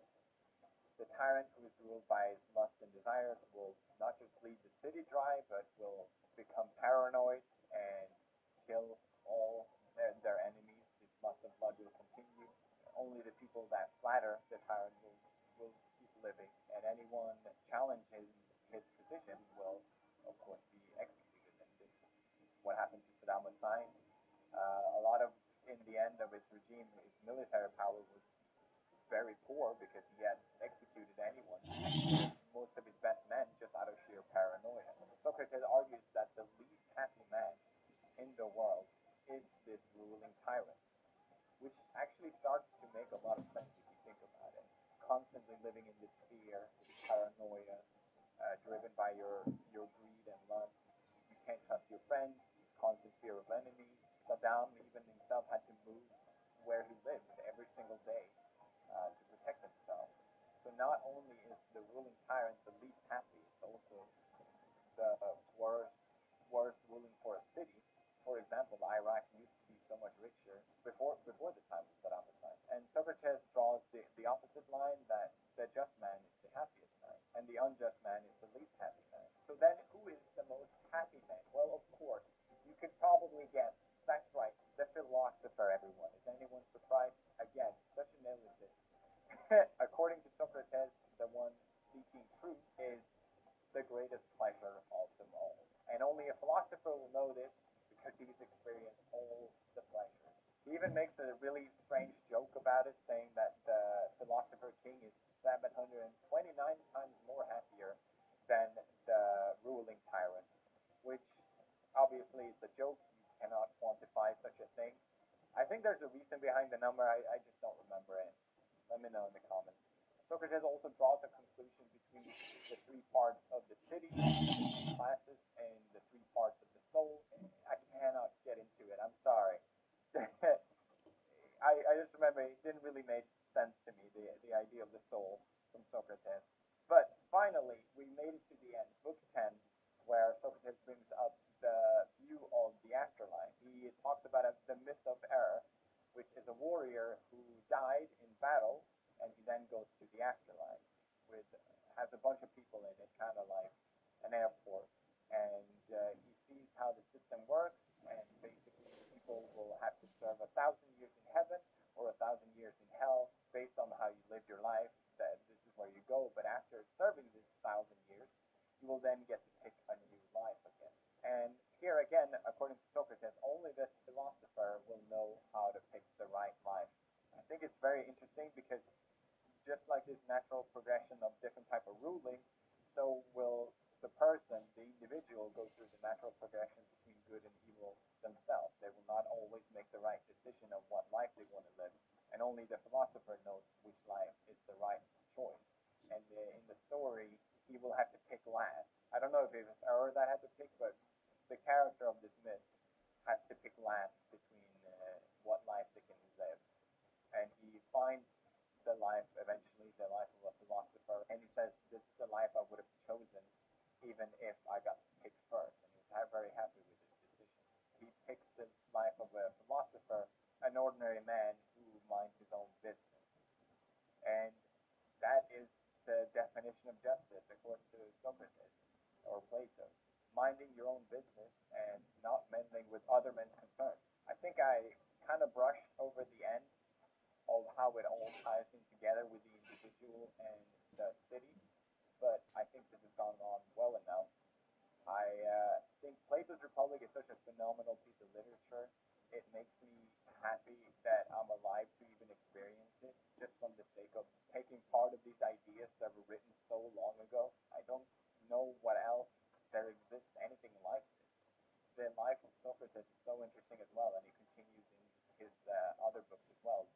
Again, this is why I'm so happy I picked up literature, because I think it's so interesting to take part of these discussion and ideas and stories, whether it's real or not. I find it very, very fascinating to escape into. I don't know what other medium could possibly accomplish something like this, and I think Republic is such a great example of that. Discusses ideas that are still very much relevant today in a way that is still very engaging and exciting, and I love reading this book. I don't think I would have taken so much time with it otherwise, and if you made it this far, thank you for watching it. It wasn't really much of a review, but I got to bring up some of my thoughts around it. I would obviously give it 10 out of 10. I'll announce the next book review as always, on Twitter or the Reddit, and keep an eye for that. I would love to hear your thoughts in the discussion of the comments section or on the Reddit. I'll see you guys there. Goodbye.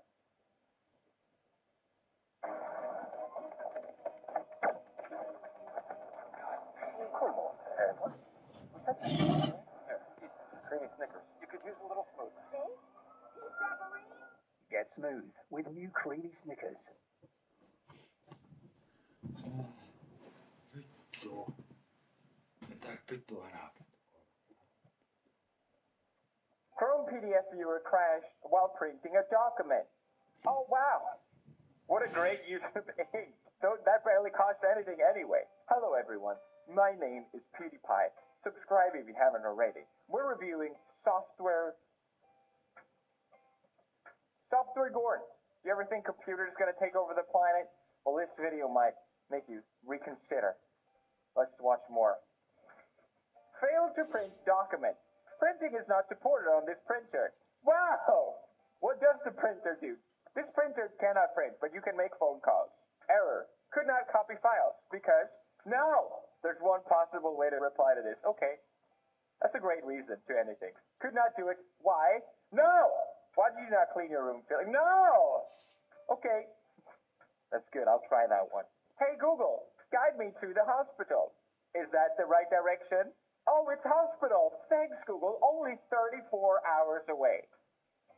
I love these. What if you went all the way to hospital and there's no actual hospital? They're not certain as well. It's like, did I get it right? Is this the right destination? The most screen time the last 7 days. Settings. 107 hours. Incredible job. That reminds me actually when you were a kid and you would get a new phone and there wasn't that much to do on phones back in the day. So you would just try and find like every little thing about the phone, like going through the settings. Is this relatable? Because I used to do this. That's why this person had 107 hours in settings. Oh, have you been...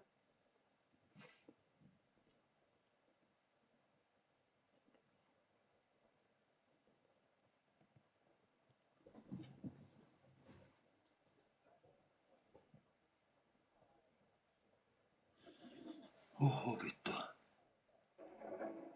This is my favorite one so far. Nice job, Gene.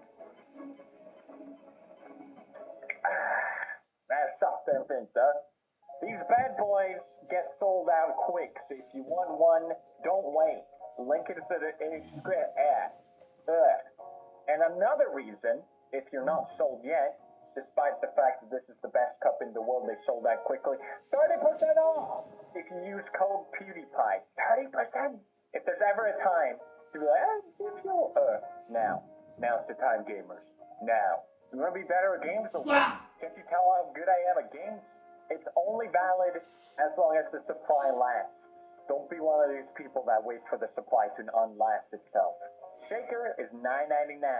But also, we got a new Petey Pie tub. That's right. It's Floor Gang flavor now. It's the same flavor as before, but even better. How do we improve the recipe? We changed nothing because you can't improve perfection, gamers. We just changed the package. I drink this every day. I love G Fuel. It's legitimately the best. It tastes good. You hydrate. You epic gamer. What else could you want? What, you're still drinking canned drinks? That's awesome because we sell those too. I don't know what to tell you. It's a delicious G Fuel flavor and it's 30% off. Check it out, gamers. Link babimba.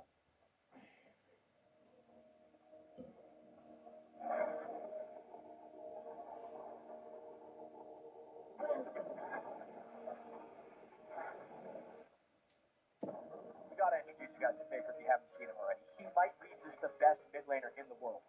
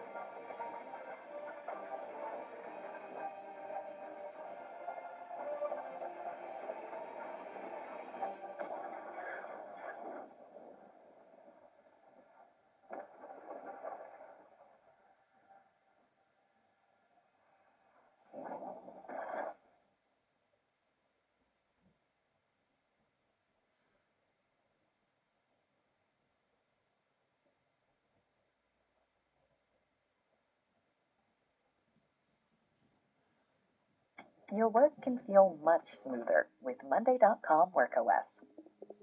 This smooth. All you need to do to get started is choose one of our templates, add your teammates, and that's it. You can manage all your work in one place, even work from other platforms. Just start using it. It's super intuitive. Oh, and if you don't like something, just change it. And that? And what about that? Ooh. You can really work the way you want. Your team can even add powerful dashboards for high-level views and time-saving automations.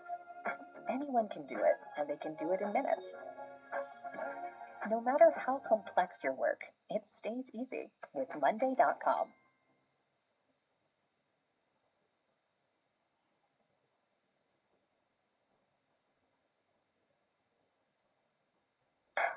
Book review. Book review. Why is he wearing headphones? Shut up. Anyway, I'm sorry. I'm horribly late. I am so late. I've been busy, okay?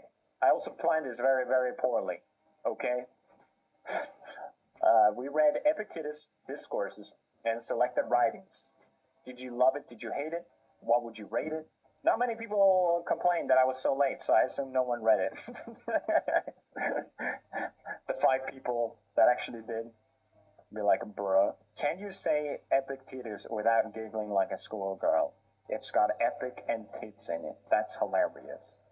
I picked this book because it's fairly simple, it's straightforward, and it's a good introduction to Stoic philosophy.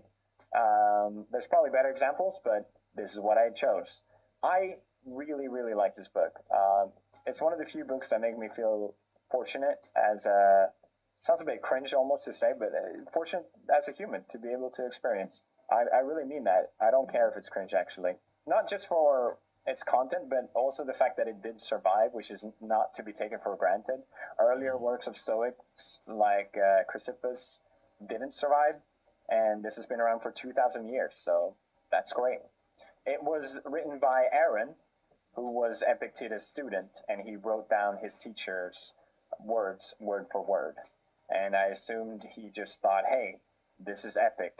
I'm going to write this down. Other people might have some use of this.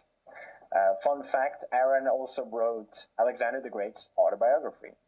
It's kind of funny how everything in the Greek canon seems to be so connected. I said this before, but and you probably know, Plato learned from Socrates, Aristotle studied in Plato's school, Alexander the Great was taught by Aristotle. It's just... And in this book as well, there's many great anecdotes from Diogenes, which I made a video about as well, which was unexpected and really, really fun. So the more you dwell into it, the more you get out of it. And I really love that. And the reason I brought this up as well is because Stoicism takes its roots or its beginnings around the time of Aristotle's death. And it heavily derives from Socrates and Plato and Aristotle.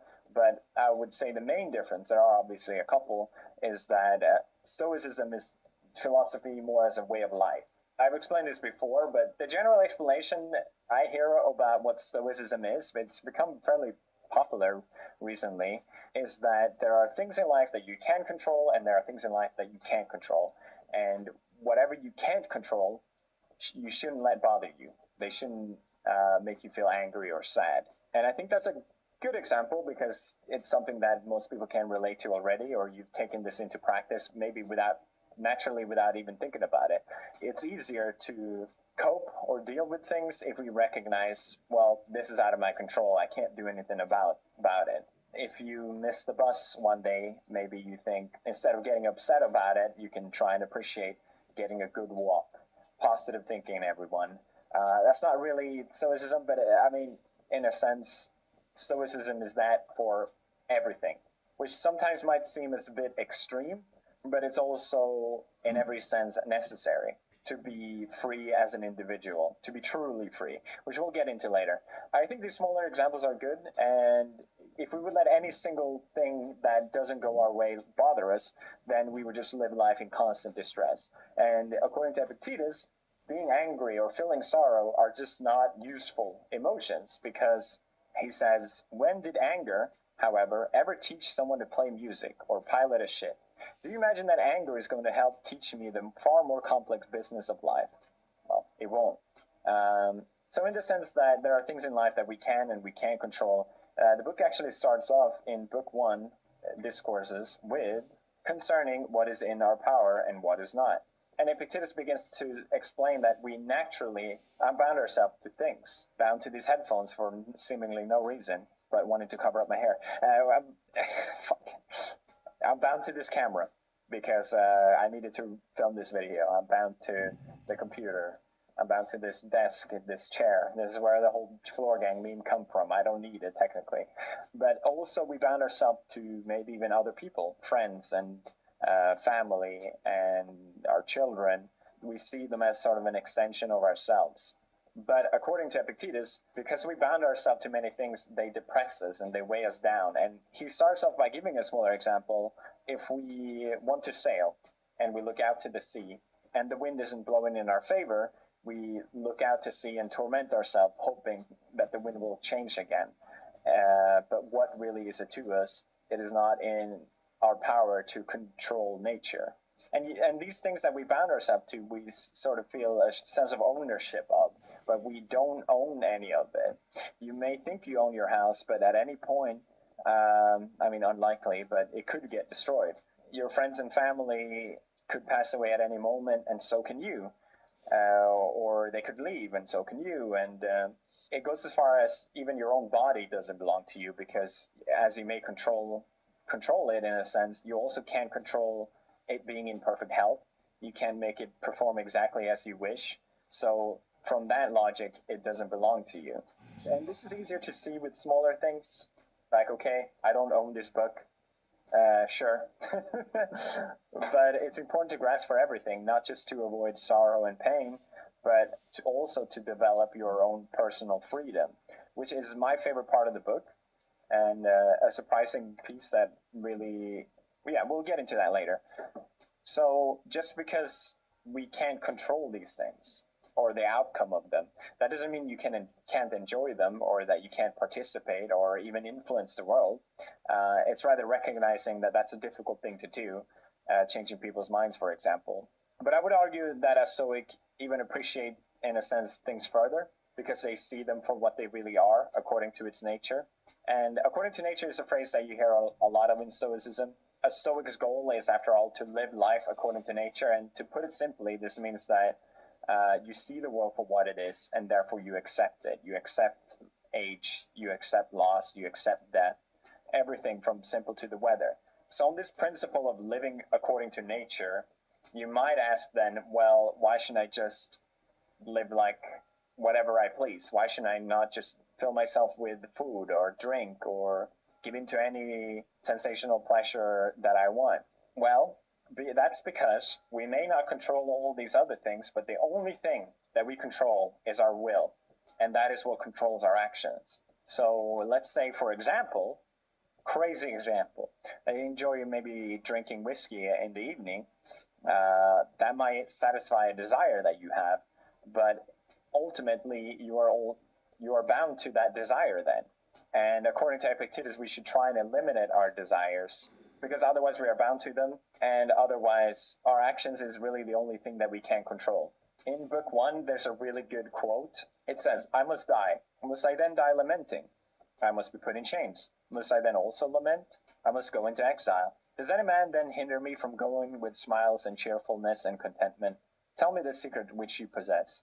I will not, for this is in my power. But I will put you in chains.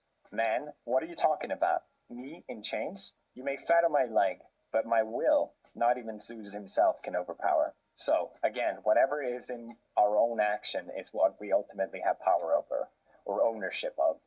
And no one, not even the gods, in a sense, can take that away from us. This is, according to Epictetus, the most supreme gift that we are given as humans. And it's the only thing that we have that examines itself, what it is, and what power it has.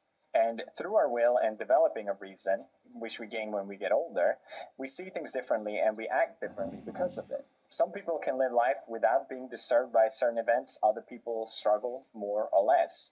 And what action we take through an event is through our opinion of that thing. He gives the example here of Achilles. This then was the cause of Achilles' lamentations. Not the fact that Patroclus died, since other people don't carry on so when a friend or companion dies, but the fact that he chose to lament. So this example is from Homer's Iliad, where Achilles lost his best friend Patroclus. You may have heard of, you probably know Achilles already, and he's famous for being this ultimate warrior, and the only weakness he had was his heel. But I guess you could say that, according to Epictetus, his weakness wasn't his heel, but his opinion that was his fault, because his view on death was not according to nature. And he gives another great quote that sort of ties into that, because I recognize this might seem very harsh or crude to impose on someone's view on death. But he says, you wish for these things in winter, you are a fool. So if you wish for your son or your friend when it's not allowed to you, you must know that you are wishing for a fig in winter. For such as winter is to a fig, such is every event which happens from the universe to the things which are taken away according to its nature. And further, at the times when you are delighted with a thing, place before yourself the contrary appearances. What harm is it while you are kissing your child to say with a lisping voice, tomorrow you will die, and tomorrow you will go, or I shall, and never shall we see one another again. Again, according to Epictetus, anger and sorrow are just emotions that will not help us through life. And it's not to suppress these emotions and sort of hold them in, but it's rather by seeing things for what they are, you accept them instead of trying to fight it or bargain with it. Arguing against nature is something that you do as a child because you haven't yet developed that reason, and only a child would ask for a fig in winter. A Stoic is always aware of death. They sort of live, I guess you could say, near death.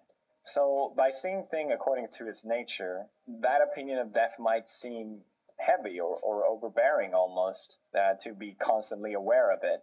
But it's also very liberating. Epictetus gives the example of Diogenes as a man who was truly free, because everything he owned he could dispose of and was only temporarily attached to him. He says, if you grabbed him by the leg, he would have given up the leg. If you had seized his entire body, the entire body would have been sacrificed. The same with family, friends, and country. He knew where they had come from whom, and on what terms. So Diogenes knew that these things didn't belong to him, so he was also then free from them, while still being able to enjoy them. If you imagine a free person, you might imagine someone with a lot of wealth, a lot of power. They can do what they want. They can go wherever they want. They can control people. But you could still argue that they are humble to their wealth. Money can give freedom, but they can also bound you to it. And then ultimately, in that same sense, being a slave to it. Because if something were to happen with it, and if you're awake at night worried that something might happen to all the money you have, you then also don't have an opinion according to its nature, and you are also not free from it. Epictetus himself was a slave during his life, so he must have thought about this a lot on the theme of freedom, and I think he knew that his opinion was not a popular one. He says that if you tell someone that they are just as enslaved as someone sold to captivity, don't expect anything but a punch in the nose. And I think it's a reality that we don't like to admit. We prefer to see ourselves as free individuals, even if it might seem like we are, but in general, we are all bound to certain things. So from a Stoic sense, you are not. We sometimes even let our actions be bound to not things, but the opinion that other people have of it. Maybe you pick your job or your school or your partner through opinion. Aren't you a slave to other people's opinion then? So according to Epictetus, you can be a slave, but still be a free man, as long as your actions are free and as long as you're not bound to anything. That's what really makes the difference. And I think that's a hopeful and liberating view on the world, I would say. Life is just full of things that you can't control. But to try and focus on your own views and your own opinions to liberate yourself, there's, to me, a lot of power in that. There are so many great pieces of this book, and I feel like I could just read quote after quote after quote until I just read the whole book. I highly recommend it. It's just filled with so many great parts. I wanted to finish by reading just my favorite bit, which is just a small sentence in the very, very end, because it resonates heavily with me. Let someone point out to me a man who can say, I care only about the things which are my own, the things which are not subject of hindrance, the things which are by nature free. This I hold to be the nature of the good, but let all other things be as they are allowed. I do not concern myself. That's it. Epictetus' Discourse in Selected Writing. Check it out. What did you think of it? Did you read it? I would love to hear your guys' thoughts. Did you get the same ideas from me that I had, or something completely different? Next week, it will not be next week, but next book, we're going to read Arthur Schopenhauer, The Wisdom of Life. I recently discovered Schopenhauer. He's great, really fun to read, and I think you guys will enjoy him as well if you enjoy philosophy or reading in general. It's a fun one. I like it. He's a goofy guy. And that's it. Hope you guys enjoyed. See you next time. Bye-bye. Näytön paikka. Pidä paperit hanskassa kassalla.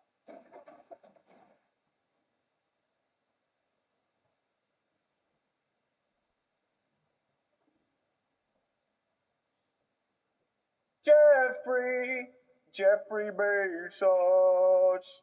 Jeffrey Bezos, multi-billionaire, worth $208 billion. 208? That's 208 too many, man. For those of you who haven't checked out, Jeffrey went to space recently. They call it the first human flight. I don't get it. Are they saying astronauts aren't humans? Rude.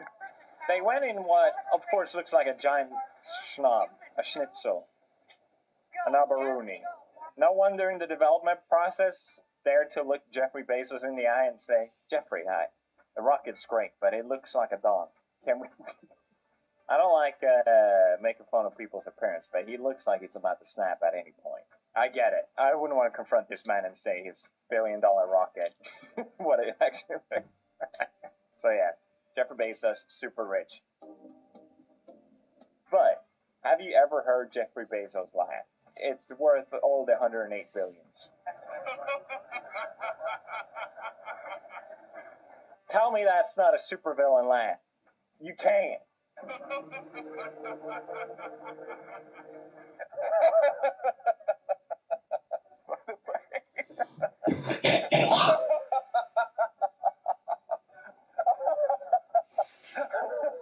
You'll notice it changes exponentially along with his network. And then disclosure on...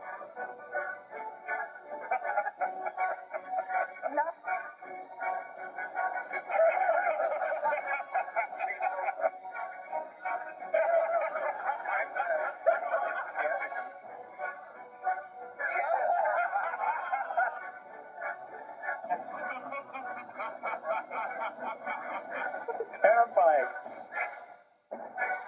It's also a compilation of him getting bald. Just saying.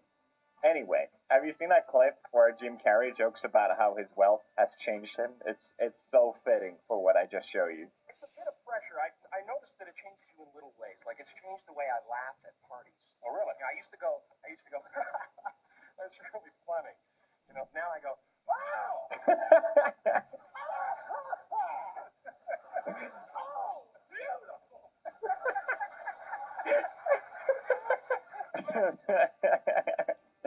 It's funny because it's true. Anyway, we're not here to talk about Jeffrey Bezos' laugh for an hour. So yeah, he went to space, and there was a bit of controversy because he thanked the customers and the employees. We're making a dent in it, and we appreciate you for allowing us to be part of your town.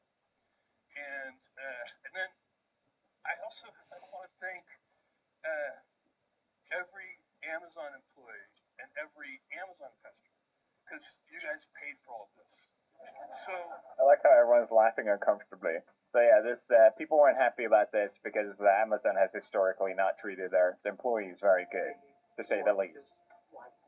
In the middle of the pandemic, he even cut people's wages when he didn't need to.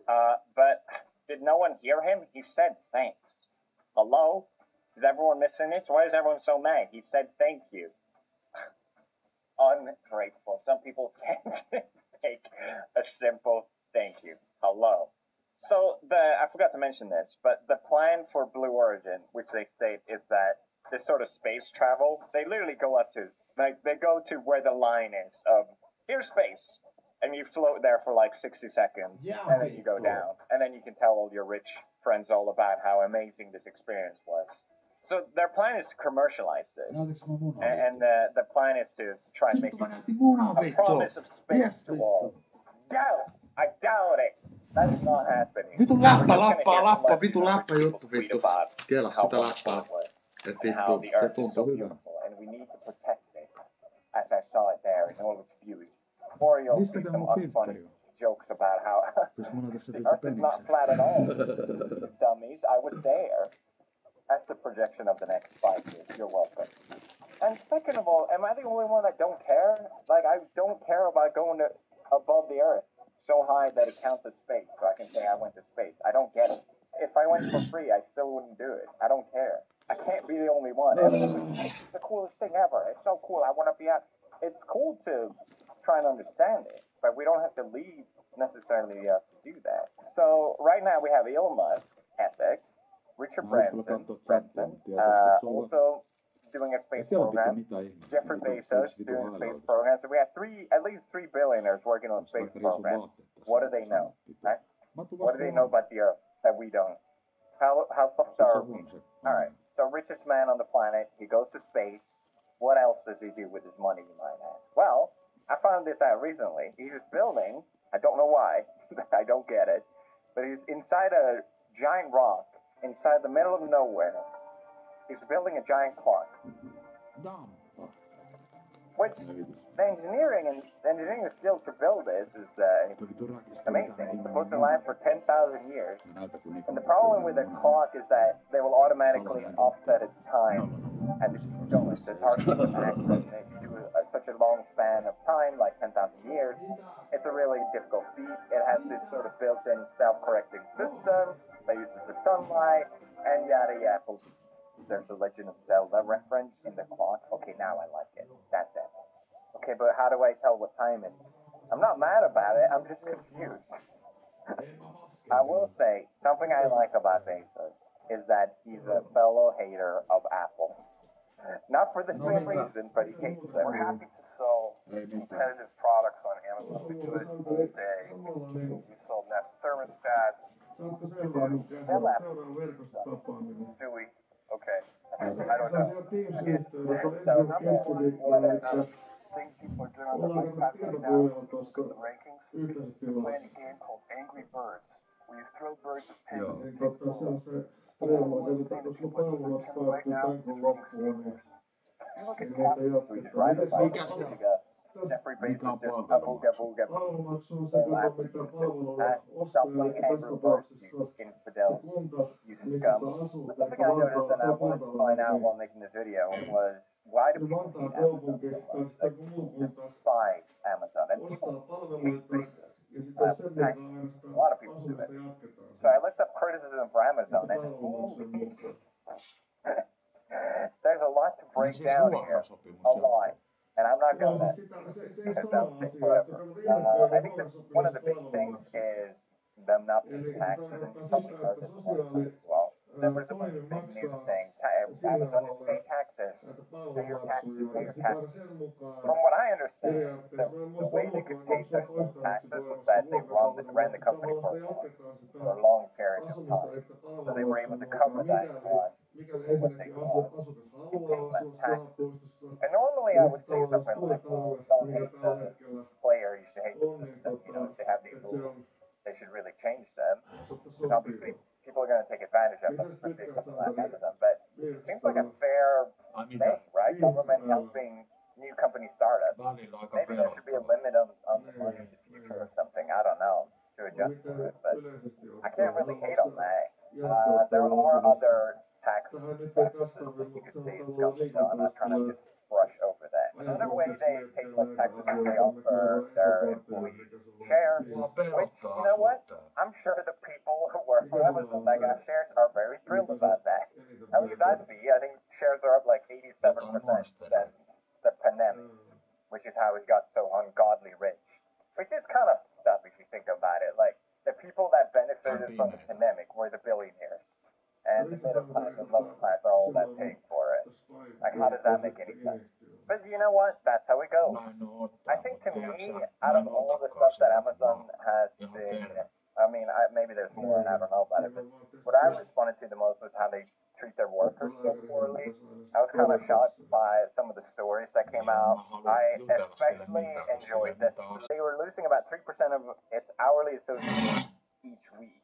The normal percentage of turnover rate is 12 and 20, and anything below that is considered good. But Amazon is roughly 150%. So at this rate, there's concern that Amazon would not be able to replace that as quickly as staff is leaving, which is kind of insane. But if you think about it, it makes sense. They were trying to replace everyone with robots anyway. In the future, they won't have to worry about it. They got the long-term plan for all these issues. So that workers will not have more rights. We at the Birmingham team have a great leadership. We really don't need anyone coming in and telling us what they want to give us, because basically we have everything we need here. Always wanted to work for Amazon. Who says that? Who says that? Working for a multi-trillion-dollar corporate. No, I'm fine. I don't need anyone to help me get me more. No, thank you. Like, that's why they're losing so many employees. Everyone just wants it. That's why. The stats speak for themselves. I'm sure some people enjoy it. What I find funny and odd about this is that they ran the ads on Twitch, which is owned by Amazon. They're trying so desperately to stop Amazon workers from unionizing, which is so crazy. They're running these ads. I'm just interested in it, and I wanted to look into it, and here I am sharing what I found. Hope you enjoyed it. I'm not a hater on, rich people and them spending money on whatever they want. Space is cool, I get it. Don't have a problem with it. I just don't care. I think what's more concerning is, these multi-trillion-dollar conglomerates changing our culture, monitoring our culture, censoring our culture, just gaining too much power. And it's such a strong force that it's never here, and it's here to stay. And we really are powerless, almost, in having to say if we want it or not. But hey, I mean, it takes away the awkwardness of going to the store. So hey, alright, I'll keep shopping. That's it for this video. Hope you enjoyed. If you did, smash like, and I'll see you guys tomorrow. Brokers. But true relevance never really dies. Welcome to the first undead game. Use any item in your inventory and make memes inside Super Simulator. Add some of our patented stickers in there. Stickers are emotions. Memes are emotions. Eikä mulla ollut ikinä kaveria. Ikinä mun elämän aikana. Shut up for life. Shut up for life. Silleen, että mä muistan. Shut up for free! And who knows? Maybe I'll review your vulnerable. Circle, baby! Download make a meme! We need subtitles on this. Toivottavasti löydät jonkun hyvän ystävän, koska sehän on aina mukavaa tietysti, jos joku semmoinen, kenen kanssa viettää aikaa. Mut kun ei tuolla ihmisiä ole ulkona missään. Ei oo missään ulkona ketään. Niin, se on totta, kun on kaikki näin. Yhteiskunta on vähän suljettu. Vai onko se joku aita tuolla jossain sivulla? Ei, mutta onko se lukenut niistä ohjeistuksia? Kaikki sisäliikuntatilat ja tällaiset on laitettu kiinni. Mä tarkoitin sitä, että ei voi tiettyjä asioita tällä hetkellä harrastaa. Mutta ei se sit kaikki elämään vaikuta niin paljon, vaan riippuu siitä, mitä on tehnyt. Minkälaisia juttuja on.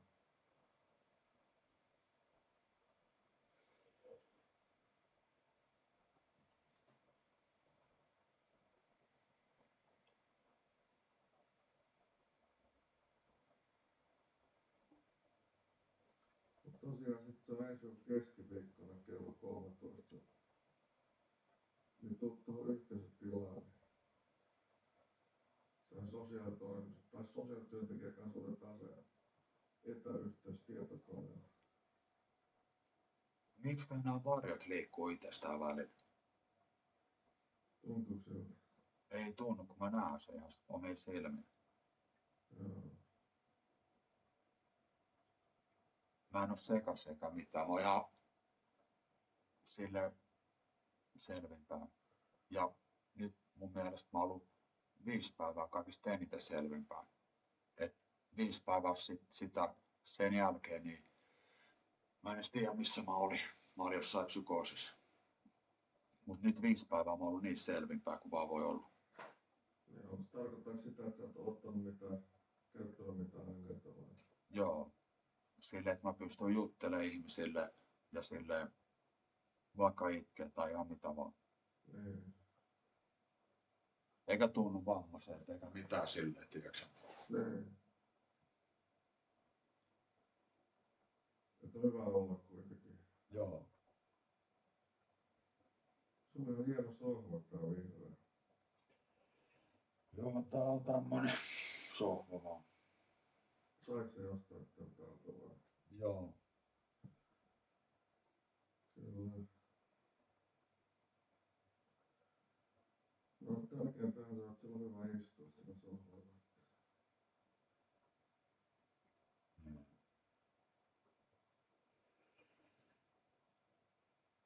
Onko se tulossa joku, onko se äiti, joka soitti vai? Joo. Voin sen käydä? Joo, tuo on röyki. Joo.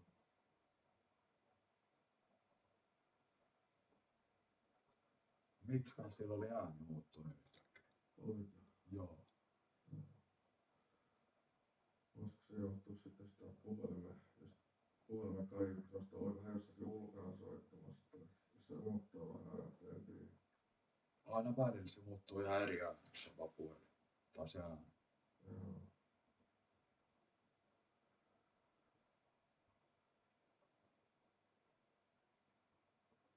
Mullakin joskus muuttunut ääni silleen eri yhtäkkiä. Mä oon ihmetellyt sitä. Niin sä huomaat sen itse vaan, onko se kun toinen sanonut, että tämmöinen puhut, että sulla on nyt ääni muuttunut? Toinen on sanonut.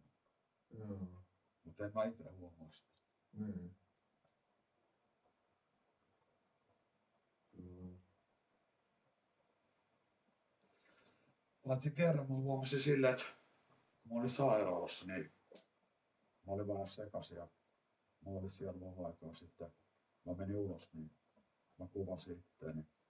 Mä huomasin, että tässä kurkussa kuului semmonen omituinen sirulainen tai semmonen, en mä osaa paremmin kuvailla sitä, mutta tiedätkö, kuulosti ihan sellaisen sirinältä silleen, että mä ääni niinku sirisee silleen, mä oon niinku puhumassa äänellä. Se oli aika jännä kokemus. Ja sä huomasit silloin hetkellä sen, kun sä rupesit kuvaamaan vai? Joo, kun mä katsoin myöhemmin sen videon. Niin. Se ääni kuului ihan selkeästi siinä videossa. On mulla muitakin videoita, missä mä kuvasin itteeni silleen, että mulla oli joku toinen persoona. Joo. Oletko paljon saanut tarjota kuvaamista harrastamaan? 2 vuotta. Ei se johda mihinkään.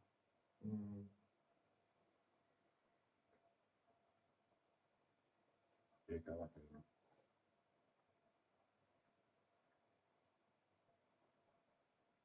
Vaikka mä oon tehnyt ihan hassuja juttuja sillä, tiiäksä, ihmiset tunnistaa mun tuolla kadulla ja tälleen. Niin täällä Myyrmäessä vai muuallakin? Joo, täällä ympäri PK-seutua. Tulee se joukkele sitten vai moikkailee? Joo, lapsetkin ottaa kuvia aina välillä. Johtuuko siitä, että sä oot tehnyt niitä videoita, että sut tunnetaan vai mitä sä ite ajattelet, mistä johtuu? Kun mä oon tehnyt niitä videoita, mutta ei mulla se ole niin paljon katselukertoa, että miten se on mahdollista, että tuolla ulkona mukaan ihmiset tunnistaa. Niin. Tuleeko ne aina kuitenkin ne katselukertot, joka ikinen tulee siihen näkyvään, kuinka monta on ollut? Joo. Paljon sulla on ollut parhaimmillaan katse? Yhdessä videossa joku 150 000. Se on hirveän paljon. Mut niissä toisessa vaan vähemmän. Saaks niitä mitään, jos tekee ison määrän noita videoita, tulee paljon katsojia, niin saaks vai riippuuko se vähän mihin suoratoistopalveluita lisää, että saaks sitä vähän rahaa tai jotain? Niin mäkin oon ihmetellyt, mä en saa sit mitään rahaa. Niin. Ja mä teen tosi paljon videoita. Mikä se on se käyt sä YouTubea vai jotain muuta, mihin sä laitat? En mä tiedä mitään muuta kuin YouTube vaan. Joo. Onks niitä muitakin? En mä tiedä ite oikein noista ymmärrän, mutta sen mä tiedän, että YouTubessa on jostain kuullut, että jos tietty määrä on katselijoita, niin sitä pitäisi saada rahaa, mutta mä en tiedä mikä se määrä on. Mutta jos sulla on 100 000 katselijaa on, niin se on todella paljon. Niin TikTokissa yhdessä videossa. Niin joo. Sieltä ei saa yhtään rahaa. Joo. Niin.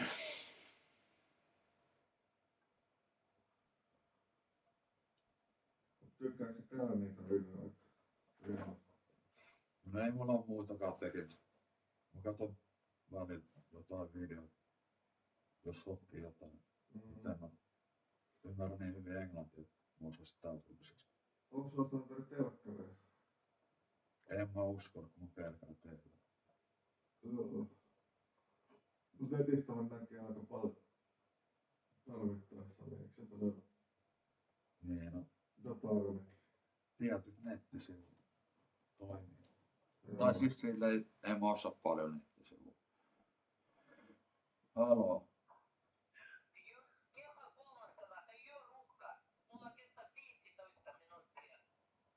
Joo. Moi.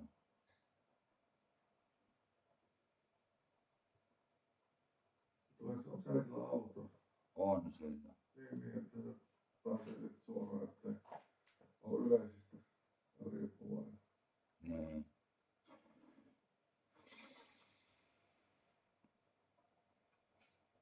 Mä oon miettinyt Helsinki-elokuva. Onko sä nähnyt Helsinki-elokuva? Ei. Kun semmonen elokuva kuin Helsinki. Joo, semmoisen elokuvan mä oon nähnyt joskus Leijat Helsingillä. Se on kotimainen elokuva, mutta se tehty jo monta vuotta sitten. Mut pelkkä Helsinki, niin miksi ton pääkaupunkiseudun nimi on Helsinki? Niin. Ja sitten elokuvan nimi on Helsinki. Niin. Liittyykö se jotenkin siihen sitten? Niin varmaan, jos onko se sisältö sitä, että siinä kuvataan Helsinkiä.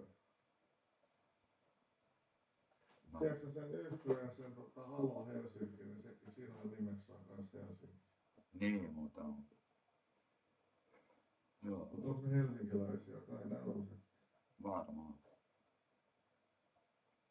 Mut niitä ei näy ikinä Helsingissä. Mm.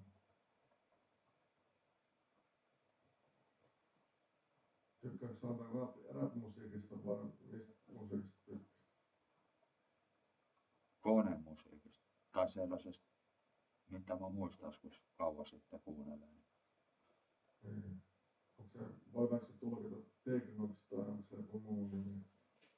No mun mielestä se on ihan konemusiikkia vaan. Onko se sitä, mitä aloitettiin jo joskus muutama vuosikymmen sitten?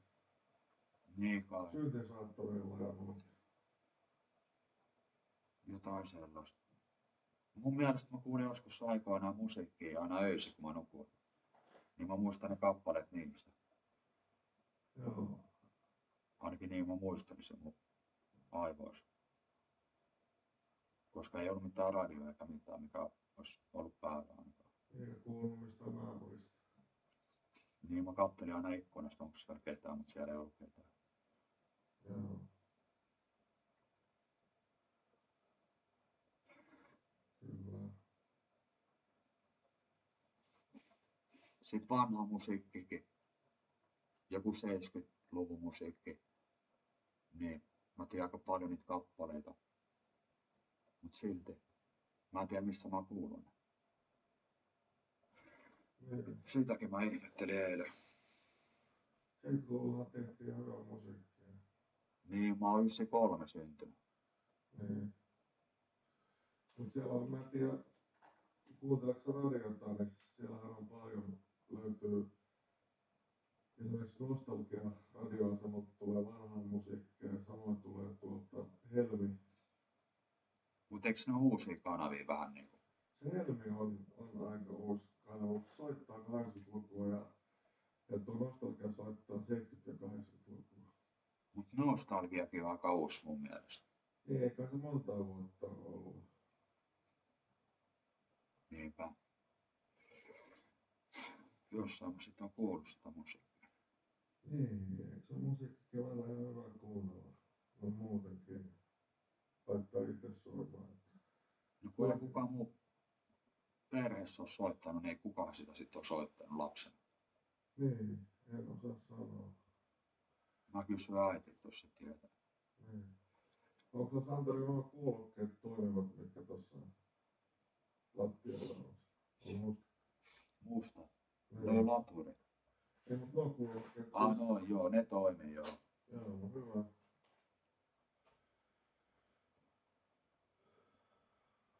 Oletko kokeillut musiikista mitään semmoista positiivista vaikutuksia, että jos hyvä musiikki, niin se tuntuu ihan kivalta kuunnella?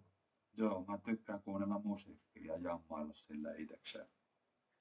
Oletko itse koskaan soittanut mitään soitinta? En oo oikein ikinä mitään. En yhtään mitään. Joo. En oo osannut soittaa mitään. Niin.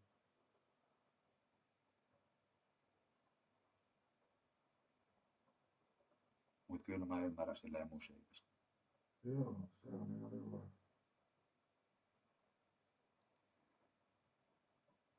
Sanoit äsken, että sä muistat jotakin 70-luvulla lauluja, niin osaat sä nimetä mitään kappaletta? En mä mitään nimeä osaa. Niin, että sit vaan yhdessä, kun se rupee soimaan, että täällä. No yhden mä tiedän, Rolling Stonesin mä tiedän ainakin.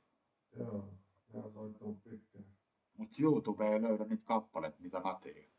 Joo. Se on aika outoa. Onko ne sen verran harvinaisempia, että niitä ei laitettu sinne vai? Mistä se johtuu? Niin en mä tiedä, eikö YouTubessa on kaikki musiikki? Niin, mä en tiedä ihan kaikkea, se riippuu, aika paljonhan siellä on toki, että se varmaan riippuu siitä, että sinnehän saa ladata sitä musiikkia, mistä kuka vaan. Että jos sä tiedät jonkun bändin tai oot jonkun bändin keikalla ollut ja kuvaat sitä musiikkia, niin eikö sä saa laittaa sit sen juttu? Niin joo, silleen voi tehdä varmaan. Niin. Oot sä käynyt missään koskaan kenenkään bändikeikoilla? En oo oikeastaan, tai en muista ainakaan käyneen. Joo.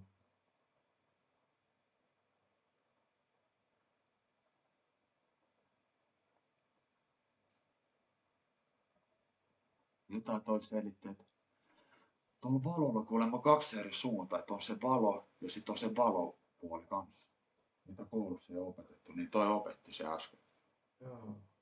Et valolla on 2 suuntaa silleen, että sillä on niinku se valossa puoli ja sit se toinen valossa puoli, mikä yhdistää ne tekee eri lailla. Sit se näyttää silleen omituisen.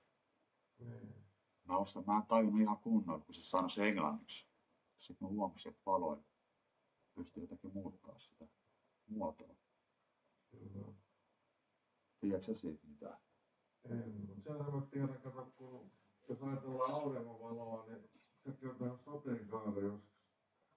Ja sieltähän heijastuu siis auringosta heijastuu, että sateen jälkeen tulee niitä sateenkaaren väriä, niin ne on just sitä vissiin sitä valon taittua. En mä muista ihan tarkalleen, miten se selittää. Sitten jostain universumistakin. Tai joku mikä se oli se, että on monta planeettaa. Planeetta, kun se on tämmöisiä samanlaisia paikkoja niin kuin tää ja sitten on jossain muuallakin samanlainen paikka. Niin, tarkoittaa maan lisäksi. Maapallon lisäksi. Niin, että on jossain, niin kuin me ollaan tässä ja sitten on vielä toinen samanlainen, missä me ollaan kanssa. Tiedätkö siitä mitään? Ei. Puhukohan toi vaan paskaa? Niin. Mä veikkaan, että se puhuu. En mä ainakaan usko tuolla. Niin.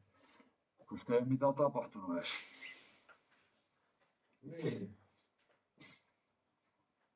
Se on vain jotain fiktio. Mm-hmm.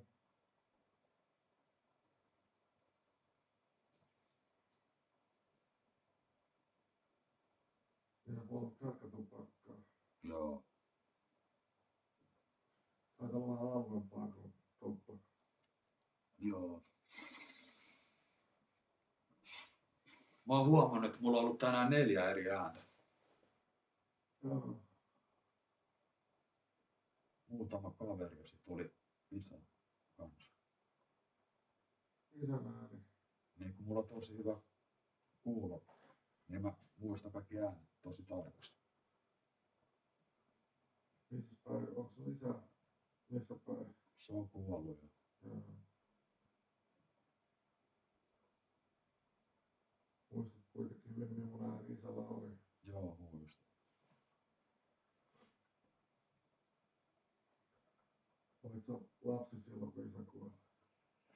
En ollut, kun joku pari vuosi sitten se kuoli. Joo.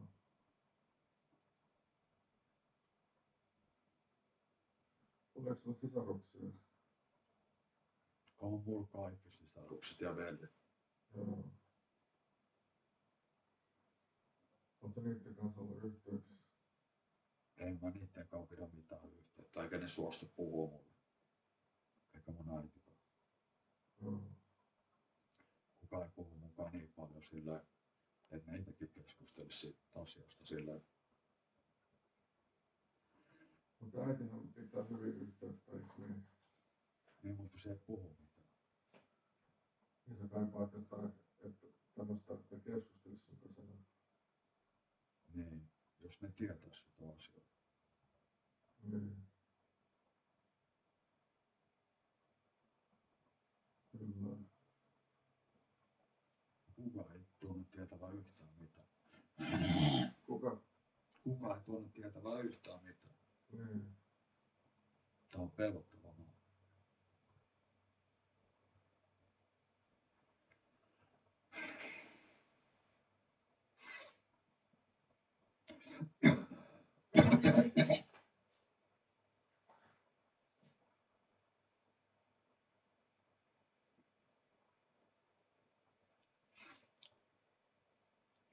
Mut nyt ei ole vaihdottu ainakaan liikkunut yhtään. Joo. Sitten kun mä olin taas katoin näyttöä tälleen, niin siinä sun kohan siinä reunalla, niin mä katsoin tälleen, niin se puhui jotain valoista ja kaikkea. Se kertoi mulle kaikkea toi tyyppi, joka tuossa äsken oli. Niin mä näin sivukulman täällä. Mä katson tonne päin, niin mä näen tässä, missä mun käsi heiluu. Niin mä näen jotain mustaa sellaisia. Mustia juttuja. Onko ne jotain varjoja vai mitä? Niin mä ihmettelin sit. Mä katsoin tälleen. Niin sitten ne lähti pois. Nyt ei ole yhtään mitään ollut. Heti kun tuo alkoi puhua, niin siitä alkoi tapahtua. Eikä ne monsterit, mistä puhuit, niin voivat ne jotenkin päivällä vai yöllä olla siellä tiettyjä aikoja, jotka pelottaa? No mua pelottaa yksi Noita-kirja, mitä mun opettaja joskus luki mulle. Mulla otti raamua siitä kirjasta. Joo. Jäi mieleen sitten. Joo, ja se näytti ne kuvat. Kyllä.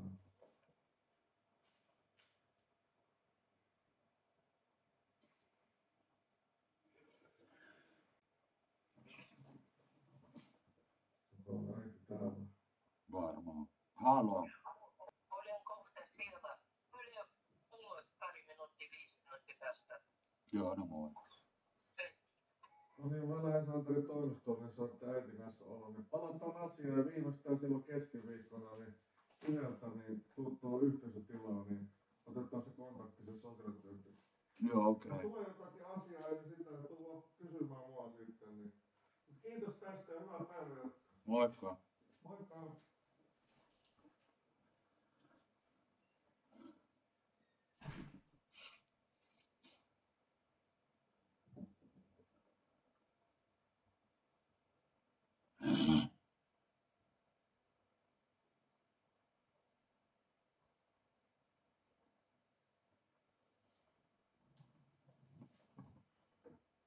Missä mun rööki?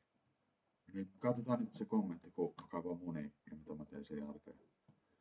Älä paljasta liikaa tolle ukolle, se yrittää saada sua nilkkiin. Tiedätkö, se ei mua haittaa. Jos toi ukko haluu saada mua nilkkiin Kellokoskelle, niin sit mä menen sinne. Mä puhun kaikki lääkärille. Tiedätkö, minä haluan asua täällä. Mun koti kuuluu laitokselle. Tiedätkö? Mieluummin mä jossain Kellokoskella kuin jossain vankilassa. Kyllä mä joku päivä vielä menen sinne. Jos ne soittaa jollekin. Mut kyllä mä lääkärillä halusin puhua. Mikä tää homma menee. Jos se pistää mut tonne suljetulle, niin mä menen sinne. Sen takia, että mulla on levoton olo. Ja mä tarvin ADHD-lääkkeitä. Mutta ei mitään ketipinoria. Eikä levotsiinia. Näitä lääkkeitä mä en halua. Ne ei auta, ne vaan pahentaa. Ja sitten mä tarvin Subutexiakin. No sit mä menen ite vankilaan, ymmärräksä? Jos mä en pääse vankilaan tai sairaalaan, mä menen ite vankilaan. Joku päivä vielä. Jos mä jään kiinni vielä. Mut ei sillä mitään väliä. Mä poltin tuon katoksen tuolla vähän matkan päässä. Toivottavasti mä joudun siitä vankilaan. Mut ei kukaan voi sanoa, kun ei kukaan nähnytkään mua.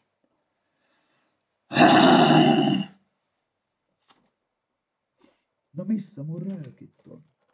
Mun rööki oli jossain. Tossa. No ei oo tulta sit.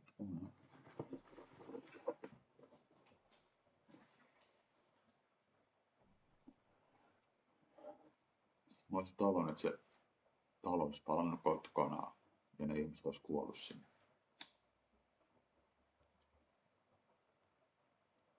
Mä olisin varmaan tuntenut tosi syyllisyyden tunteja sitten. jos mä olisin uutisissa nähnyt, että ihmiset kuoli tulipaloon. Mutta ensi kesänä mä poltan metsiä ja kaikkea roskiksi ihan läpän. Mä kuvaan ne läpän. Mä teen pyromaanikontenttia. Mutta tälle talvisi ei oikein pysty. Vai mitä?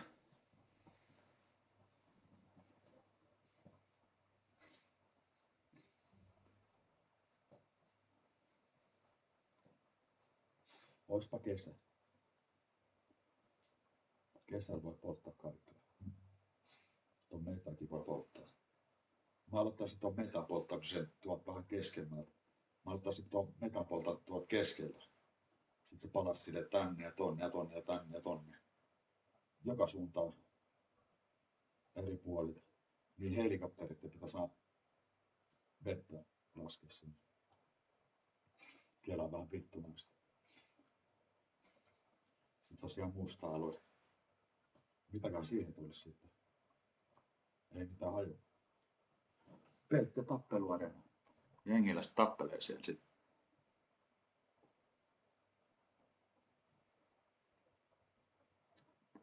Tiedätkö, sä saat polttaa budia niin paljon kuin sä haluat, mutta mä en saa.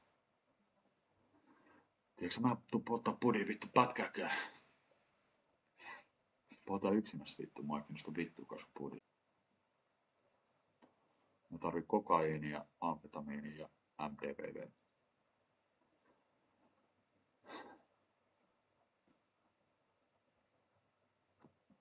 Voitteko te mennä pois noiden nimimerkkien takia?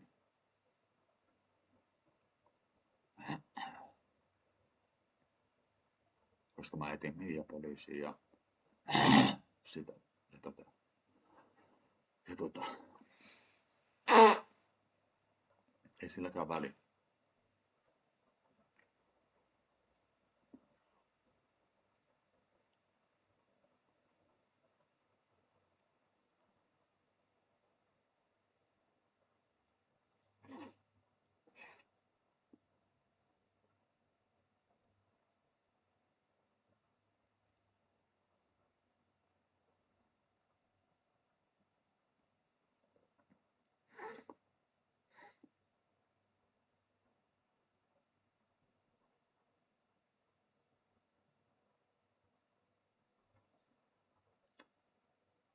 Hei, joku soitti varmaan.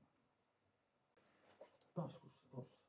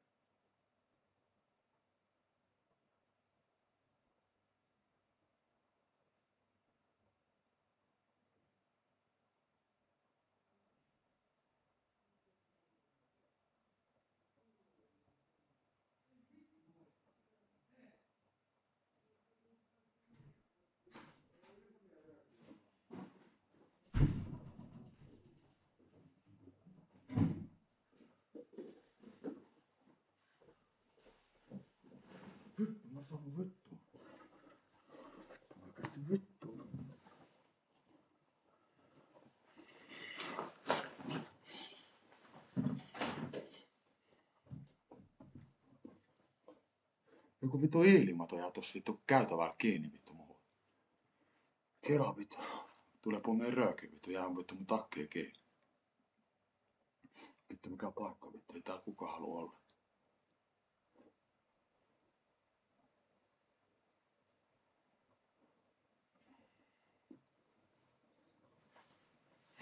Mitä vittu täällä se tekee vittu? Täällä ei mitään tekemistä vittu. Ei vittu paperipala. Ei vittu. Mitä vittu mä tekisin? Ei mulla mitään tekemistä. Mitä vittu tekisin?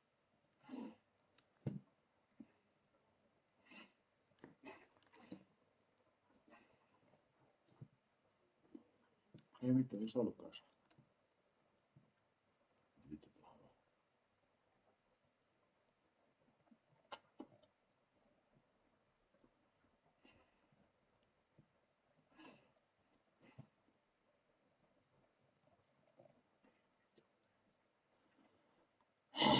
Vittu se olikin tää. No vittu oma vittu. Ei vittu. Mitä vittu? Okei. Tässä.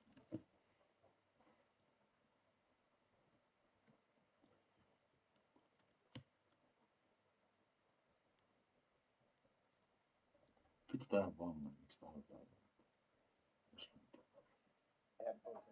I have a new microphone. Hey, Maya, say something to the microphone. She loves it. She's born to be a podcaster. Oh my god, you guys are adorable. How do I not block? Alright. You guys are so cute. Look at you. Why does microphones exist? Huh? This is not that bad, actually. Alright, let's go with this. This is adorable. Alright, let's keep going. Very strong. Can't wait to see what fan art people are going to draw out of this. Since Pooch said he hated my other animation, I made this one to regain my honor. Alright, got a lot of votes. Alright. Got the headphones, the 50 mil awards that I don't have anymore. I used to have that audio interface, that's funny. I hate this. I didn't hate it. Come on. I don't like this one. I don't like it. What the fuck is this? Uh-oh. Is there no audio?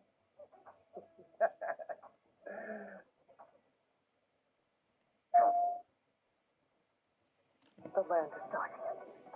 And the machines are out of control.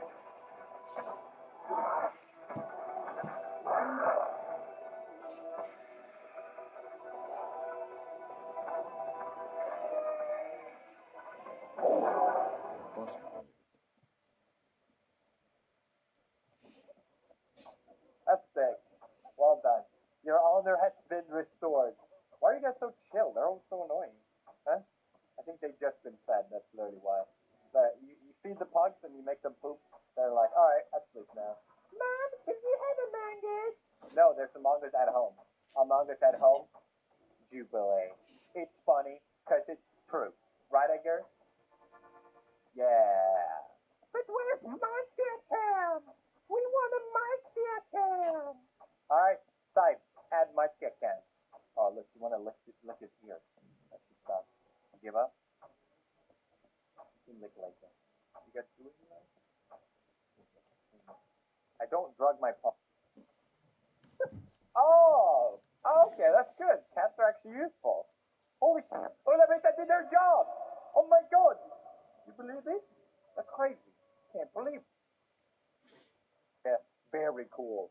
In Abu Dhabi is in India, right? Oh no. Thank you, United Arab Emirates. Very cool. Just a reminder that this picture exists. Also, today is Joji's birthday, so I just want Pips to wish him. Tweet must have not been deleted until at least April of 2018 and should have been visible in the snapshot. He's kind of cute sometimes. Mitä kattois tänään? Tiedätkö mitä mä katon tänään? Ei täällä ole enää mitään muutakaan. Ei oo mitään. Tää loppu varmaan. Mitäkään vittu mä teen elämällä, et mä pääsisin pois täältä? Silleen. Tiedättekö te?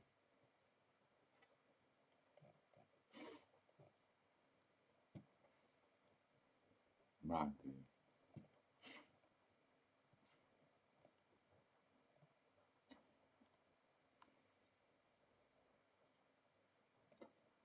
No huhu. Mitä vittu tää on? Huhu. How's it going, bros? I haven't slept. I feel like shit. But there's one thing that makes me feel even worse. Pickup artists. The truest form of torture. I can't stand this. I can't do it. This is my cringe threshold. I can't watch it. We have this guy walking past a girl, pulling up with a howdy. Howdy, girl. How do you do? Oh. Well, she's at a library. Yeah, she's studying. A test. Which one? Oh, I can't hear you. You can't hear her. Because you're at a library, my dude. But was that? I can't why you're whispering? Oh, man. Do I know you? My name's Brian. Nice to meet you. Nice. Not a regular handshake, but a gentle touch. That's how it's done. I'd hook up with Brian. I'd cool.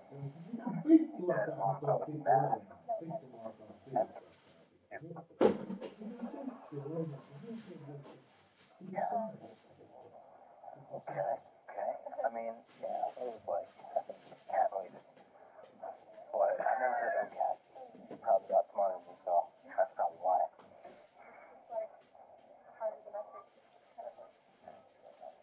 Really? I heard cats. I don't know what's up with that. Okay. So you're still in high school. Okay. Oh, okay. Oh, you're still in high school. You're a child? What was that question? I see. And you're doing for chemistry.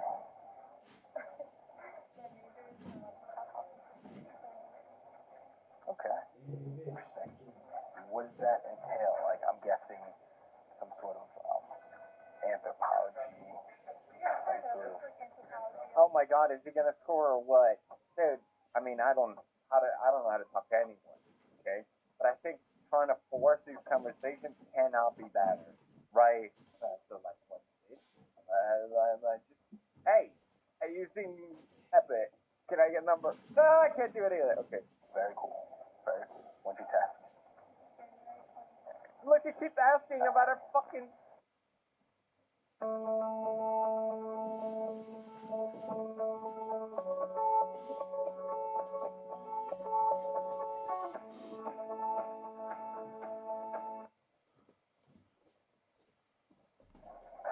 That's it? Amazing. Oh God. Why did they upload it? Está muy... gente? Gente? No. Está muy... Oh, nice. Yeah, film her. Not creepy at all. What are you doing? Gonna meet with a friend. Friends. Can I be your friend? No. Your new friend? No. Nuevo No thanks. amigo. Nuevo amigo. Where are you from? I'm England. Oh, God. The pain. Teachers are very good. They show exactly what not to do. At first, I'm like, I can handle this. Howdy.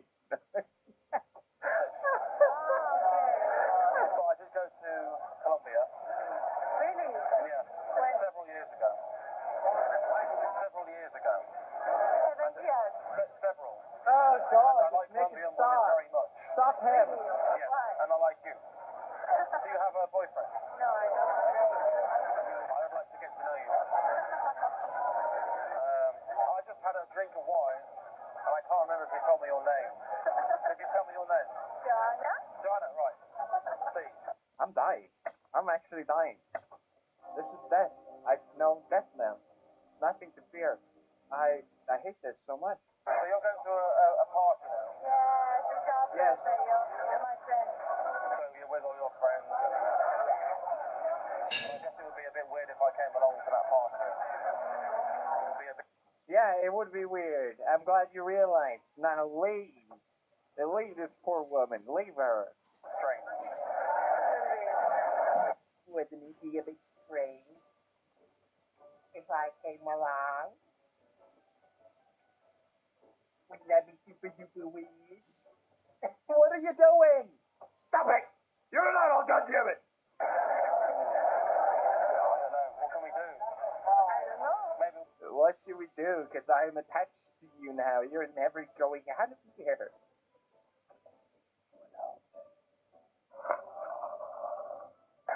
Nice eyes. I can see nice, genuine, you know? Oh, look at that. Oh, he's ready. Look at that. That's the face of ready. Girl, you see that face? Run! Run! That's that. Yeah, let me do it.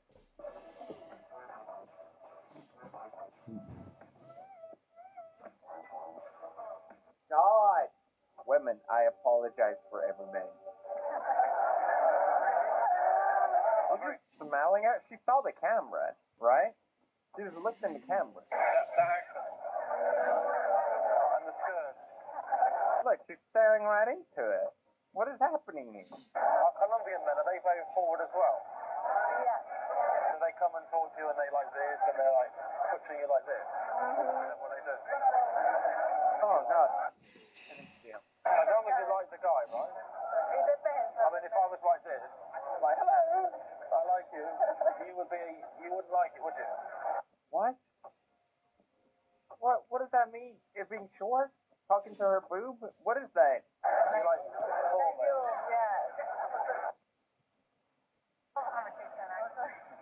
We're in the middle.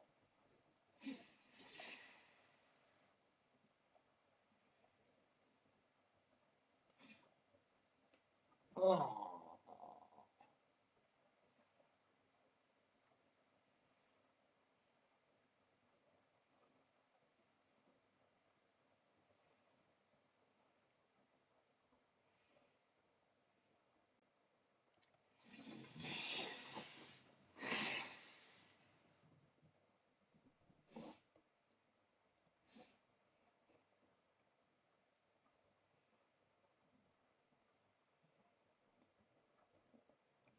Ei mulla mitään.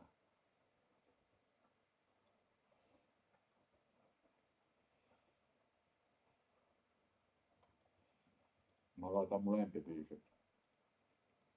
Sasa. Nyt se biisi vaan Sasa-biisi on hyvä. Sasa. Mä vaan tänään sattumoisin löysin tää Sasa-kappaleen löysin sattumoisin. Yksi oikea läppä. Se on tää. Ei tää vaan seuraava.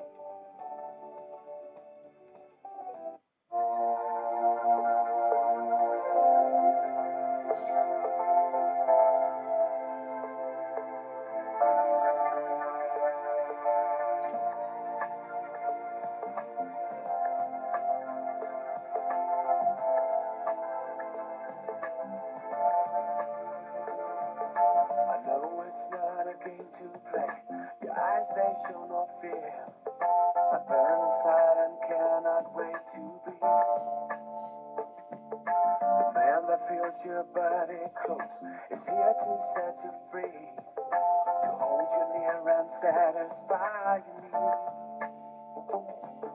You shiver as I touch your neck, slowly close your eyes. I can't resist you even if I try. We both surrender to the touch as we lay there side by side, and everything around us disappears.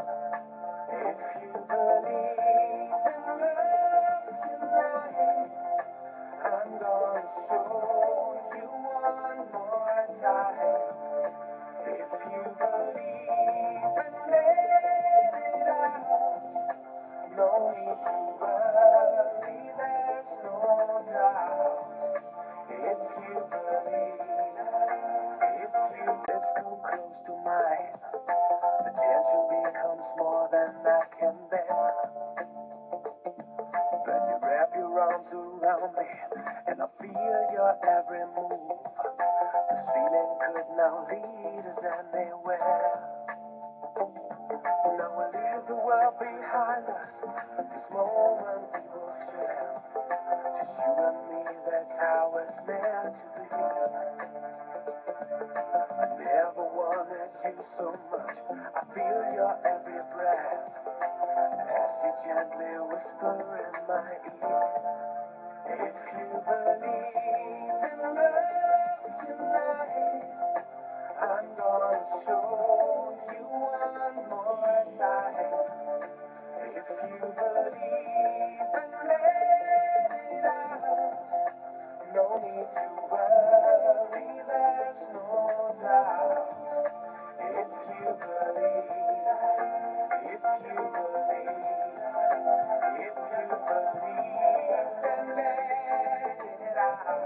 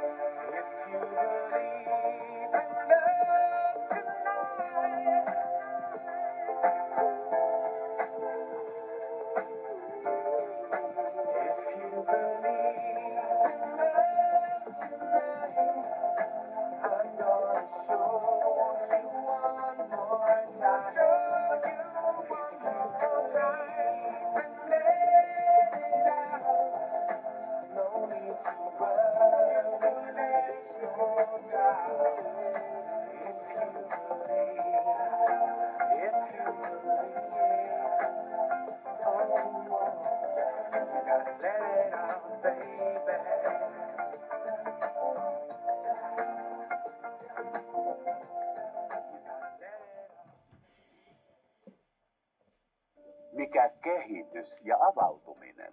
Vähän pelkäsin liikelaajuuden puolesta, mutta tässä syntyykin ihana vapaus ja paikallinen. Mitä vittua tää homma nyt haluu vittua?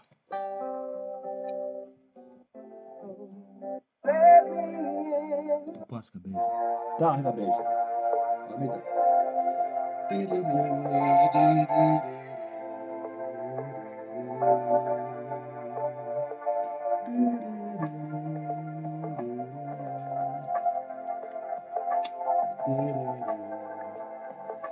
Tiedätkö, tästä on otettu yksi tupakka.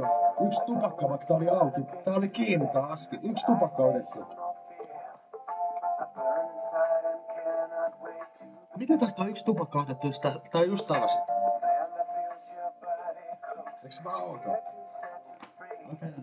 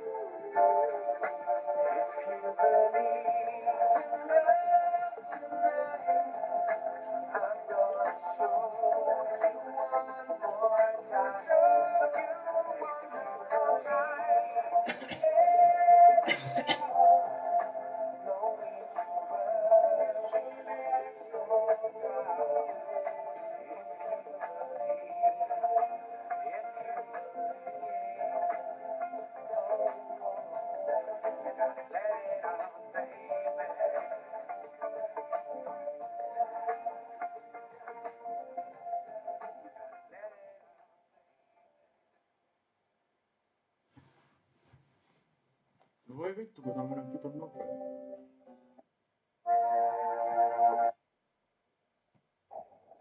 Terve. Ei tänään. Ei tänään. Ei tänään.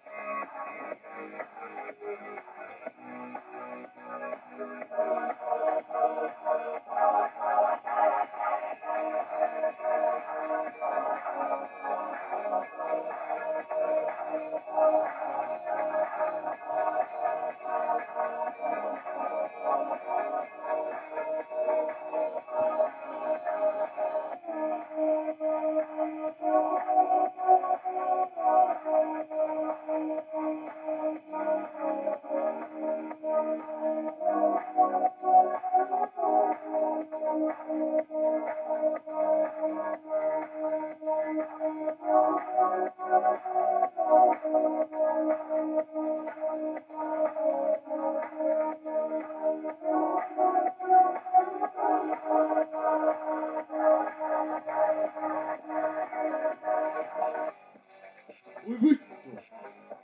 Ei vitus.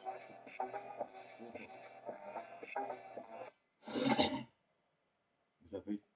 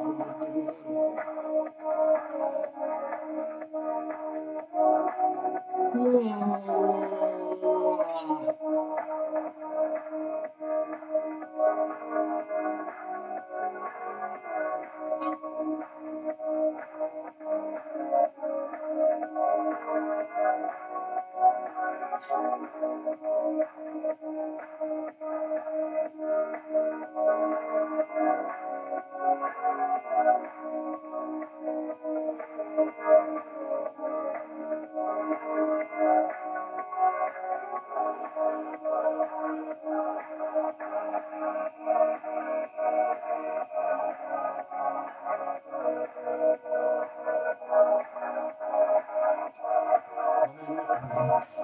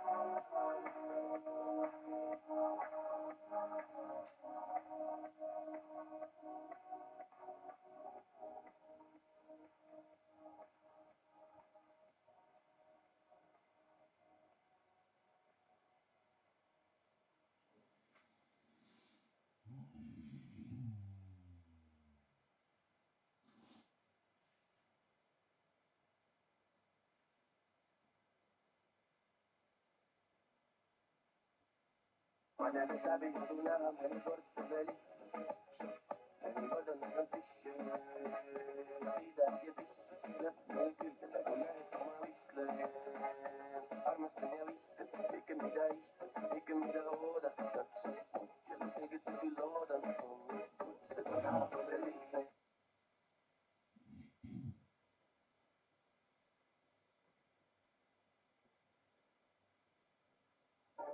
Se on sellaista mentaalista taistelua, kun jokainen solu huutaa, että mitä sä teet, yritätkö sä tappaa mut? Fitness-päiväkirja 2022. Vain Discovery Plus-palvelussa.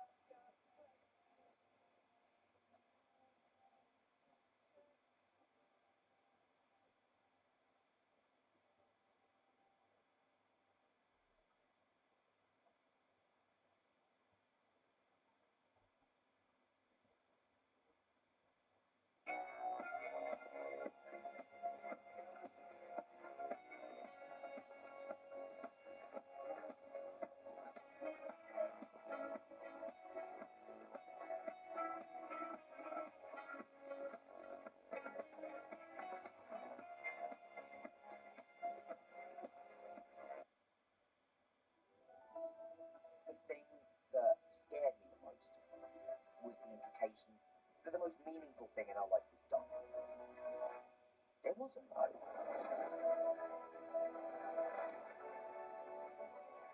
There's something about Harry Potter that makes life richer. We're family.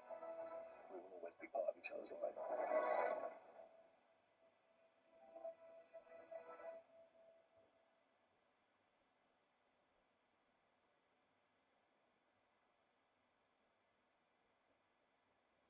Eniten sinä epäilen, että on loukkaantunut, ei pystynyt soittamaan apua. Onks nyt tyttö hengissä? Kyllä 2 miestä ase mukana. Kadonneet Suomi. Discovery Plus-palvelussa.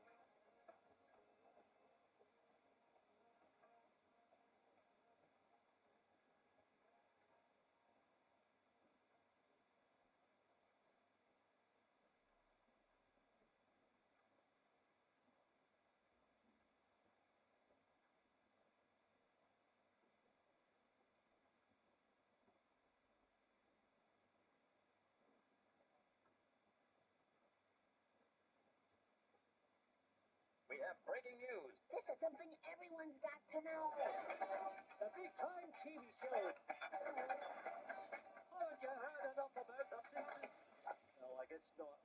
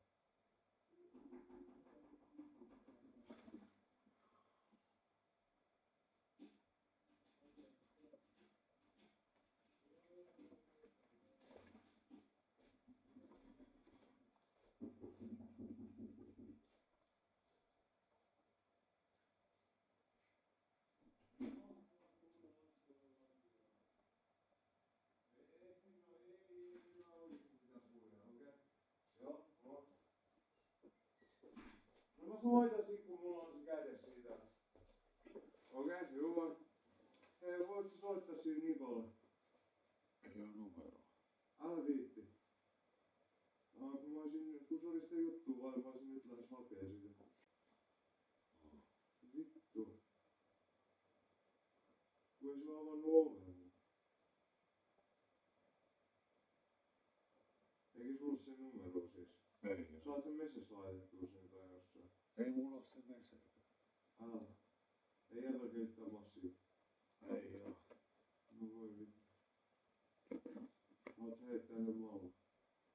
Ota sitten. No nosti ihan korvan. No mä lähden hakeen sitä vittu, mun pitää nyt vaan sen Niko löytää, niin mä koitan etsiä sen tosta vielä. Eikö se ollut se mäntynen? Joo. Okei. Hyvä.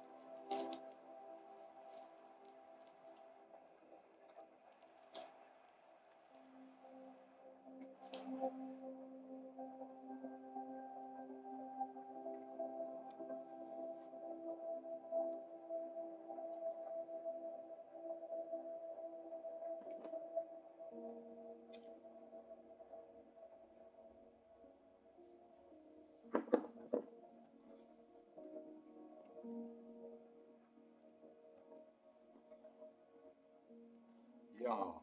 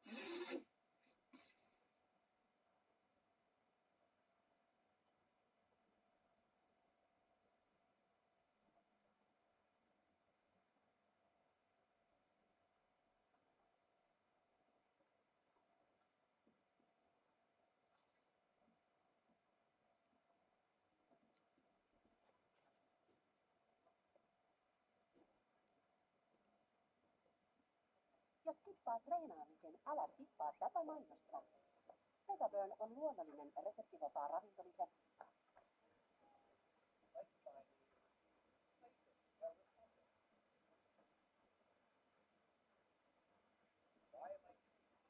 How did I go from?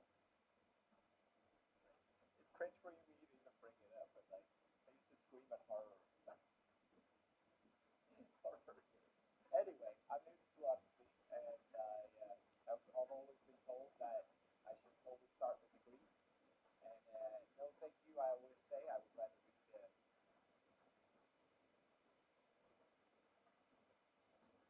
But finally, I picked up Plato's poetry, which is very short. I thought, why not? But I was very happily surprised. It was very good. It felt like looking through a window of time where you join the dinner table of ancient Greek philosophers, discussing through the night their thoughts on eros, their desires. It was very nice. So naturally, it led me to want to read The Republic, which is obviously Plato's greatest work, if not one of the greatest political philosophers of all time. What a title, everyone. And again, I was very happily surprised how much I enjoyed it. For those of you who don't know, it's basically dialogue between two people or a couple of people with different opinions, somehow coming to some form of conclusion. And I find this style of writing so much more engaging and immersing, since, like I described with the symposium, Plato's writing is about coming to a conclusion together. And Plato himself self-admittedly doesn't have all the answers. That's why I picked this book, because I think it could be interesting to discuss because of all of these things that I just said. How do I make videos? Sorry, this will be a very long video, but strap on, put on your vlog seat belts, and let's freaking do this. Please keep watching. I need the watch time. Put on the video in the background. I don't care. We have some couple important notes before we begin. Plato, the Republic, is a controversial piece of literature.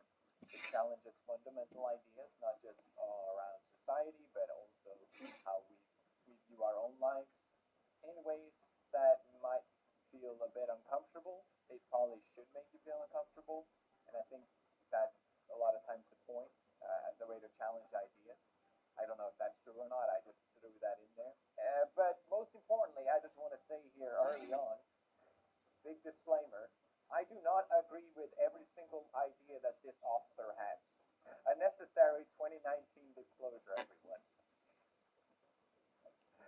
I think most people wouldn't agree with all the ideas of Plato, and Plato himself doesn't agree with all his ideas. We get later on, he'll just criticize his own thoughts, basically. I am not an expert. I am not pretending that I know everything about this. I will just give my own summary and thoughts around the different topics discussed, and I highly encourage you to do your own study and research to fully get the proper grasp of this book. This is going great. First of all, I think it's important to understand why this book was written, to fully understand where the ideas came from. To properly critique something, you need more than just the ideas. You need to understand where the ideas come from. And a lot of the more crazy ideas of Plato the Republic will make a lot more sense with these things in mind, I think. So, a quick background. Basically, Plato lived in 428. Did I get that right? That's right. 428 BC in Athens, Greece. Greece, Athens. The ancient Greek, as I'm sure a lot of you are already familiar with, defined a lot of our Western civilization. They've had massive leaps in not just philosophy, but art.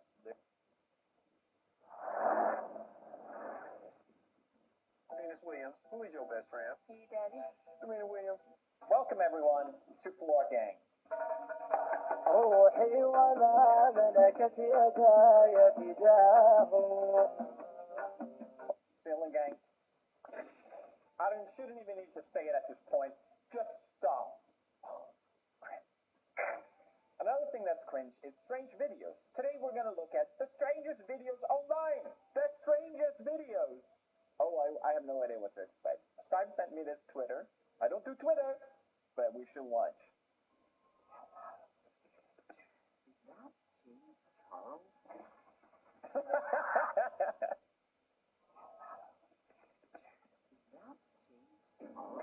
What a classic TikTok. How did they do that? That's some movie magic right there.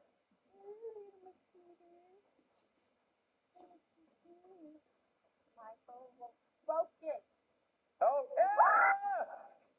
I've literally done the exact same thing. Focus.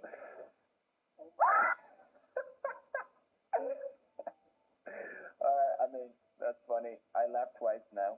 What you mean? You want to be a It's not serious, dude. This is motherfucking THC edibles, man. Like real talk. Dude got weed in here. No, alright, since you a badass. You want to get go ahead, go try it. Alright, man. What the fuck I got a line for?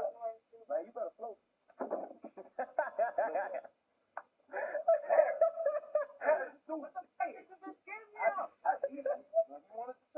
The Fruit Loops! Dude, those Fruit Loops be packing though. God damn. Never eats Fruit Loops straight out of the box. That's very dangerous. Super Mario in real I've life. seen these. Super Mario in real life. Why did that make me laugh? These are so unexpected. I don't know what to believe anymore. Oh God.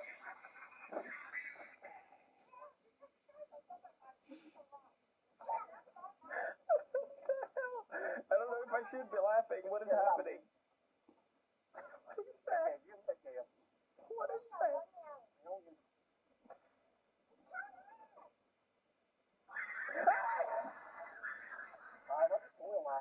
I can't watch this. I cannot. Is that a bat? That better not be a bat! Oh, what? It's a flying lemur. Oh, they actually look cute. Because there's a hook in its mouth from the people trying to hunt it. That's awful. Screw you people. You suck people. What's wrong with you? Don't do that. That's awful.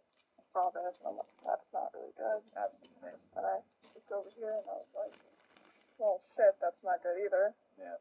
Woman drive car, woman not good driving, women bad. I said it. Someone had to say it. Hey, Mr. Nelson, right there, Wendy's. What can I get for you? Yeah, you like Wendy's? Yeah, Wendy's nut smack you in the face.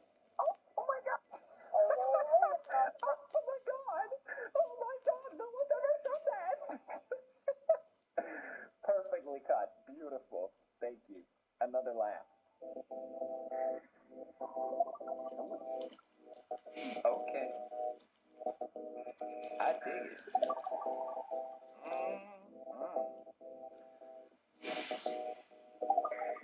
Gordon, right there. Hell yeah. That's a sexy beast. That's a sexy. What's gonna come out? I'm so easily startled. Oh God, it's so funny because when I used to do horror games, everyone would accuse me for he's faking it, he's faking it, I get scared easily. I can't. It's a natural reaction because I'm so much testosterone that anything that comes at me, I meet with a which is a tactic, defense tactic. Night, sweetie. Daddy, Yes, dear? could you please help me check on the dead one more time? I don't like what this is going. I don't know. Sure, sweetie. For the record, if my child listens, I'll be like, no, you check. You check. You check the floor. You should be sleeping on the floor. You should be doing this. There's someone over there. Right. This is plagiarized. I mean, I guess you can't really complain. It's a cool. I think it was a Reddit short story or something like that. They try to write. Yeah, I think that's where I heard it at least. Or maybe they stole it from somewhere. But that's a great. I feel like it worked better in written form almost. Shut the hell up. Go kill yourself. Go sit in the middle of the road and let a car run over. Okay, I don't know what Dr. Phil is up to. I heard he makes TikToks videos now. I don't know what to say, Dr. Phil, son. I don't know what to say. That's not good advice. Boy, I got that virus. What? Boy, hell no, boy. That boy is stuck in time. That boy got that virus. Boy, hell no, boy. That boy is stuck in time. Stuck in time? Damn, the commentary made that. That was beautiful. Goddamn, I'm actually having fun. How about that? Here it is again, the legend. It's the same clip. Don't waste my time. Alright, unimpressed. Next.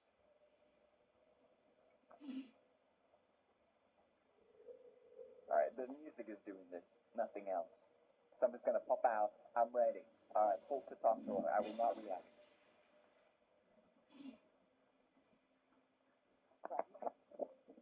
What?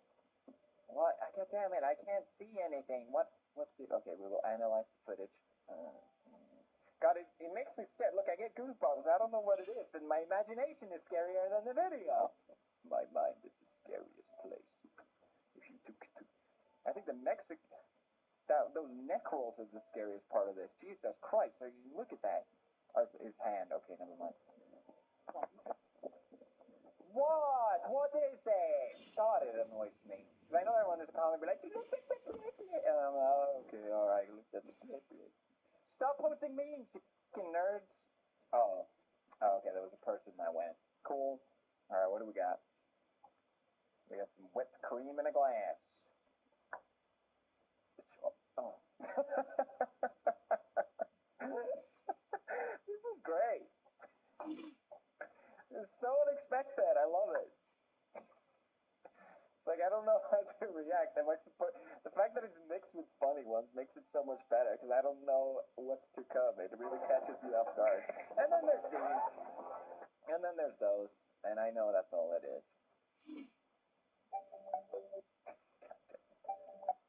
Well, it's a good thing this isn't a you laugh, you lose, because I would be fucking silly gang. Like, yeah.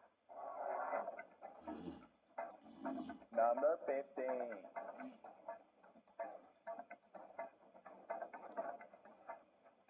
Me and the boys practicing our Fortnite dance, going to Fortnite school, going to Fortnite training camp before we're setting out to...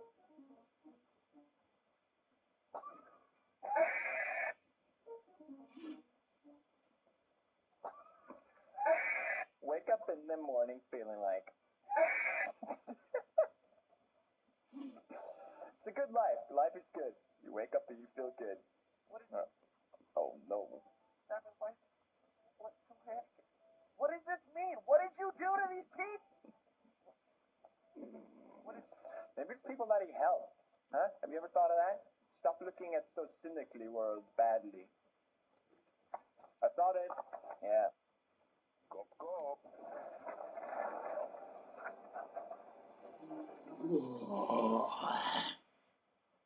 What?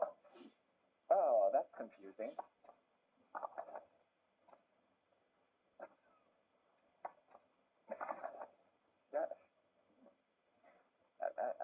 What am I supposed to say about this, huh? What am I supposed to say about that? You said it. That's why your shoes raggedy. That's why your mama did. Your mama did? Your shoes, she got it. Oh, you said it. That's why your shoes. That was just harsh. That was just harsh.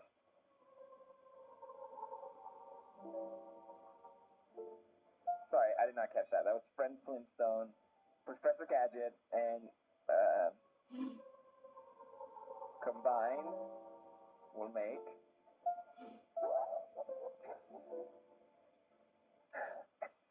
That's genius. That's just genius. Well done. Applause. You get a tambourine. Well done. That's why your shoes raggedy. That's why your mama did. Yeah. Oh! Damn, I didn't realize Annoying Words was so epic, dude. Time to rewatch.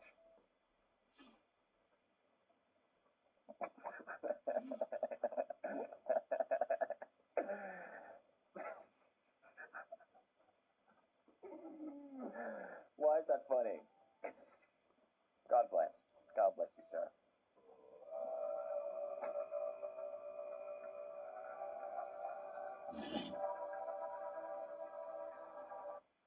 They should have cued the soundtrack for Hereditary. A few of you will know what I mean.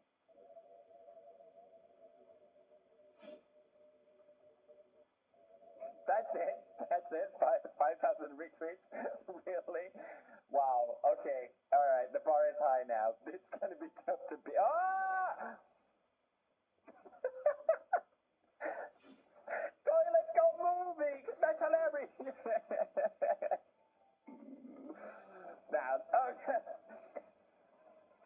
Casey Neistat's newest video, going through New York, absolutely crazy. Sponsored by Samsung, and everyone laughed. They just spread joy. They went on a porta potty and they handed out iPods, and everyone laughed. It was amazing.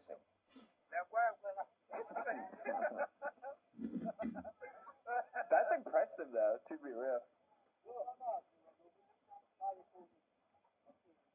Ceiling gang, though. Cringe. Sorry. I was gonna smash like, subscribe, and oh no. Oh no. Oh no. Alright, here we go. I love my girlfriend, and I'm totally fine with dudes jacking off to pictures of her on the internet. Doesn't affect me one way or the other. That's it. That was it. God damn it. Look what came out of my egg sack. Ew. What? Okay. Oh. Heck yeah.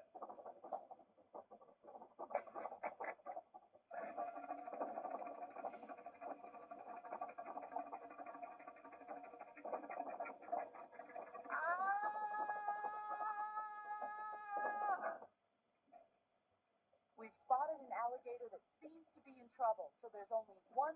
We've spotted an alligator that seems to be in trouble, so there's only one. What the hell is that? Is that a dog that jumps in? No, it's a person. One. There's only one thing to do. Strangle him. Chokehold him. I don't know how to do a chokehold. I know how to do it on an alligator. With no shoes and nothing. No shoes. No shoes or nothing. Alright. Damn, that's impressive.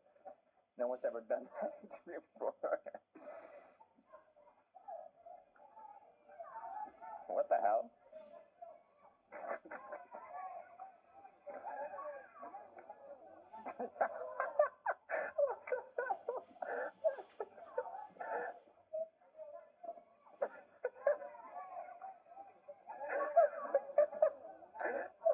Someone grease up the ball or something? What's happening?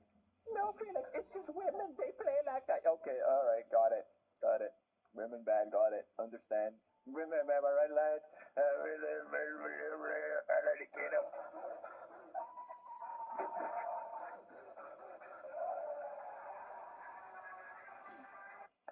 Oh, I wish it kept longer. Oh my god, this could have been edited so much better if they kept this longer, and then for the second screen, it switched to, right? Am I the only one? Proteins that have all sorts of functions. Yo, how do you have cameras that recorded someone's cells? Coronavirus ends up make proteins that have all sorts.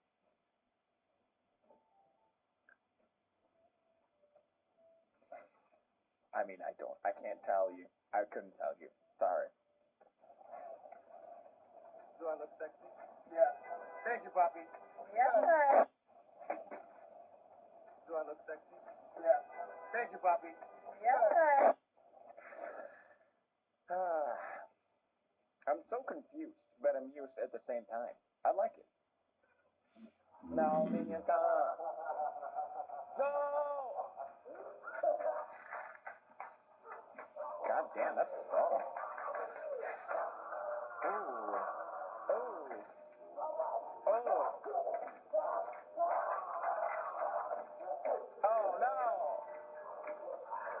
He's already dead! Stop! I just... Alright. I dig it.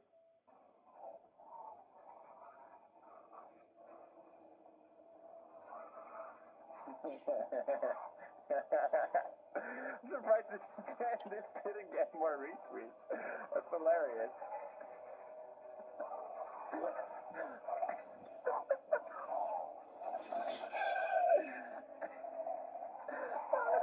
Got two of them. Oh, they got it too. You never know. You never know, dude.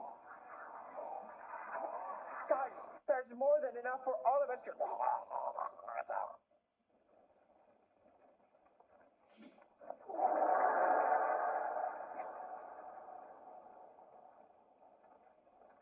This is it. This is it, Chief.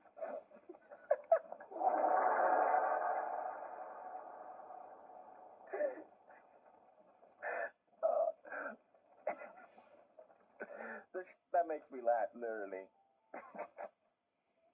It's genius. You don't understand, Mom. It's genius comedy. It's ironic and obscure. Cringe. Punchline? Shut the flip up, Mom. You don't get it. Go away, Mom. What kind of McDonald's has a message? What do I say? I want a burger tomorrow? What kind of McDonald's has a message? Good one. Ooh. What in the world is happening?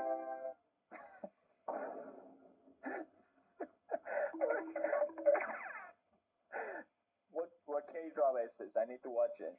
Or Indian drama, for that matter. I love it. Beautiful.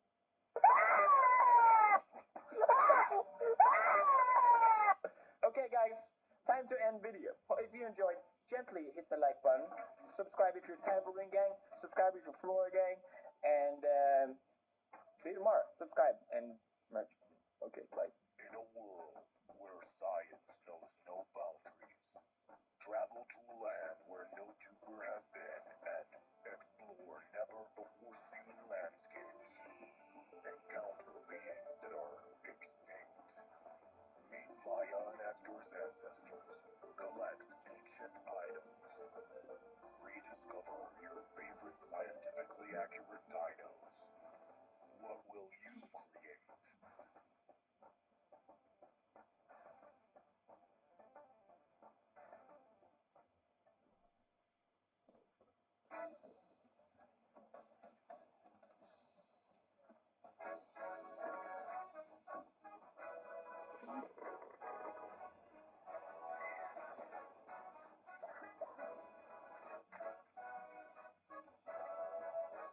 Sonic, ota homma haltuun.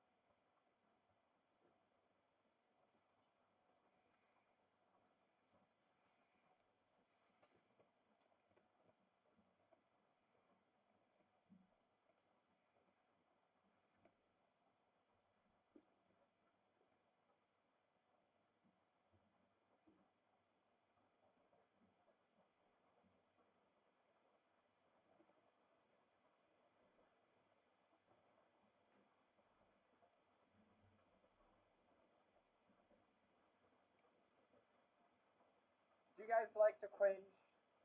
I like to. In case you haven't noticed, I'm kind of a cringy guy. Put me in any real life scenario and I just won't know how to handle it.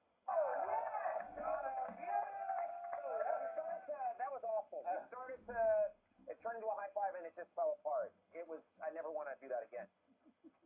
But that's what makes me appreciate the cringe even more because I understand the cringe. I bleed for the cringe.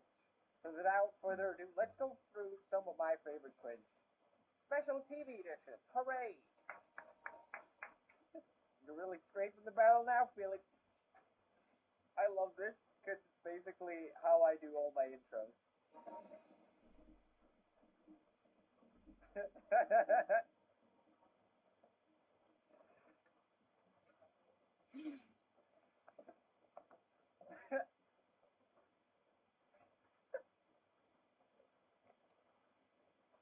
Hello and welcome.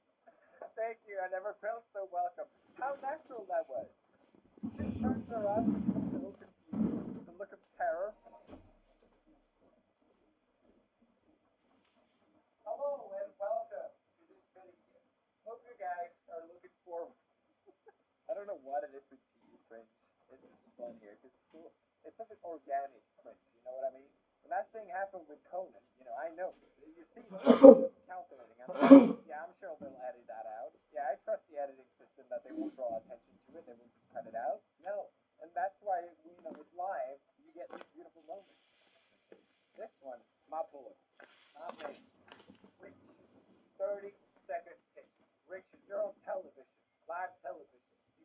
just a 30-second clip. I watched this clip to get me going in the morning, to get me started, to get me boosted, get a nice big old motivational push.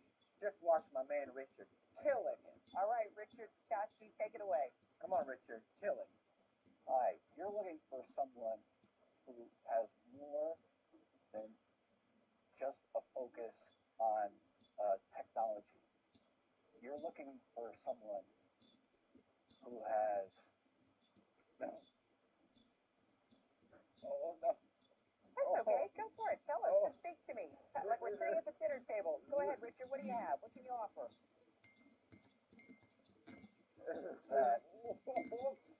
Come on, Richard, please. That's okay. Regroup for a second. No problem. Okay. Go ahead. Take it again.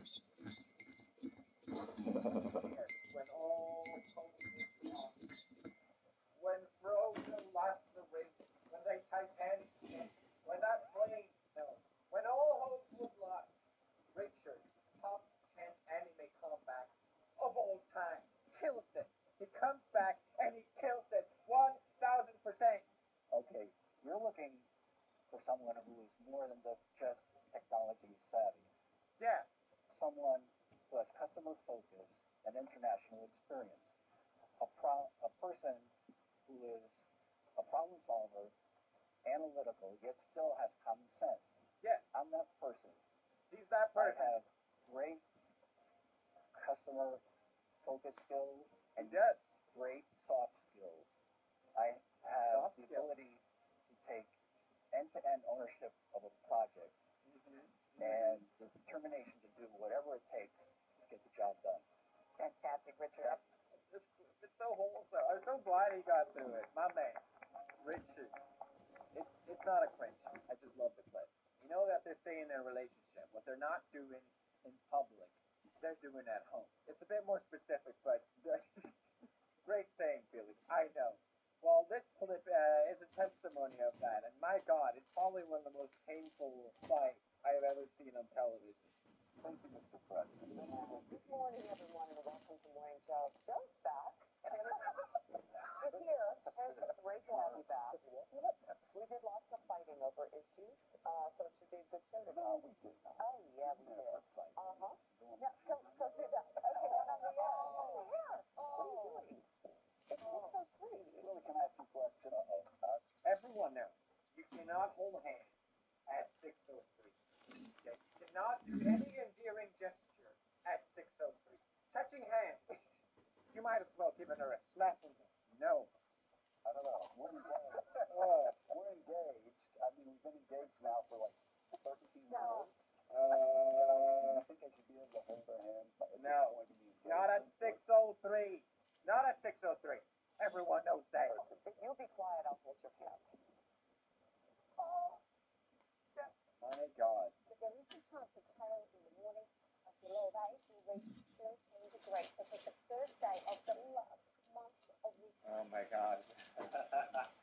I've said this and I've said it before. First of all, never kiss anyone. I mean, what's the point? Don't kiss someone that isn't your girlfriend, fiance, or wife on camera at all. Just don't do it.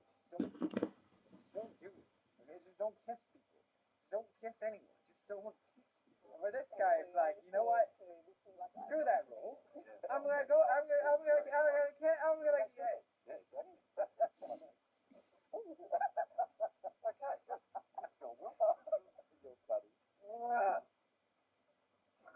You had one job, okay? You know how much shade I had to swallow for that handshake? What do you think happened if I went into a kiss? Huh? What would you think would happen? Okay, this clip is great. Wait, where is it? Here. Oh, wait. His phone rings, and what does he do?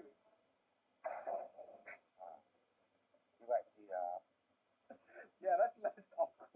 Couldn't you have just muted it? You didn't have to throw and chuck away your phone. Jesus Christ, I love the sound.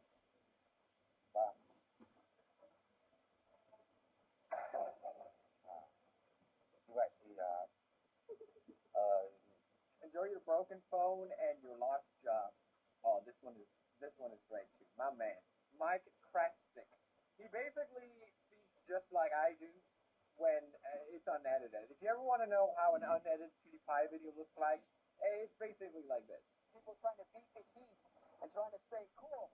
And tomorrow, and people. That's it, guys. Hope you enjoyed this video. And tomorrow, don't get me wrong, okay? I'm not ridiculing these people. I am merely celebrating it. We're a group of cringe. We all know how it feels. I love this clip because whatever she's saying is just so goddamn boring. And this girl doing copies in the background just realizes that she's on camera. You can register for the lottery starting tomorrow, and registration is open until Friday. The UAA will notify the winners of the lottery by Monday, December 15th. Can I swap myself out of this? Then be picked up from Tuesday through Thursday. Now, students with more than Oh, what? We can't see her now. Where did she go? Everyone is welcome to sign up. Live from the newsroom, Kara Manelli, WUSC News. She's like, what is happening? Beautiful cringe. Where would I be without you? I'm so pale. I'm so pale. Today, snow is crippling much of the Washington lowlands. One of 3 inches of snow fell in Seattle and other areas. This is the kind of stuff that, you know, I would, if I do this on camera, Brad and Brad too will just draw attention to it. So now, if I ever mess up an intro, normally I just keep going and redo it. But instead, I have to stop the recording and start again. Because of these douchebags. These meanies.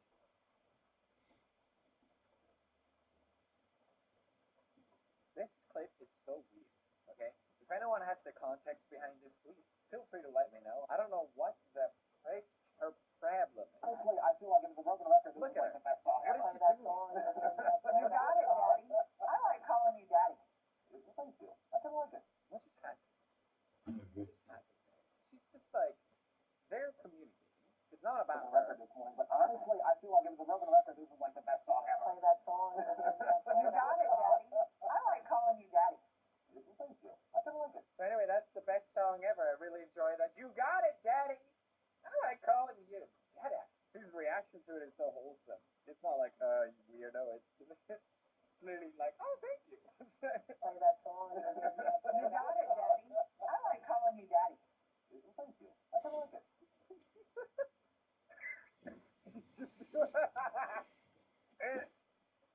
No, not on my cringe one. Okay, this clip is so painful. We need a nuclear warning on this one. This is nuclear. Oh my God, Jesus Christ. Okay, guys, are you ready? I'm going to press play. 3, 2, 1. We'd get a picture of you, and then it would be posted all around, and it'll happen in your office. Yeah. Possibly. You don't think so? Well, it depends, you know. I've got some time on the camera. Why don't you stop? Vittu homma vittu. No. Okay. Toi se homma. Jesus Christ. What is wrong with people? You know, people talk about these social issues, and I'm like, that doesn't happen. You watch the news, and it's like right there. It's hidden in plain sight. Maybe because I never had a desk job. Maybe that's the issue. Why would he say that? I've got some time on the camera. Why don't you stop by?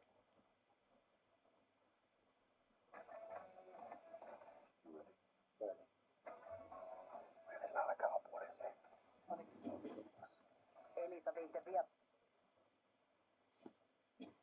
No. Okay. This is in the context of, I think, some naked photos. And he just drops in the weirdest tone ever. I got a camera. Some time on the camera. Why don't you stop by?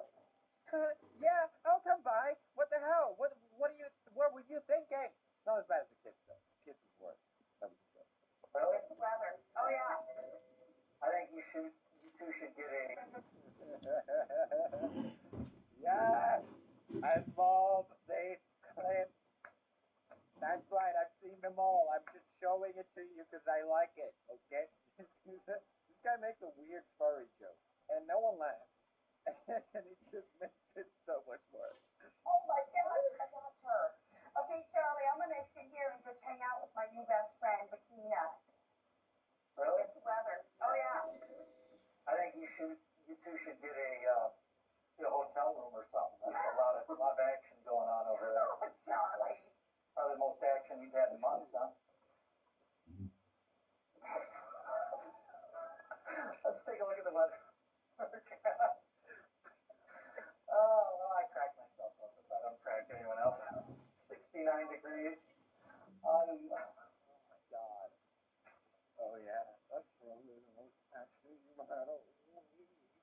such a terrible joke. Like, why would you? And he kept going.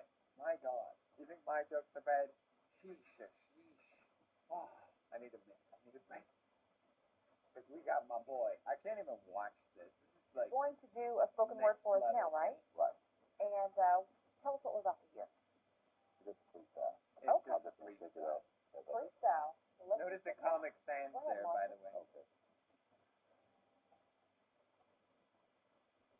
Years ago, they tried to put me in the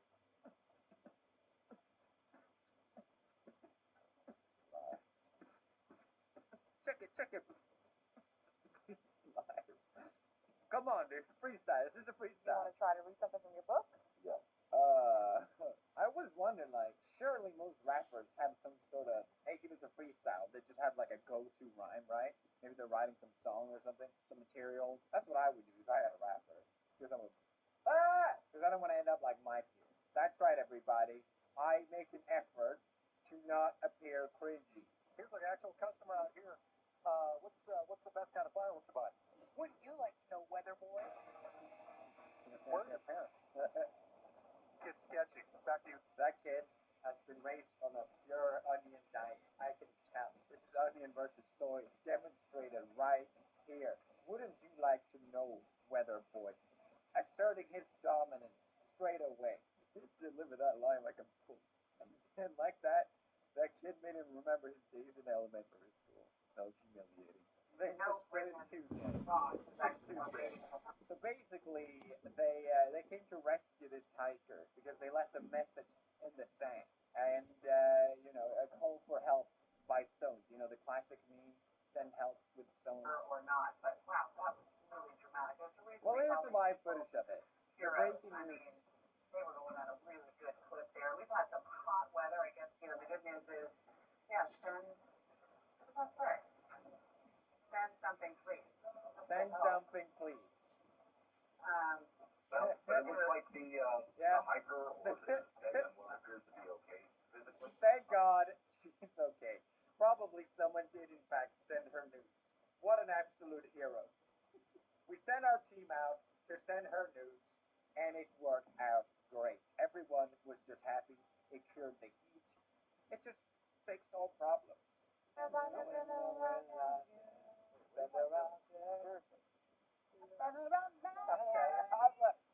look at the forecast while they sing. Let's go ahead and take a look at this morning. Yes!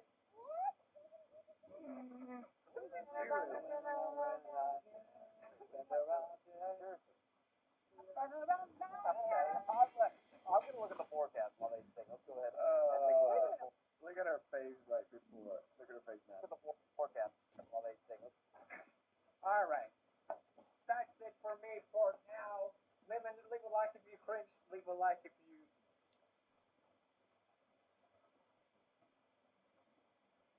Check out another video. The bell button. And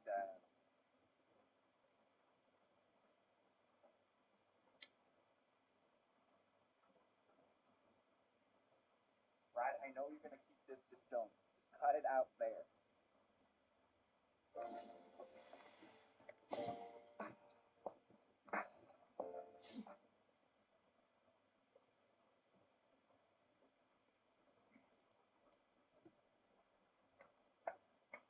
Finally! Playing a video game, everybody. Hooray! Detroit Becomes Human, the dumbest title ever. We're back with part 2 of Detroit Becomes Human. Got about 5 million supportive comments telling me, you didn't save the fish, you heartless bastard. How could you? I didn't see it. I didn't see the fish. Are you happy now? I went back just to see it. Like it matters if I... Oh my God. That is so cute. You're welcome. Now the whole game is completely different. Alright, let's go back to where we were. And here we are. For real though, really appreciate all the supportive comments. I'm thrilled to finally do a... Hello! Welcome back. Welcome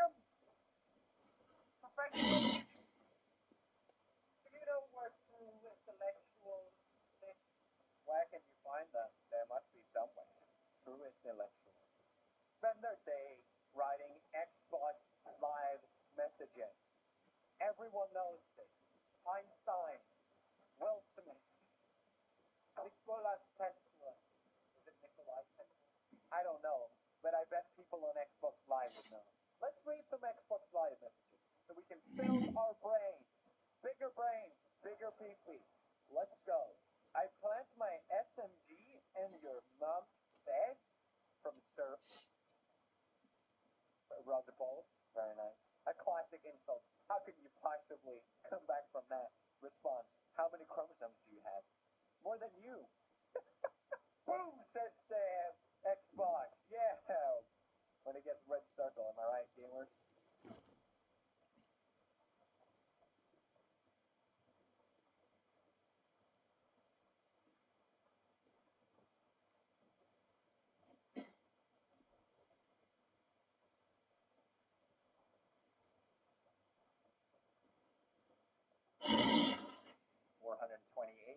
Did I get that right? That's right. 428 BC in Athens, Greece. In Greece, Athens. The ancient Greek, as I'm sure a lot of you are already familiar with, defined a lot of our Western civilization. They've had massive leaps in not just philosophy, but art, literature, biology, architecture, politics, and much, much more. All this while simultaneously fighting Persian War and the Peloponnesian War. This has relevance. We will get there, I promise. Do you know where true intellectuals sit? Where can you find them? There must be somewhere. True intellectuals. Spend their day writing Xbox Live messages. Everyone knows this. Einstein, Will Smith, Nikola Tesla. I don't know, but I bet people on Xbox Live would know. Let's read some Xbox Live messages so we can fill our brains. Bigger brain, bigger pee-pee. Let's go. I plant my SMG in your mom's face from Sir Roger Balls. Very nice. A classic insult. How could you possibly come back from that response? How many chromosomes do you have? More than you. Boom, says the Xbox. Yeah. When it gets red circle, am I right, gamers? Oh wait, this is what they do. Yeah. You just call. How do I read that? You just guys, as Sir said. How do you feel? You're literally still talking to me. I'm doing it now. How should I do it? Hi, this is Ronnie's dad. Do you know Ronnie? Nope. He's dead. My baby's dead. Not Ronnie.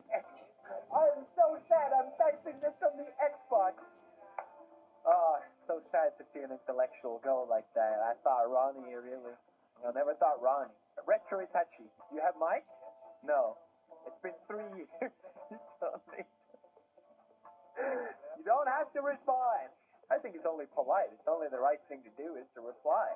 You know, someone's still waiting for one of this. I know. I bet I have some people watching this being like, all right, I'm sitting on this message, and in 25 years I'm gonna reply to it, and it's gonna be the most epic meme. Abzar, you're a freaking dick. Sorry for calling you a dick. Fair. We all get unrest sometimes with our words when we get angry. Understandable. It happens even to Xbox people. Abzar wants to be your friend. I want to be your friend. What a wholesome story. This truly warms my heart. Good job, Abzar. I hit you up randomly because I was bored of watching Twitch streams here. By the way, how old are you? 8.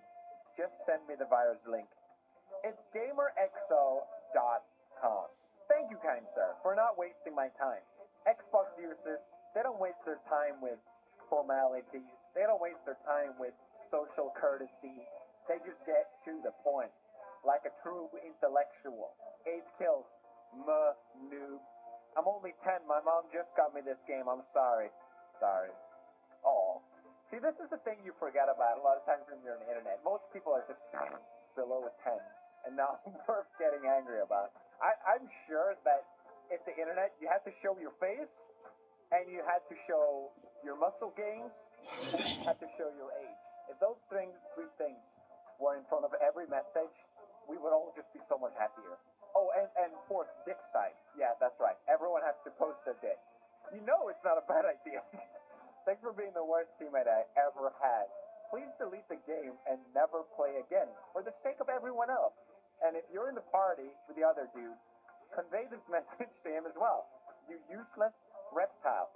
You useless reptile. This really brings me back to when I was young, and I used to play competitive games, and you would just tell people they were the worst possible subhuman piece of trash in existence. It was fun. I miss those days. I feel like video games is such a great outlet for kids to just be the worst they could possibly be in a safe space, you know? It's wholesome. I don't know why. It's wholesome. Bill Gates is not your dad. Yeah, he is. No. My name's Penis Gate. Bruh. Only true intellectuals will understand. Are you 5 from Shrek? 5 in your mom. Oh no! Hilarious! Hilarious! Bro, leave me alone. Bro, stop. It happens to the best of us. Bro, stop. Arab Nokia ringtone starts playing. K. Bye, Gabe. K. I know for a fact you can't read. Then why bother writing him? That's big brain. That's big brain right there. God, I really feel like the chromosomes are increasing. And my IQ is depleting. The more I read, it's wonderful. I hate the letter K. Because when combined with O, it reminds me of what I'm not. Damn, that's some Billie Eilish level. Respect it. I respect it. I like to move it, move it. I'll move a fucking tank thread across your head. Well done. Well done. Any sort of enthusiasm, of having fun, or playfulness in a video game, get that out of here. Get it out of here. That does not belong in a video game. You know it. You're having fun in a video game? Cringe. You know, the moment like these super competitive games like MOBAs, like League, when they started censoring toxic language, that's the depletion of fun in video games. There's just no point. As soon as the term toxic gamer came to be, gaming was over for me. It's like taking the fat out of McDonald's food. What's the point? What's the point? And I'm saying it as a good thing. I think it's good kids have these. They need an outlet. Otherwise, they'll just go to Area 51 and yell Pickle Rick or something far worse. Trust me, the trade-off, I understand. The trade-off is important. I know your IP address. Okay, are you going to hack me over Uno? No, not my Uno! Please! Please! Oh god, I have a cold. Gamers, can we get an F in the chat? XXXXX GTA 4. Alright. That you little rat. You little rat. That you soon. If I got a message like this, I'd be terrified.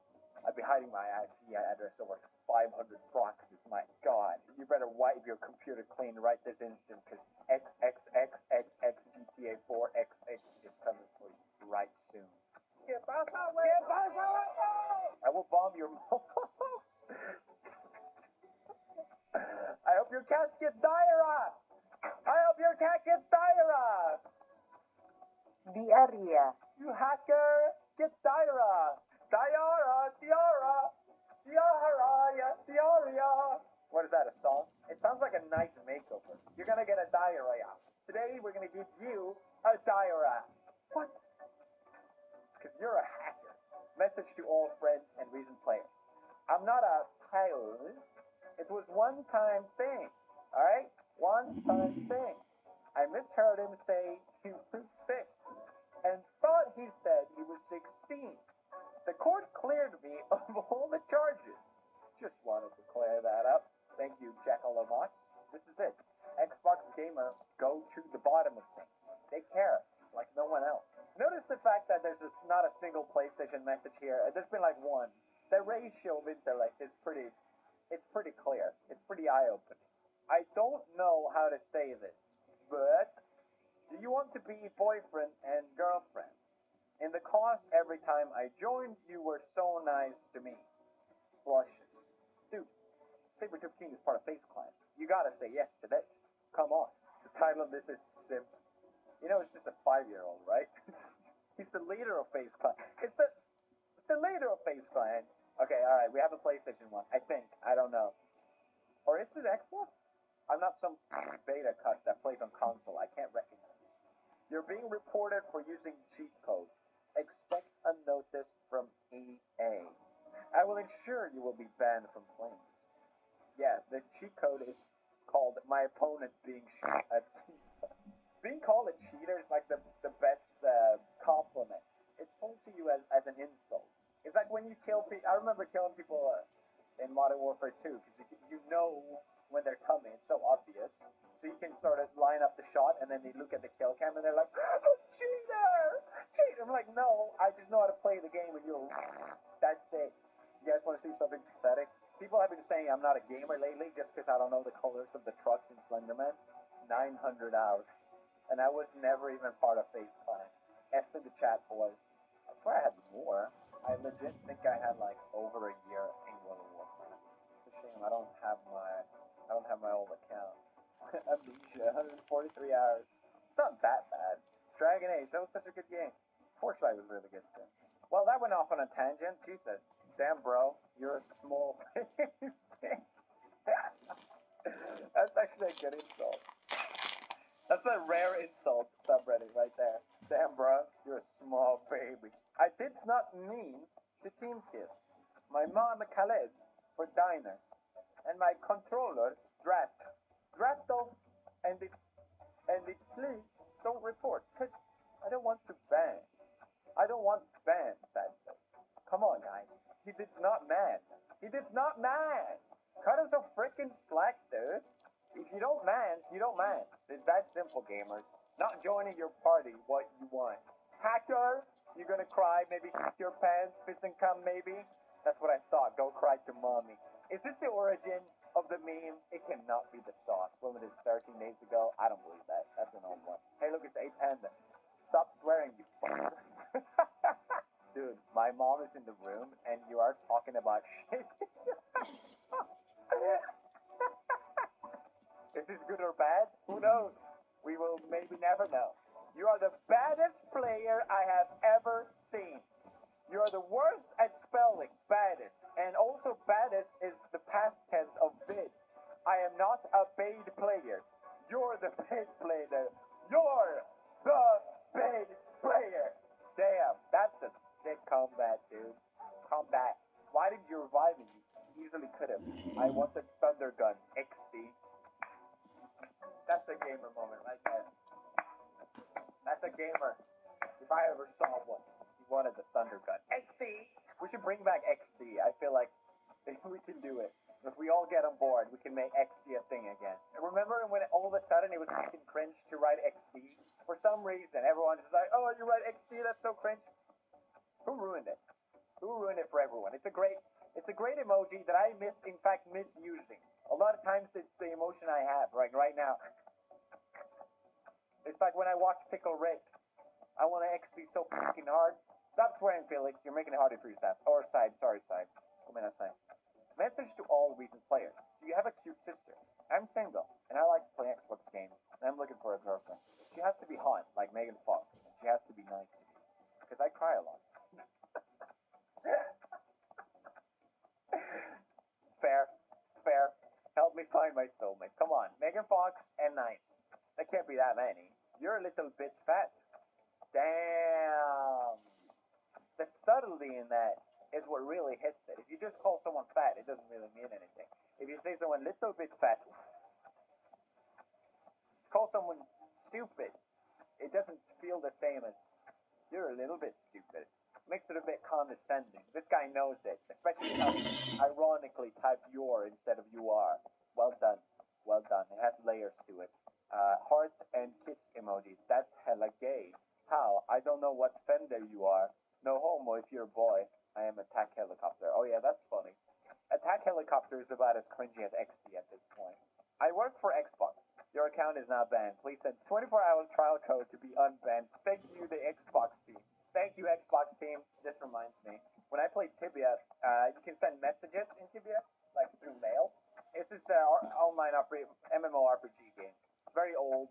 It's now. Don't play it now. But it was glorious back in the day, especially for a Swede.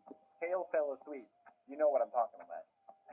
you could send messages, dude. It was like the best game ever to just troll people. Because you could just be the most awful human in old times. There was these messages going around where people were sending out pretending to be a game master, which were pretty convincing the way they phrased it. And they basically directed you to a link that looked like the official website, but it wasn't. It was phishing, basically, before phishing was popular.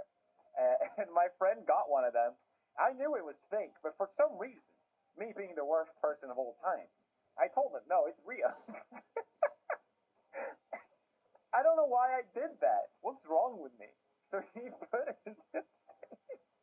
And then the next day he lost all his items and was so mad at me. And I didn't even feel guilty. I just thought it was so dumb for falling for it. Good times. That really takes me back. I love the game.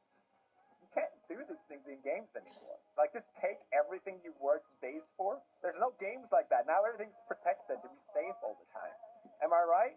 Or am I wrong? Like, these things made the game fun. I remember another thing we used to do was, you can show off your items in the game. Like, you could put them on the ground to trade them.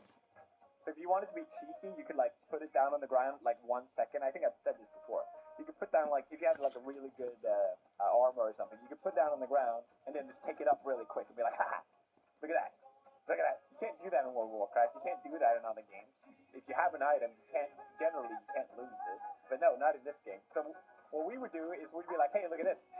And then we'd wait for someone else to do it as well. Be like, oh yeah, well, look at this. Except we would be ready with, like, 50 bags of just trash. I don't know how many bags of trash. Just a ton of trash. So as soon as they do it, we were ready to just throw all that trash above it so that they can't pick it up again. So they would have to, like, scooch through.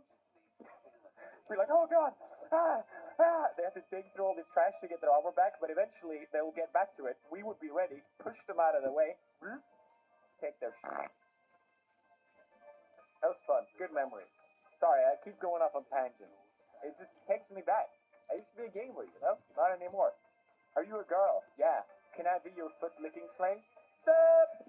See, this is what you get these days. You get Sims. Sims weren't a thing back in my day. This whole video is becoming back in my day gamer. Win the face-off trick-off. SMD, GG though. I don't know what SMD is, but GG at the end. Good job, bro. It means suck my lol. All good though. All good. Lamau. Ha ha ha. Don't remember our game, but I'm sure I was just salty. GG, bro. Hope you're... What? GG. This was the best loss I've ever seen. Yes. Good suck poop. What in the world does that mean? Good suck poop. Oh. Good suck poop. That's respect. That's gamer respect. I appreciate that. Sorry after I assassinated you. It looked like I was teabagging. I was trying to not get hit in the head. Wow, what a courteous game, man. Do you type this out with the remote, or do you have like the keyboard expansion? Because I can't imagine anyone going through the effort to write this for such a subtle thing. Killer Whale 167 has a reputation to protect. He can't just let anyone think he just teabags left and right. No. Sorry for crashing the warthog and going AFK. I had to let my doggy outside. Again, Mr. Cuddle Buns wouldn't just let something like that happen unless there was a reason for it, so he had to type it out. Lol, you think I'm trash, but you haven't seen how I truly play. You need to open your eyes. You're so close-minded. You're such a bigot. You don't know how I truly play. My power is only 10% this game. Alright, it's a bit good. That's an issue. Well, I appreciate you done my fault. Hey, you mate, I'm a grown man. You sent me a message first, yeah? I live in Snapchat, Birmingham. If you want the f***ing brawl, come down, Snapchat, that's for Danny G. I'll come out of the house and I'll break your f***ing legs. You know the... Oi, stop shouting. Who do you think you are? Shut up, look, you don't take your phone, son. Come Birmingham now. You up. Come Birmingham now. And I'll you up. I'm told where I live. You want to know where I live? I live in Snapchat. That's where I am. And I'll kill you. You won't kill me. Excuse me, you won't kill me, so I'm a gangster. Ooh. No, shut up, you dickhead now. Stop. Don't send me another message. Stop. You little bastard, man. You're running away because you're scared. God, I miss gaming now. I understand now why I used to be gaming. Every moment like this the intellect of a walnut, and you can't be trusted with anything. I remember always being so shocked at people liking my YouTube videos in the beginning because I was just such an intolerable person online that my only experience with other people online, I was like just trolling. So everyone just hated me online. I would always get in trouble as soon as I got any respectable level in any video game. I would get way too cocky and they would just bite me in the ass. So I would never get anywhere. There's like old forum posts I remember in Tibia and World of Warcraft where people were literally just like, watch out for this guy. I remember he's a piece of shit. And I didn't do anything wrong, by the way. I can refute those if I find them. So yeah, I was really shocked that people like my YouTube channel. Thanks for watching, guys. I appreciate it. Smash like if you enjoyed this video. Check out the G Fuels if you want a drink, energy drinks that is slightly better for you and tastes glorious, of course. Cheers, gamers. And I see you guys tomorrow. Remember to subscribe and hey. You know what big peepees do? They play PewDiePie pixelings, of course.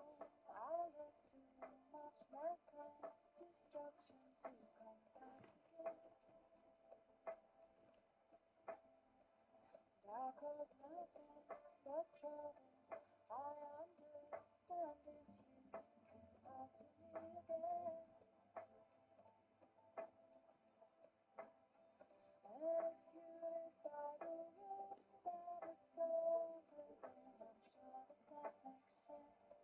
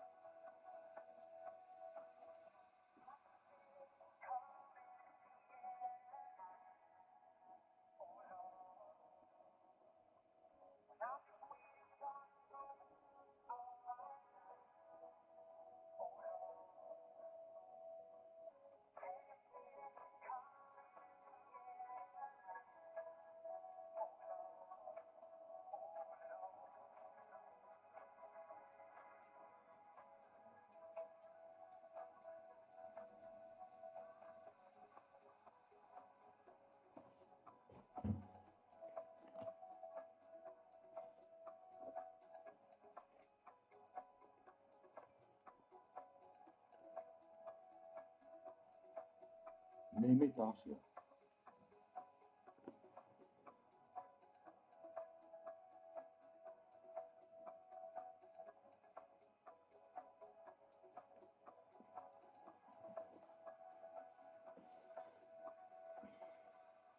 Tiedätkö vittu, tää on just sen normisoo vittu, mitä te katsotte 247. Mitä vittu te välitätte edes vittu? Onks te mitä vittua asiaa teillä on? Jos teillä on asia, niin olkaa kirjoittamatta sitten.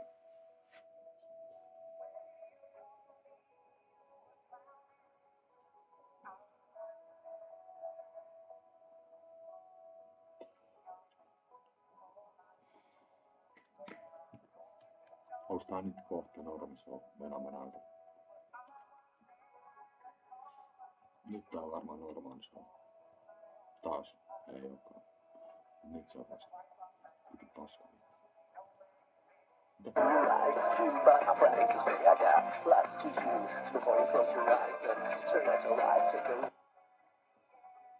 Mistä vitusta tää tulee? Vittu tää paskaa.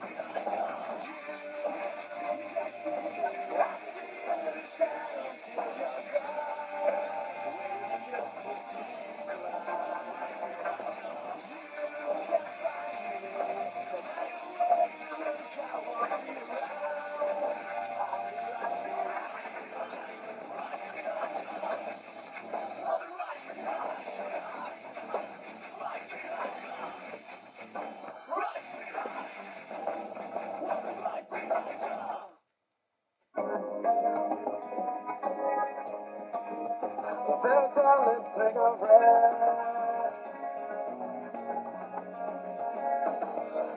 in the hand of my new angel. She's blowing smoke like candles, and now everybody wants her, but I shouldn't even bother. 'Cause you made me so complete, yeah, but you left me so alone here. Hanging this for my new sinner, somewhere everyone can see. Oh, I'm too angry, and tell me can I love you? All I get is body elsewhere. I know you with your family. Your best, so much tougher.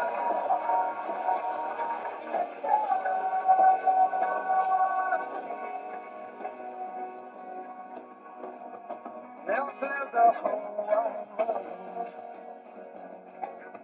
that wants to know the cheap hotels off that turn on. She's bathing in the neon, and she's polluting all the airways while I'm passive in the hallways. And you left me so in love here, and you left with so much danger. Stop creating all the chaos. This world left just kind of us. Oh, I'm too angry, and tell me can I love you? All I get is body elsewhere. I know you're with your parents. Your best, that's all over. So much tougher.